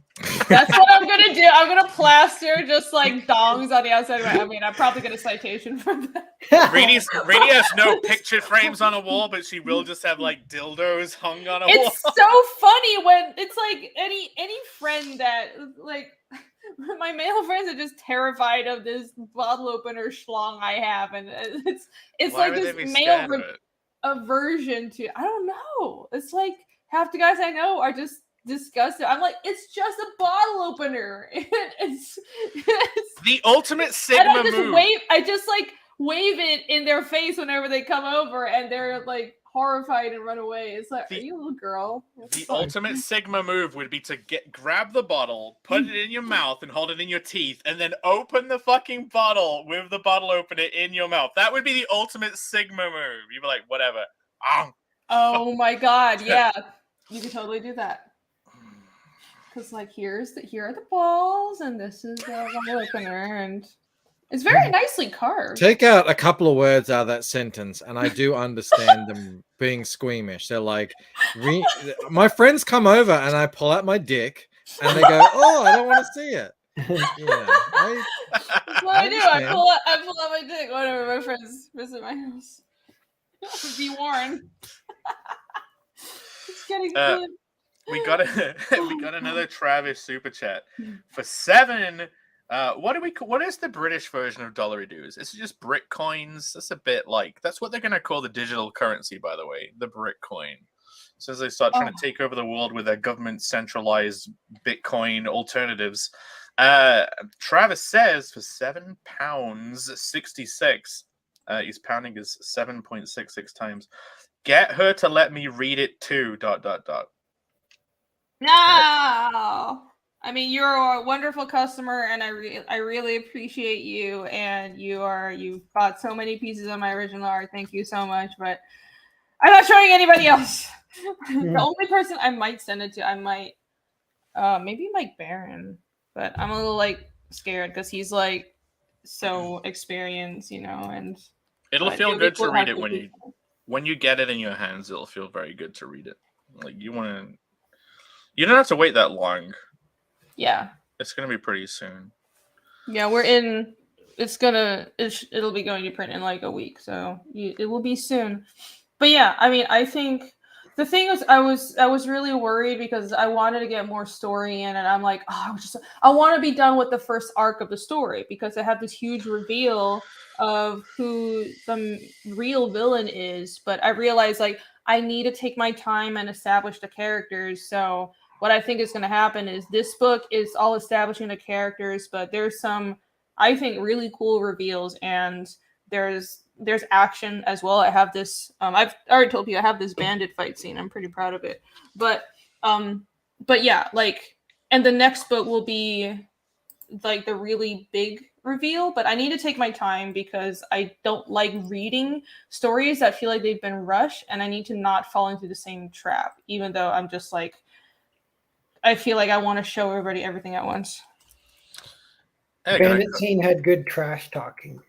Yeah. The latest version as well. It seems like you updated the dialogue of the latest version. I think I did. Yeah, I did another pass. I laughed out loud at his comeback on the latest pass. Which one? Very good. The latest version that you sent. When the other guy hassles him and then he says something back, I was like, that's funny. Oh, I thought that was always there, wasn't it? I didn't like his original comeback, and the chat love it when you guys just talk about stuff. That I know. Okay, let's talk about something else. Okay, that was great. That bit, yeah. Cross talking from first person. He's like, I haven't been able to read it either. Oh, to distract. It's all right. I'm not qualified. I didn't even read the first one, so. No, how dare you? No, it's okay. Wait a minute. How dare you? It's on my to-do list. Same with Downcast. It's, you know. Oh, I've got Downcast. I have all of them. I haven't read them yet. See? But I don't know the people who made it. There's so much shit I haven't read still. It's just, especially I think when I'm in the writing stage and lettering stage of my own book, I don't want to be influenced by someone else's style. Yeah, so I try to not read too. Now that I'm done, like I'm going to catch up on all the CG books I have. I have like a fucking stack over there. But yeah, I try to like. I also don't want to hear or see anything that would make me think, oh, that would have been so much better if I did that. Oh, damn it! Why didn't I do that? But don't you want that early on? Don't you want that early on? Like, you want it early on, but when it's done, you're like, oh, should have done that. No, don't want to hear that. Whatever. We got another super chat, and I think this one again is from Vic 10 Acres. I think it's a response to how I read the last one. I read it literally, Vic 10 Acres. They for £5.36. Da fuck is Lucent beautiful? ? It's a wonderful vision in a dream that has you shook forever, like the chick from Bancrofts. Exactly. Yeah. Like a dream, but in a comic form. You know, if you want to explain, Green girl.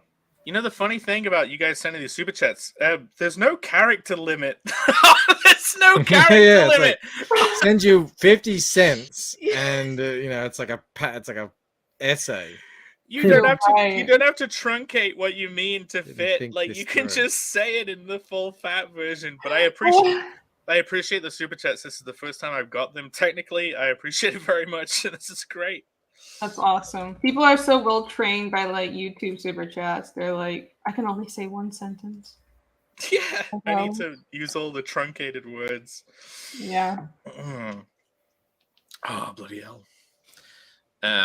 Rainy is Lucent beautiful. Are you Vic 10 Acres? Are you trying to make like an association between like, you know, Lucent is like Bancroft's book. Are you trying to relate the two? Is Rainy? I'm nothing like. I did have red What's hair. Lucient? Lucient. Oh, is that a different? I don't know. It doesn't. I don't think it means anything. It's pretty. What Dango Solo asks, what have you all read recently? I reread Battlebreak Road and appreciated it even more the second time round. Vic, send him and I'll read him.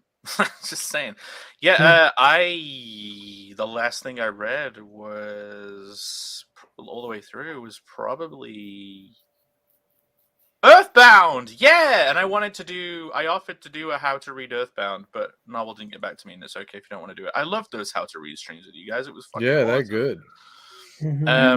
I've tried. I really liked reading Goblin Slayer a bit ago, and there were no volumes out recently, and I was like, "Where the fuck? Why is there no volumes of this book?" And I found out that they'd gone back and done like a prequel series, and so I bought a bunch of them and started reading it. And there's like, you know, rape on the first chapter, and it was great.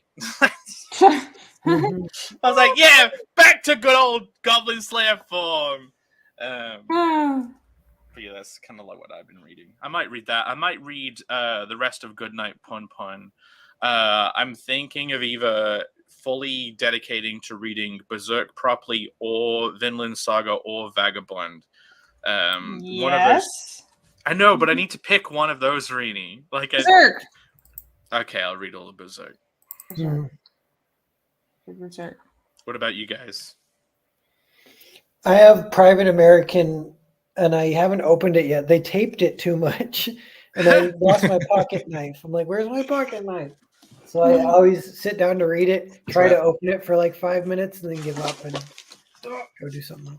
I think the last thing I read was Cash Grab because I had to read it to think about what to do for the company. Some people have got Cash Grab in the UK, so I think I might get it in the next couple of days. Guess what, Novel? I also got fucking Private American, and I got the littlest cover. Oh, Nice. I don't have mine yet. Oh, I need to check my PO box. You reminded me because I have everything going to the post office. Go check it. But yeah, I'm hoping I will read Cash Grab the instant I get it. This isn't taped up too much. Oh, you mean on the outside of the box? Novel. What? The Private American. You mean on like the outside of the mailer thing? I don't know. Yeah, I don't know.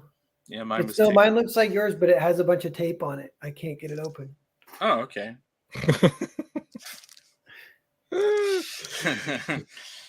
my arms, they're too weak. This tape is too strong. Yeah, people complained that I taped up the Lucent package too much, so we abandoned tape altogether. And yeah, there was just a little sticker on bags. The back. Yeah. The passive aggressive tape wars. How many of you guys have got your custom tape? I know Rini, I think, has fiendish tape. Vaughn has some, and it looks sweet, but I'm not going to do the custom tape. I'm going to do custom bags.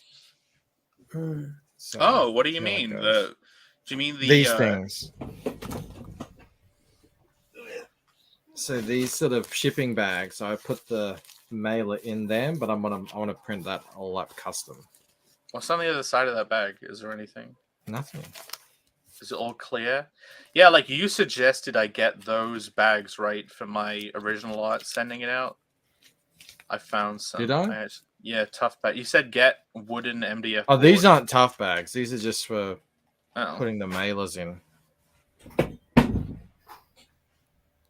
Hopefully, when you get your artwork, there's one for you, and there's an artwork piece for Rob. I sent you the one of you and Camel in the golf cart, and I sent Rob the one of me making him sick using magic spells. Excellent. I'll put it next to my existing Camel Hold it. sketch that he sent me. Aww, To Bancroft, no homo Camel, and there's me, Camel, and Rob, and you see Rob's playing, but he's not plugged in. I tell you what, man, Camel has done. I don't message him very often. I had to send him a DM. I said, Camel, you've done an excellent job bolstering like the rebirth of Camel Knights. I think Champagne Stallions is is a really fucking good hashtag. He's managed to whip his simps into shape. He's getting big fucking donos on the reg. It's crazy, isn't it? He's like, I don't make enough money on YouTube. So you all better start fucking paying, or else I'll turn this car right around. And this golf cart, turn this golf cart around. This golf cart right around, and lo and behold, I mean, who would have imagined? I think he's doing an excellent job. What? So well done, Camel. I know you're not listening, but who cares? Say it anyway.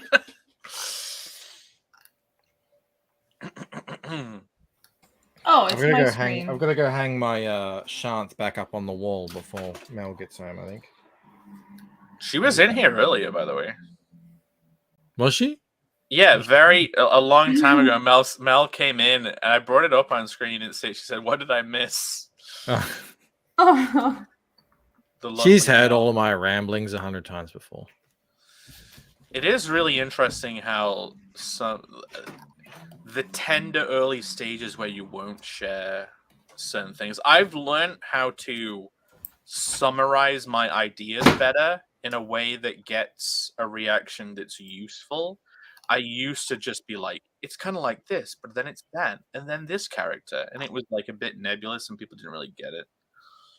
Yeah, what I used to do, and like telling your story to people definitely helps you learn to basically pitch it. And it took me forever because, well, you guys know English is kind of complicated. And when I first started telling people about the story, I would just start chronologically telling them what happened from the beginning. And like I did that for like 2 years, and bless my friends, like the 2 friends who had the patience to sit through all of this shit with me. And one of them was my colorist, and it's like. And finally, like I was so proud of myself. I broke down. I figured out like this is exactly it's like you have an idea, but then you have to like compartmentalize it into chapter or organize it into chapters and then organize it into arcs. And then when I had all that down, I would slowly start breaking it down further and further. And I have the whole story. I have like a synopsis document that's 9 pages. And so the whole thing, like the prose summary, it's not even a script. It's a summary. It's like 60 pages. Okay. And like 8.5. But the synopsis is like 9 pages. And I have a 3-page pitch document that has like 1 paragraph for every book. And that 3 pages includes the core characters, like a short sentence or 2 for all of them. And I was like, I finally got there. But like, you need to tell people about your story and kind of work it out and, you know, figure out. Sometimes it's like, you know how we were talking about things aren't real until you draw them. And like when you send an email, you see the typos. It's kind of like that. When you put it out there, it becomes real and you can think more clearly. Yeah. Got to say it, the long version to a couple people to get better at the pitch or whatever. It's the same with it's the same with your opinions. Jordan Peterson talked about that, and I found it to be true as well, because I do quite a bit of sort of commentary stuff, whether in streams or shorts or whatever, and you think you know something, you think you believe something until you try to articulate it, and then you start to question, oh, hang on, is that a contradiction? What is, do I really believe that? And then sometimes you find out that you're not quite as strong on something that you thought you were, because you really hadn't thought about it. It just existed in your head as an idea that you thought you had, but you really didn't. Yeah. Gone. I was just going to say, Jordan Peterson does talk about that. And I think the way he talked about it was in relation to why free speech is important, because to speak is to help us think. And if you can't speak freely, then you almost can't think. You can't form your thoughts, because thinking in your head nebulously is one thing, but communicating and then like it's like when you speak, you put the ideas into solid form. And if you also can't be challenged by other people and come to like an ironclad opinion, then nobody can think, and everybody can only be at the whims of the whatever is being dictated by the powers of the current time, right? Yeah. I don't have a segue from that, but like summarizing your thoughts and ideas and stuff in that kind of like, I think the next step from just being able to explain a concise pitch is like converting aspects of your story in a mimetic way. Like I've talked about, like, here is Eloine. She's a fuckubus. It's the fuckubus's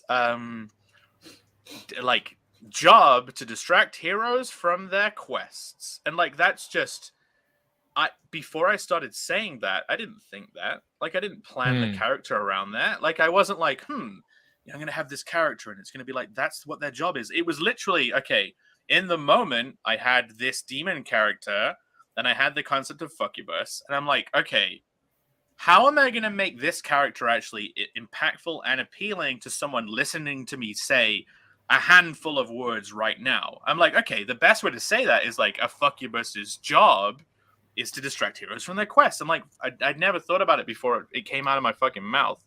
And people laughed, and I'm like, okay, that's what it is then. And then I can like build a story around that. And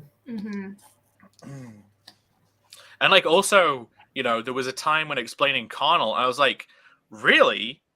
Connell is just a comedic fantasy, and it's a pastiche parody of porn stories, because they're so funny. Like every single plot someone tries to put in a porn, it's just inherently comedic. And I'm like, if you make if you try and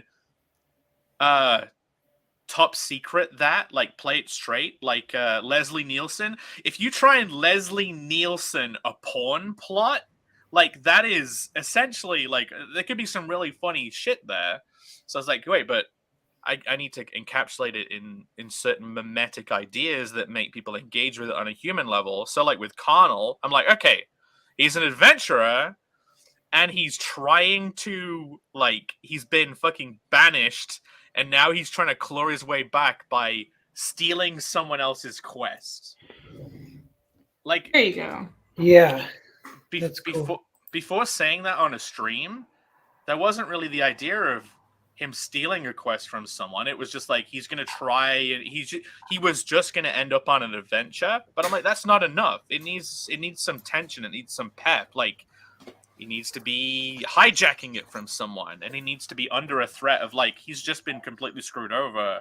Now he needs to like claw his way back. Like, and it's like summarizing in mimetic ideas that might not even be one-to-one what it literally is. But when people hear them as sentences, they can make them like go, oh, cool. Oh, that's fun. Like, oh, I get it. Yeah, so I'm writing a mystery story, and also shading boobs, and hoping this is like a bit of a struggle, honest. I'm trying to figure out how the light hits the boobs perfectly. But yeah, I think my challenge with Fiendish was I couldn't just tell people what like the real story is. For reasons that I think will be pretty apparent after book 3. I want to I want to present this experience of, because it's true to the characters' awareness of the problem in their world, and I want the readers to have the same experience of that slow reveal of this thing that's been there this whole time, but they didn't realize what a big problem it was. And you guys will see what I mean, I think, eventually. But I couldn't really pitch Fiendish with like the actual pitch, so I had to figure out a way to make it interesting but not say what it's about, and that was really hard. But I was like, well, what I've been doing is latching on to Casimir's story. His hometown was destroyed by demons, and he's on a journey to find the truth and avenge his family. But then I realized slowly I could say a little more. There are other people that are joining in this quest, and also I could just say the story is about a young hunter who's searching for the truth behind the demons that destroyed his hometown, and he uncovers an ancient horror. And I don't need to elaborate more, but I have to slowly come to that. And honestly, telling people, and I think part of that was also kind of like ambiguously telling chat, and people were like, oh, so it's like an ancient horror resurfacing. And I was like, yes, I can say that without spoiling it. Perfect. Yeah, I had this exact same thing with the Lucent. It's like, and it wasn't, I could never, I used to say, I can't pin it down to one genre. And then eventually I did figure out what genre it is. I'm like, oh, that's cool. I can't tell anyone. That would ruin the mystery and the fun and the big, reveals and climax and everything. So it's still cool, but yeah, it is tricky. It is tricky when mystery is baked into it, and there's nothing super obvious. What like you can point to. So that TV show we're watching From, you can say, well, yeah, I mean it's a horror. Okay, cool. It's very mysterious, but it's a horror. It's pretty easy to do. With Lucent, I'm like, well, I mean there's ancient things and there's new things and there's powers and there's a bit of romance and there's a bit of it's hard to pin down. Mm-hmm. You could both of your stories, and even Earthbound, there are ways you could mimetically describe the content of the book without being like, no, what is the true root of the book? Like Lucent, it's like it's a story about Ella coming to terms with a power she never knew she had. Do you know what I mean? Like in a sense, it's all like with that's pretty much like what I'd say, stuff like that. And then with Fiendish, like the story of 2 is like Casimir now feels determined to I can't summarize it. He's determined to solve the mystery, but now has to like take people with like he wishes he could do it alone, but now he has to bring other people with him, and it adds complexity. I don't know. I can't summarize it as mimetically, but like that's the actual struggle of the book. Yeah, I see what you're trying to get at with like you're tying in his character development. Yeah, I think if I was to, there's probably a way to summarize that, and I can work on another pitch. It's a story of Casimir learning that he can't always go alone. I don't know. Partial? I don't. But the problem is I don't know if these are great pitches. I don't know if these are really, selling the book, and that's really what you're trying to do when you're trying to come up with a way of describing your book, say on a stream. I gotta go, guys. Family's back. Okay. I'm on bike riding duty. Later, Michael. Always great hanging out. Yeah, good times. Yeah, good time. Bye. Bye. Catch you later. Jake, can you share my screen? Yeah. This is the script, right? No, this is. Oh no. Speaking of our process or whatever, I have a few Google Docs that I'll just type in randomly, and I have a list that I want to maybe publish it eventually, and I'd call it the inspirational pocketbook, but it's got to be long enough. But it's like these tropes that they could almost be subgenres. And I talked with you about one like months ago because I heard Brendan Sanderson say it.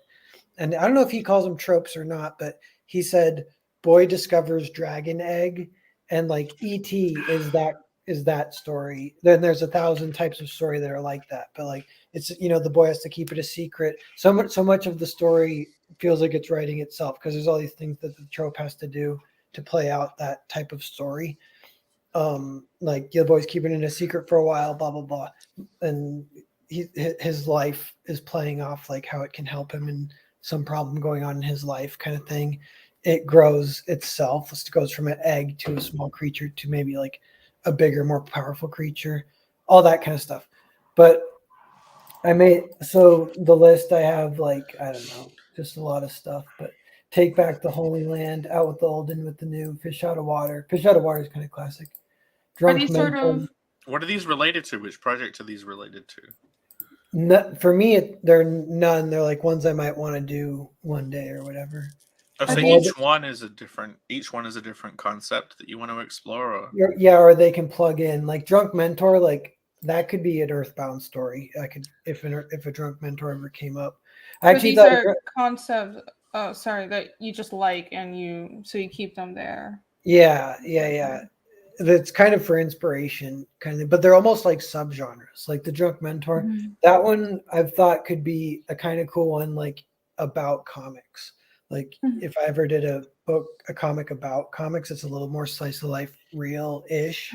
It could be like a drunk older artist teaching a younger artist. It's your, what's that guy that did Understanding Comics? The guy with the big eyeglass things. Scott McCloud. Yeah, you just do drunk Scott McCloud type character. Like okay.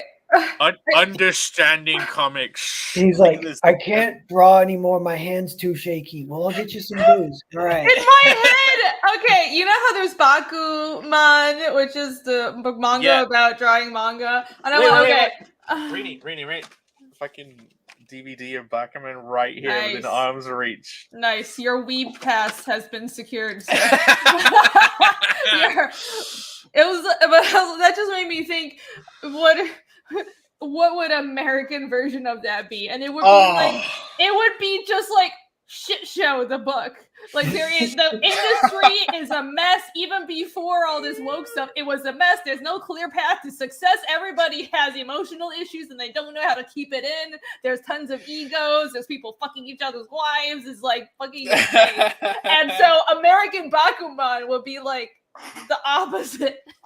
Yeah, Bakuman is like all about honor and stuff. I know. Like the American one would just be like, everyone's feelings are hurt.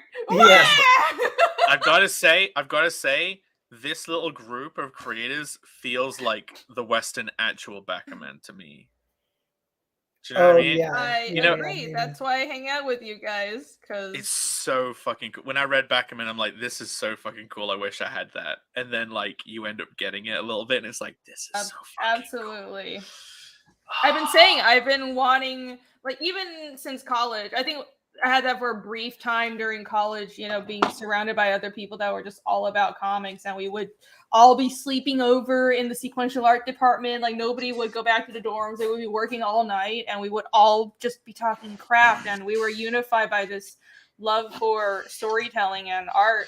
And then you leave college, and then it's all about just getting by and getting paid in animation and gaming. And all the people that I used to know went to school for comics, they just stopped doing comics, or they went and became super woke, and you can't talk to them about anything because everything is about agreeing. And I had like one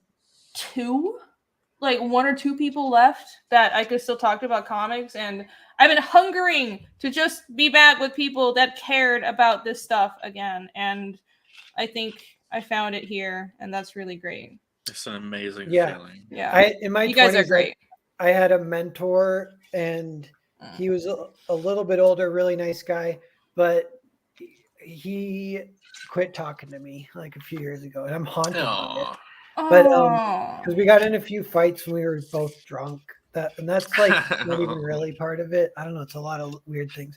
But anyway, he and I used to talk all the time about all this stuff. Yeah, like for hours and hours, because he went through a divorce and his dad died in the same year. So he was calling me every night just to talk, kind of. But we talked about like Batman for like literally maybe 100 hours, I think. Yeah. And trying to figure out why Batman's so cool or whatever.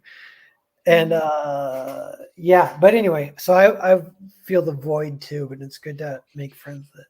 The last few years has been like everyone going away, and I wasn't even a political thing. It was just people drift. You know what I mean? And like, I had fucking no one. I had my friend Tom, who's like I go to the gym with, and you know, I didn't know what to fucking do after working on the game for a bit, and I was like, I think I should do a comic. And then, you know, not even knowing about CG yet, I was just like, just do it for fun. Just do it for fun. Just do Connell for fun. Like if I was here and I hadn't already worked on a concept on my own in private, I don't think I'd probably choose Connell. If I was like looking at the audience and thinking like, what shall I make to please this audience? I don't know if Connell the Barbarian with shapeshifting dick would have been it. But like I already kind of worked on it. There was, you know what? There was another one. There was this girl she was like a university student, and her dad died because like her mom caused his death and stuff. And like the mom takes his inheritance and like goes off and lives somewhere with the son, and the daughter ends up being haunted by the dad, and it's just like this daughter and her ghost dad in her college dorm basically trying to like find evidence on that the mom killed him. He's like trying to basically like prove his death. And his daughter's like this more techie person. She eventually like builds like a machine that he can like operate as a ghost. He could possess it. But it's like basically they do loads of fucking weird spiritual ghost shit in trying to like this girl putting up with a ghost dad while he's trying to prove that his wife killed him. But I ended up the same way that I met Mindy from Holofist. I kind of met the girl from that ish, or someone similar enough to it, and I was like, I don't want this to keep happening. I don't want this to keep happening. You're just gonna make a joke thing and not take it seriously? Yeah, it was genuinely. I was working on that book, and like I would meet the characters, and I'd be like, if I'm gonna do anything that is gonna exhibit itself in real life, I'm gonna make a super cool barbarian guy who all the women want to. Just in case, right? Yeah. Oh man, that would be cool. Regrettably, I've never met anyone that reminded me of a fiendish character. That would be creepy, though. It could happen. It's never happened with anything I created, but Magic stuff's fucking scary, man. Like I know that whatever the audience thinks of it, I don't you can think whatever you want. But it's like and probably the most magic orientated person in comics I know of is fucking he did that book where there has a grenade on the cover. Do you know what I'm talking about? He's Scottish. What's his name? He's done like a talk on making sigils before.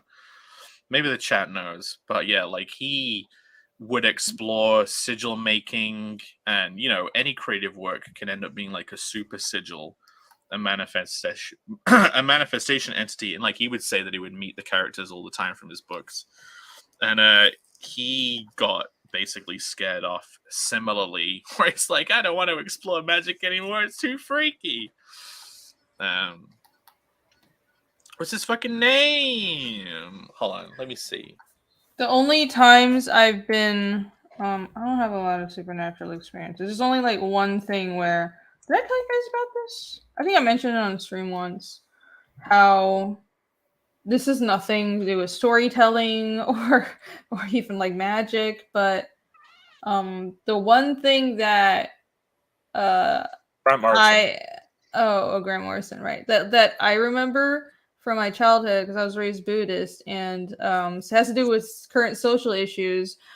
A monk told our family, I remember my mom like telling me, this was like a lecture from this monk, how he said, in the upcoming age, my generation, a lot of people who have never been humans before, have never been reincarnated as humans, are going to are about to be born. So we're going to be facing really hard times in the next age because everybody is going to have to teach these people how to be humans.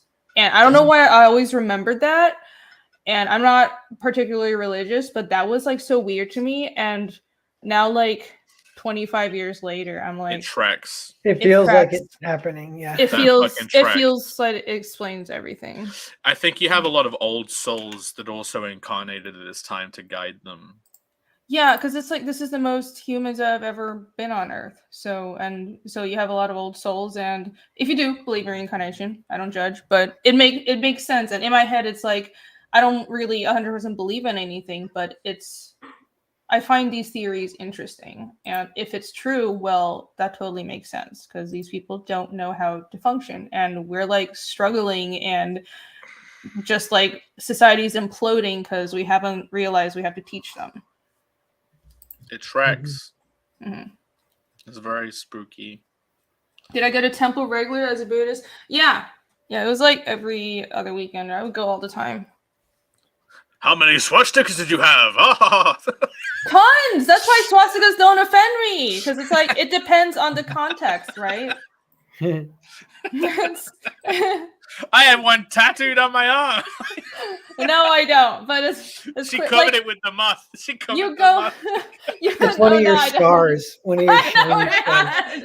Carved it into my heart.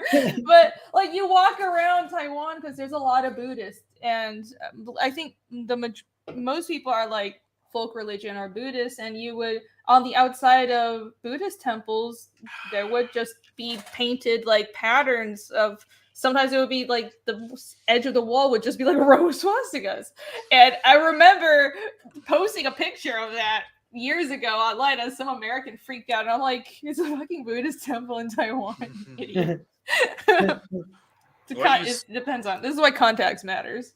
Yeah, chat was saying earlier, they're like, Hitler ruined the name Adolf. And I was like, oh yeah.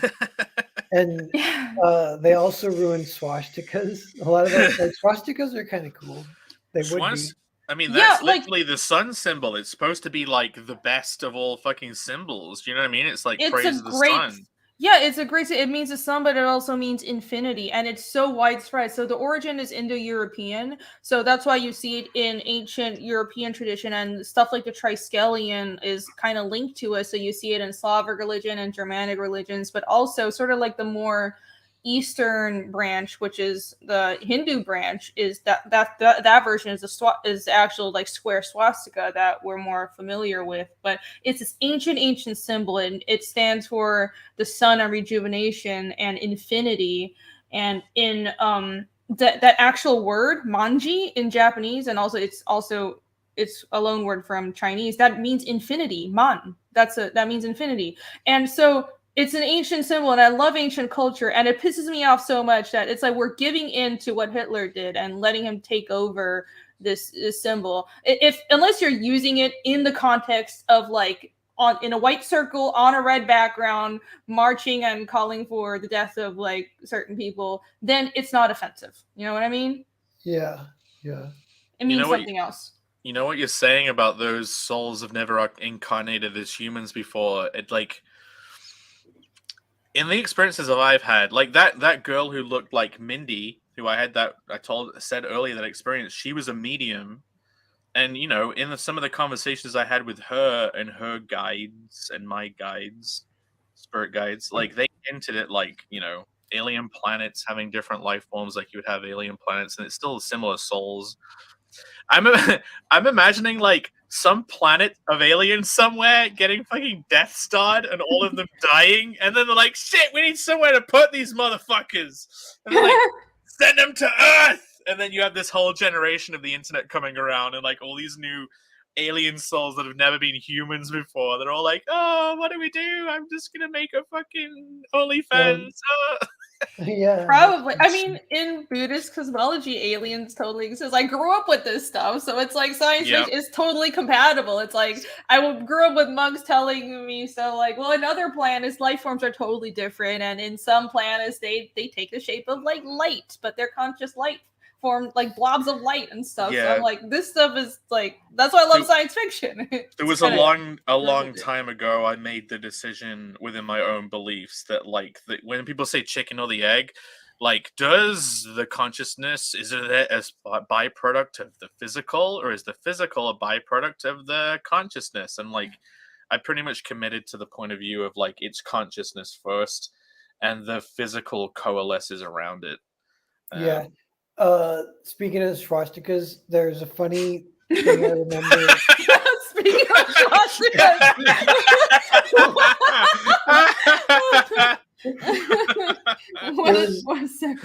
It was in 2016. It was Sarah Silverman was freaking out because of Trump, and she's like, "Oh my God, they're writing swastikas on the streets." And she had taken a picture, and someone was like, "That's a construction sign for the road construction." Hey, Wait, do you know what that ties into? Right, my mate says, like, his dad said, right, this belief in the fucking point of view of actors is like, it's a modern thing. Not only a couple of generations ago, they'd basically disregard anything these people fucking said as like, these are just actors. Who cares? They're not, they're not thinkers. Stupid celebrities and stuff. Yeah, but now it's like they're influencers and trendsetters and thought leaders, and it's like, look, these are narcissists that pretend to be different people for a living. There's nothing wrong with that at all. You can be whatever you want. That's a great profession. Someone can be a true artist in that role. You're not a philosopher. You're not a world leader. You're not a thought leader. You know, like, fuck off. Stop believing in these people as new heroes. Yeah, exactly. I mean, Nerdati says they're adult pretenders. Well, they're good at playing pretend. They're fairly good looking, and they fuck the right people. That's pretty much it. And then, like, in the rare case, you have actual artists that are committed to their craft, like Viggo Mortensen or Keanu Reeves. But that's and Guillermo del Toro. But most of these people, it's just they're just like puppets. And why do we care what they think? Yeah. They're puppets, or they're even worse than puppets, like Tom Hanks or whatever, where he like literally did a deal with the devil or something. Yeah, a lot of these people. I wouldn't be surprised. Hey, there's another good meme Alex VRB posted. On Twitter or in a DM? I think I can just screenshot it. Yeah, good old Alex. Alex was giving me some advice on cleaning my computer after I spilled coolant all over it. Thanks for that advice, Alex. I bought a new, I'm on the laptop in the living room. I bought a new water cooling thing, and I bought some of the cleaners. What the fuck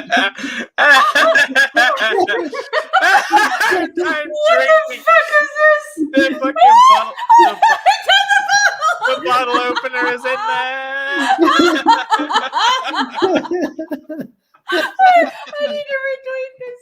He might have gone to bed. I don't know if he's in chat. Am I tagged? That's fucking hilarious. It's so funny. On that note, too, I gotta go to bed too. Everyone. All right then. Yeah, but good show. This week was good, and good hanging with you guys. It was awesome. I'm glad the experiment worked of just having a loose discussion and not a presentation. Yeah, it's 4:40. That's a long stream. That's good stuff. You got some super chats via PayPal. Yes, it was amazing. I've loved this stream. I'm very glad, and it was on my channel. So how about that? Bonk, bonk, bonk. Bonk, bonk, bonk, bonk. If I had the button, I'd press it. But yeah, thanks for hanging out. Oh, Alex VRB is in chat, dude. That was funny, Alex. That's the funniest one ever. It's funny because I don't even know what it is exactly, except it's hilarious. It's us contemplating the universe. Yeah. No, okay, so we're gonna keep on doing this section of we're gonna do that actual discussion, then we're just gonna shoot the shit for like 3 hours afterwards. Yeah, right? the second half. You need to take this image and animate it so we're all just spinning to like weird music, and that'll be the segue to like the second half of the show. Yeah, that's awesome. Make it happen. Let's do it. I love it. Thank you, Alex. Cool. Well, good night, you guys. I'll see you guys later. Bye now. Bye-bye. Good night. And then there were 2. Do you want to keep going? I don't mind keep going, but we can wrap it up if you want. But like, I think I'm pretty much done. We can keep going for a bit.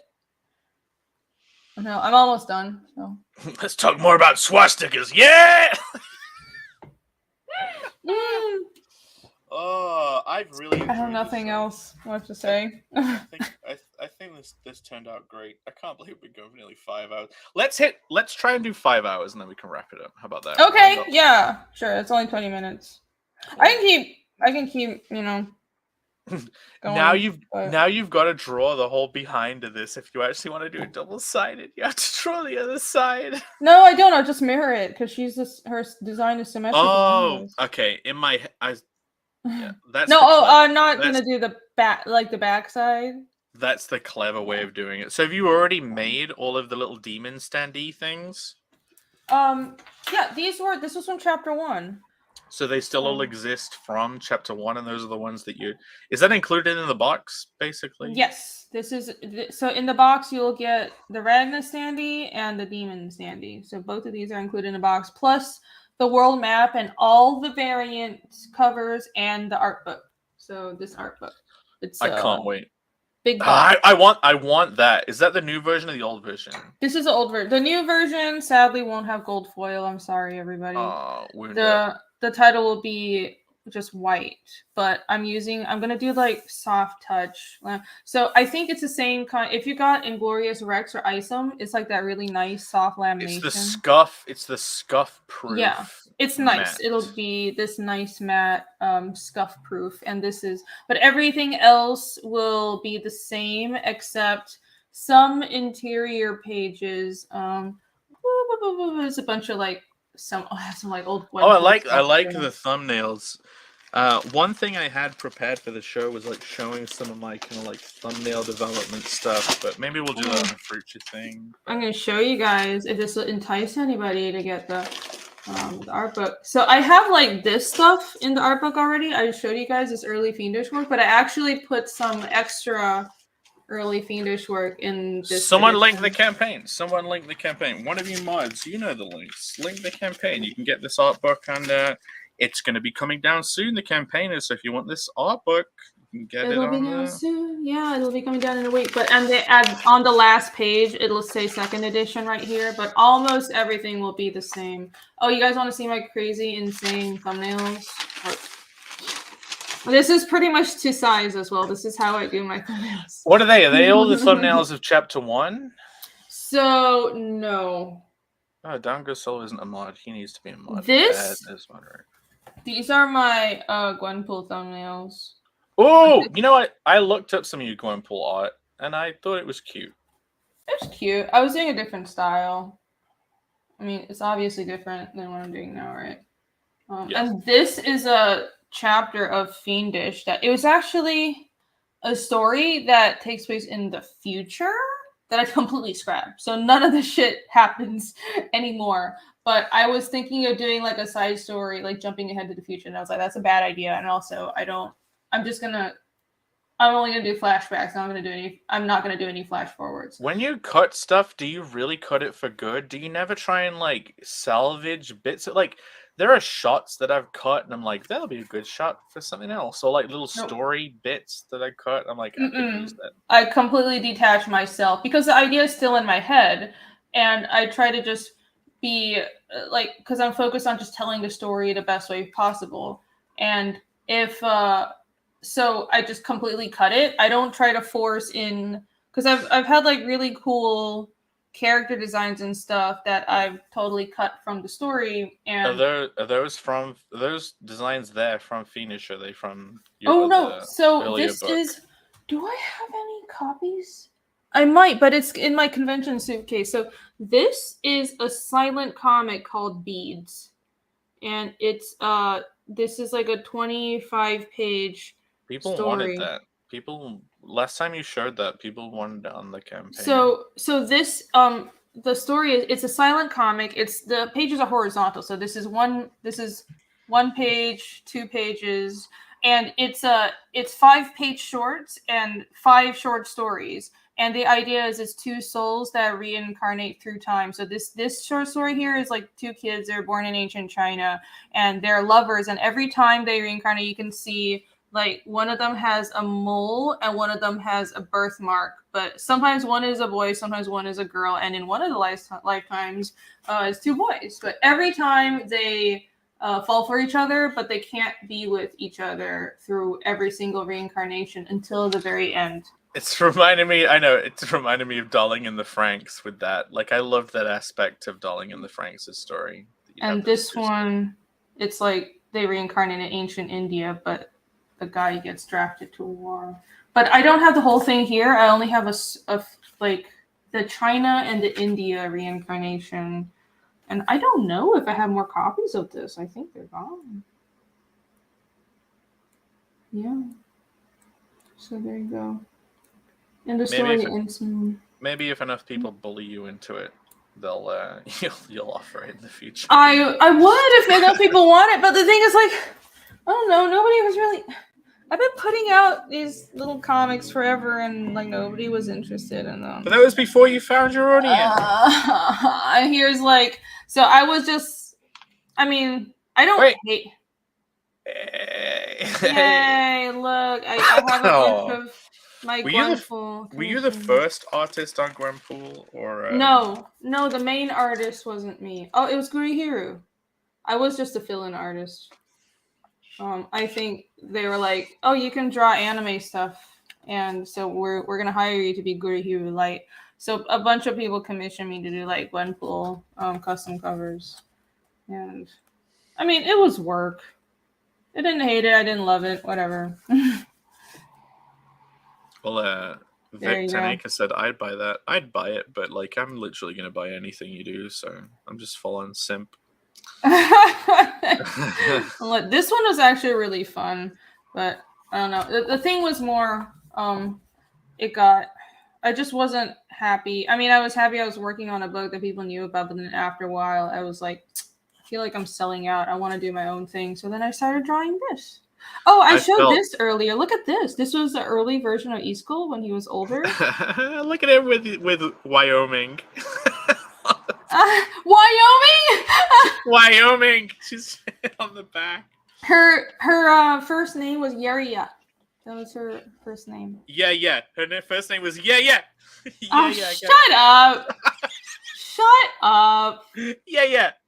Wyoming. I get it. Yeah. Oh, fuck off. I'm only fucking around. It was originally Yeria and Ivar. That was Iskul's first name. Die, Yoria! Oh my fucking god. Sorry. I didn't just not tell Jake anything because it's going to be super difficult. But anyways, that's my art book, and you guys should get it. It's 76 pages, yo. You can get it in the bundle on the campaign, and there's not much time left. So I've got it. I'm looking forward to it. I didn't get the secret link that gives you the print because I basically asked for you to do an all-in tier. So I was like, no matter what, even if I don't get the exclusive print, I'm like, I have to buy the all-in tier because I basically asked for it. So I bought that. Oh, you didn't get the link? You didn't sign up? No, I did sign up. It's just like I literally was the person in the chat asking for a subscription tier early on. And saying like you really should do this as a good idea. So because I suggested it, I'm like I need to buy this, even though I'm not using the secret link. Oh, well, thank you.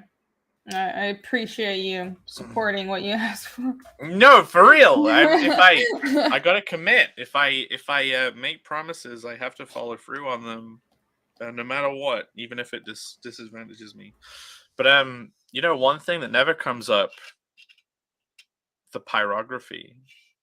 Oh, right. Yeah, I have to work on those after I'm done with all this shit I'm doing now. If you gotta this time use a fan to blow away the smoke. Don't breathe that shit in. Okay. Use a little mini fan next to your desk and blow away the smoke. I will. I mean, I have a whole mask. I have like it's like a fucking gas mask that I wear. Yeah, but you can blow this. You can blow the smoke away a lot more effective. No I matter what. know. But yeah, I have to do those. So I'm right now my work schedule is finish Cecil's cover, and then I have a couple of sketches to do because I have to send out auction pieces. I'm the worst. I know. I'll be sending those out tomorrow or Monday. And then I'll color the trading cards, and then I'll work on the pyrography. And then I'll wait, but then while I'm working on the pyrography, Travis actually hired me for a cover, so I'm going to be working on Travis's cover while I work on the pyrography, and then I'll probably be driving to. Oh, so he gets to jump. He gets to jump the queue, does he? He just sends you money, and he gets to jump the queue. I'm joking around, really. What? He didn't jump the queue. I don't have anything else left. Okay. I finished everything else. I have one more cover, but that campaign got delayed to next year, so that's just on hold. I've been in that queue for a year. You said never mind. Oh, you said okay. it. Yeah, good. you I'll told commit me to if I said about that. it, so I took you off my fucking list. Don't fucking try to go back on that. Okay. Okay. I'm off the list, guys. I'm off the list. I don't get a commission. I'm off the list. You said that it was. You were stressed. You were stressed in it. I was like, you should focus on the book. But okay, all right, you're on the list again. Yes. Jesus. Hell yeah. Hell yeah. I'll work on your thing after Travis's cover. Yeah. Yay. Hell yeah, thank you. Wait, let me look at my work list. See what I got one of those pyrography pieces. Oh, did you? Because I remember you thought that you messed up the drop down. Like, are you going to email everyone and ask? I did. And there's like 3 people who never got back to me. Technically, Down Goes Solo, you did jump ahead of me, but it's fine. You already paid. He sent you money randomly. You just sent the money. He did pay me, but also you told me to wait, so I decided to wait. It's completely fine. I know. Sorry. House says, do you take furry commissions? I wonder if there is a furry race. I'm sure a furry race does possibly exist in Fiendish. I've thought about putting animal people, that's how I call them, in Conal the Barbarian, just as a joke. Yeah, I mean, with like catfolk and stuff, like it's technically furry, so you have catfolk and lizardfolk and kobolds and shit in D&D, dragonborn and shit like that. Apparently, lizards are called scalies. Instead of furries, they're called scalies. Oh, okay. I wouldn't know. So in Fiendish, let's see.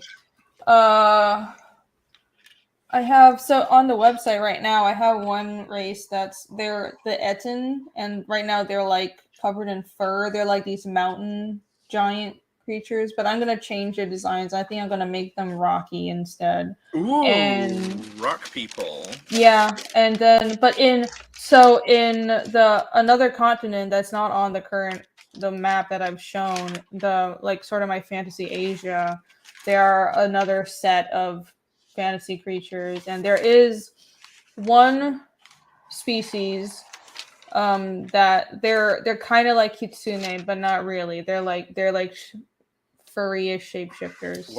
What's kitsune? Fox people. It's a Japanese thing. Ah, okay, I get you.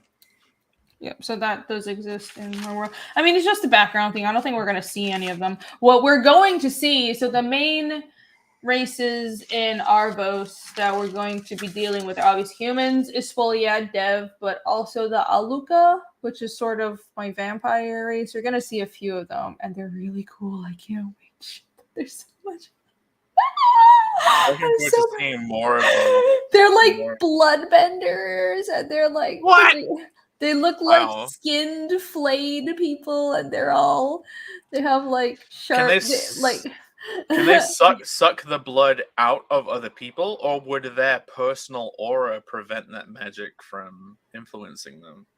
Do they bend their own blood only, or because you talked about people having their own kind of like bubble boundary?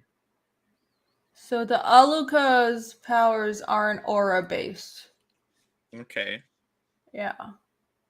So that means maybe. Okay, cool. It seems like they're pretty much sidestepping the magic system's limitations. So, like, yeah, get out No, of the but way, guys.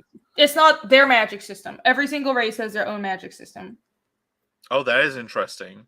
Yeah. So the humans and Ispoliad, because they're related races, they have the same magic system. And then, so for example, the stone people, like the Etten, they have stone powers, but the way the mechanics function would be completely different. And I'm gonna drive people crazy when you have to actually, when I do the RPG and when you have to actually figure out how to play it. But that's how it is. That's how I built my world, and that's something that I'm doing that I don't see in a lot of fantasy. Because I'm like, but every species, it's not even a race. Like, they can't interbreed.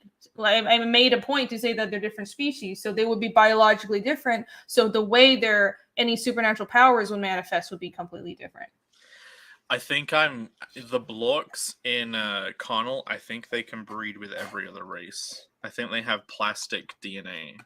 Right, that was really interesting. You kind of made a point of saying that they could interbreed with other races, but that establishes that that's not the norm with other. Yeah, so in this story, there's like a threat that if the blokes realize the plasticity of their DNA, then anywhere would be in trouble. But the thing is, those people who are worried about it are only worried about the males breeding with like local females, but there might be an element of if the females get kicked out and they find new masters, then there can be entire new invasive species that could later become a problem. But no one realizes that as a threat in the first story. And Connell, they're going to deal with the first threat. Then Connell's going to go away because he gets, well, we'll see. Something happens to him that isn't that great. But he goes away, and then like maybe he eventually comes back to the kingdom, and maybe there are some after effects to the deal of the problem of the blocks not being fully dealt with. But yeah. I'm looking forward to getting Connell out there. Like, I know it seems like a very superficial book, but I'm trying to make it as actually engaging as possible. Like, have more to it, have stakes instead of it just being so many booby books that you buy or books that are marketed around that and around like sexual stuff. They end up being so whack. they end up not being that interesting. And I'm like, what if you used the marketing power of the boobies, but then tried your best to write something actually engaging, intense? Imagine that. That's true. There's a lot of booby books that it's like, well, it's good, it's like there's good art and it's good, but I mean, just because a book has tits doesn't mean it can't be something more. You can't have depth to it. Dangosolicus, can you conjure stone beings like golems? Are you asking me? There's sentient rocks in Connell, by the way, Dango Solo. There's a whole thing. It means I don't have to draw horses. Hey, what a cheat. And what if I have everyone's horse and carts pulled by sentient rocks? Then they don't have to draw horses. I have elks. I made a point to not have horses. Everything is elks. Oh, all the animals. That in the art book? The art book? Was an elk that thing that Iskall and Wyoming were riding in the? Yeah, but in chapter 1, hold on. My chapter 1's over there. Okay. Remember in the wagon, the caravan was being pulled by elks too. Let's put Oh, okay. So you actually had it in a book already. Yeah. I'm trying to find a shot of it. Oh, there he goes. Here's the caravan like falling. Look. Ah, okay. Yeah. Those are elk, not deer. Were you about to say all of the animals are made up? Oh, no. Some of them are, but they're not current animals that we have. They're kind of like prehistoric animals. So the dogs don't look like our dogs. They will look like prehistoric dogs, which kind of look like thylacine, even though thylacine isn't a canine, but you know what I mean. And so, like Casimir's pet cat, she looks like a giant snow leopard, but that's also some of them are made up, some of them are just prehistoric animals. Because I didn't want to megafauna. Yeah, I wanted to just make it different. Like I wanted to commit to the fantasy element. Yeah, I did the same thing, but so that I don't have to draw anything that looks real. I just draw whatever I want. Good job. But hey, guys, we made it to 5 hours. We've still got 27 people in here. Thank you all for hanging out. I think it's probably time to wrap it up. Thanks, Reedy, for hanging out. Awesome. Yeah, thank you guys for hanging out. And I am done with this now. So perfect timing. And then you get to flip it, and now it can be double-sided. Yeah, I think I'll get the factory to make it double-sided, and this will be sent to production. So yay! Very awesome. But yeah, thanks for all the super chats, guys. That was crazy. The first time I'm getting them. And join us next week. We'll be on Phil's channel on Thursday. And maybe we'll have another one of these second halves where we just fucking hang out and I guess drink. It is 8 a.m. for me, and I am pretty tipsy. So my day is ruined, but hey, it's all for it's for a good cause. It's all for a good cause. Just keep drinking. Yeah. So yeah, thanks very much, and I'll see you all next week on Phil's channel. Bye, guys. Bye. Oh, I get to do the fucking. Yeah.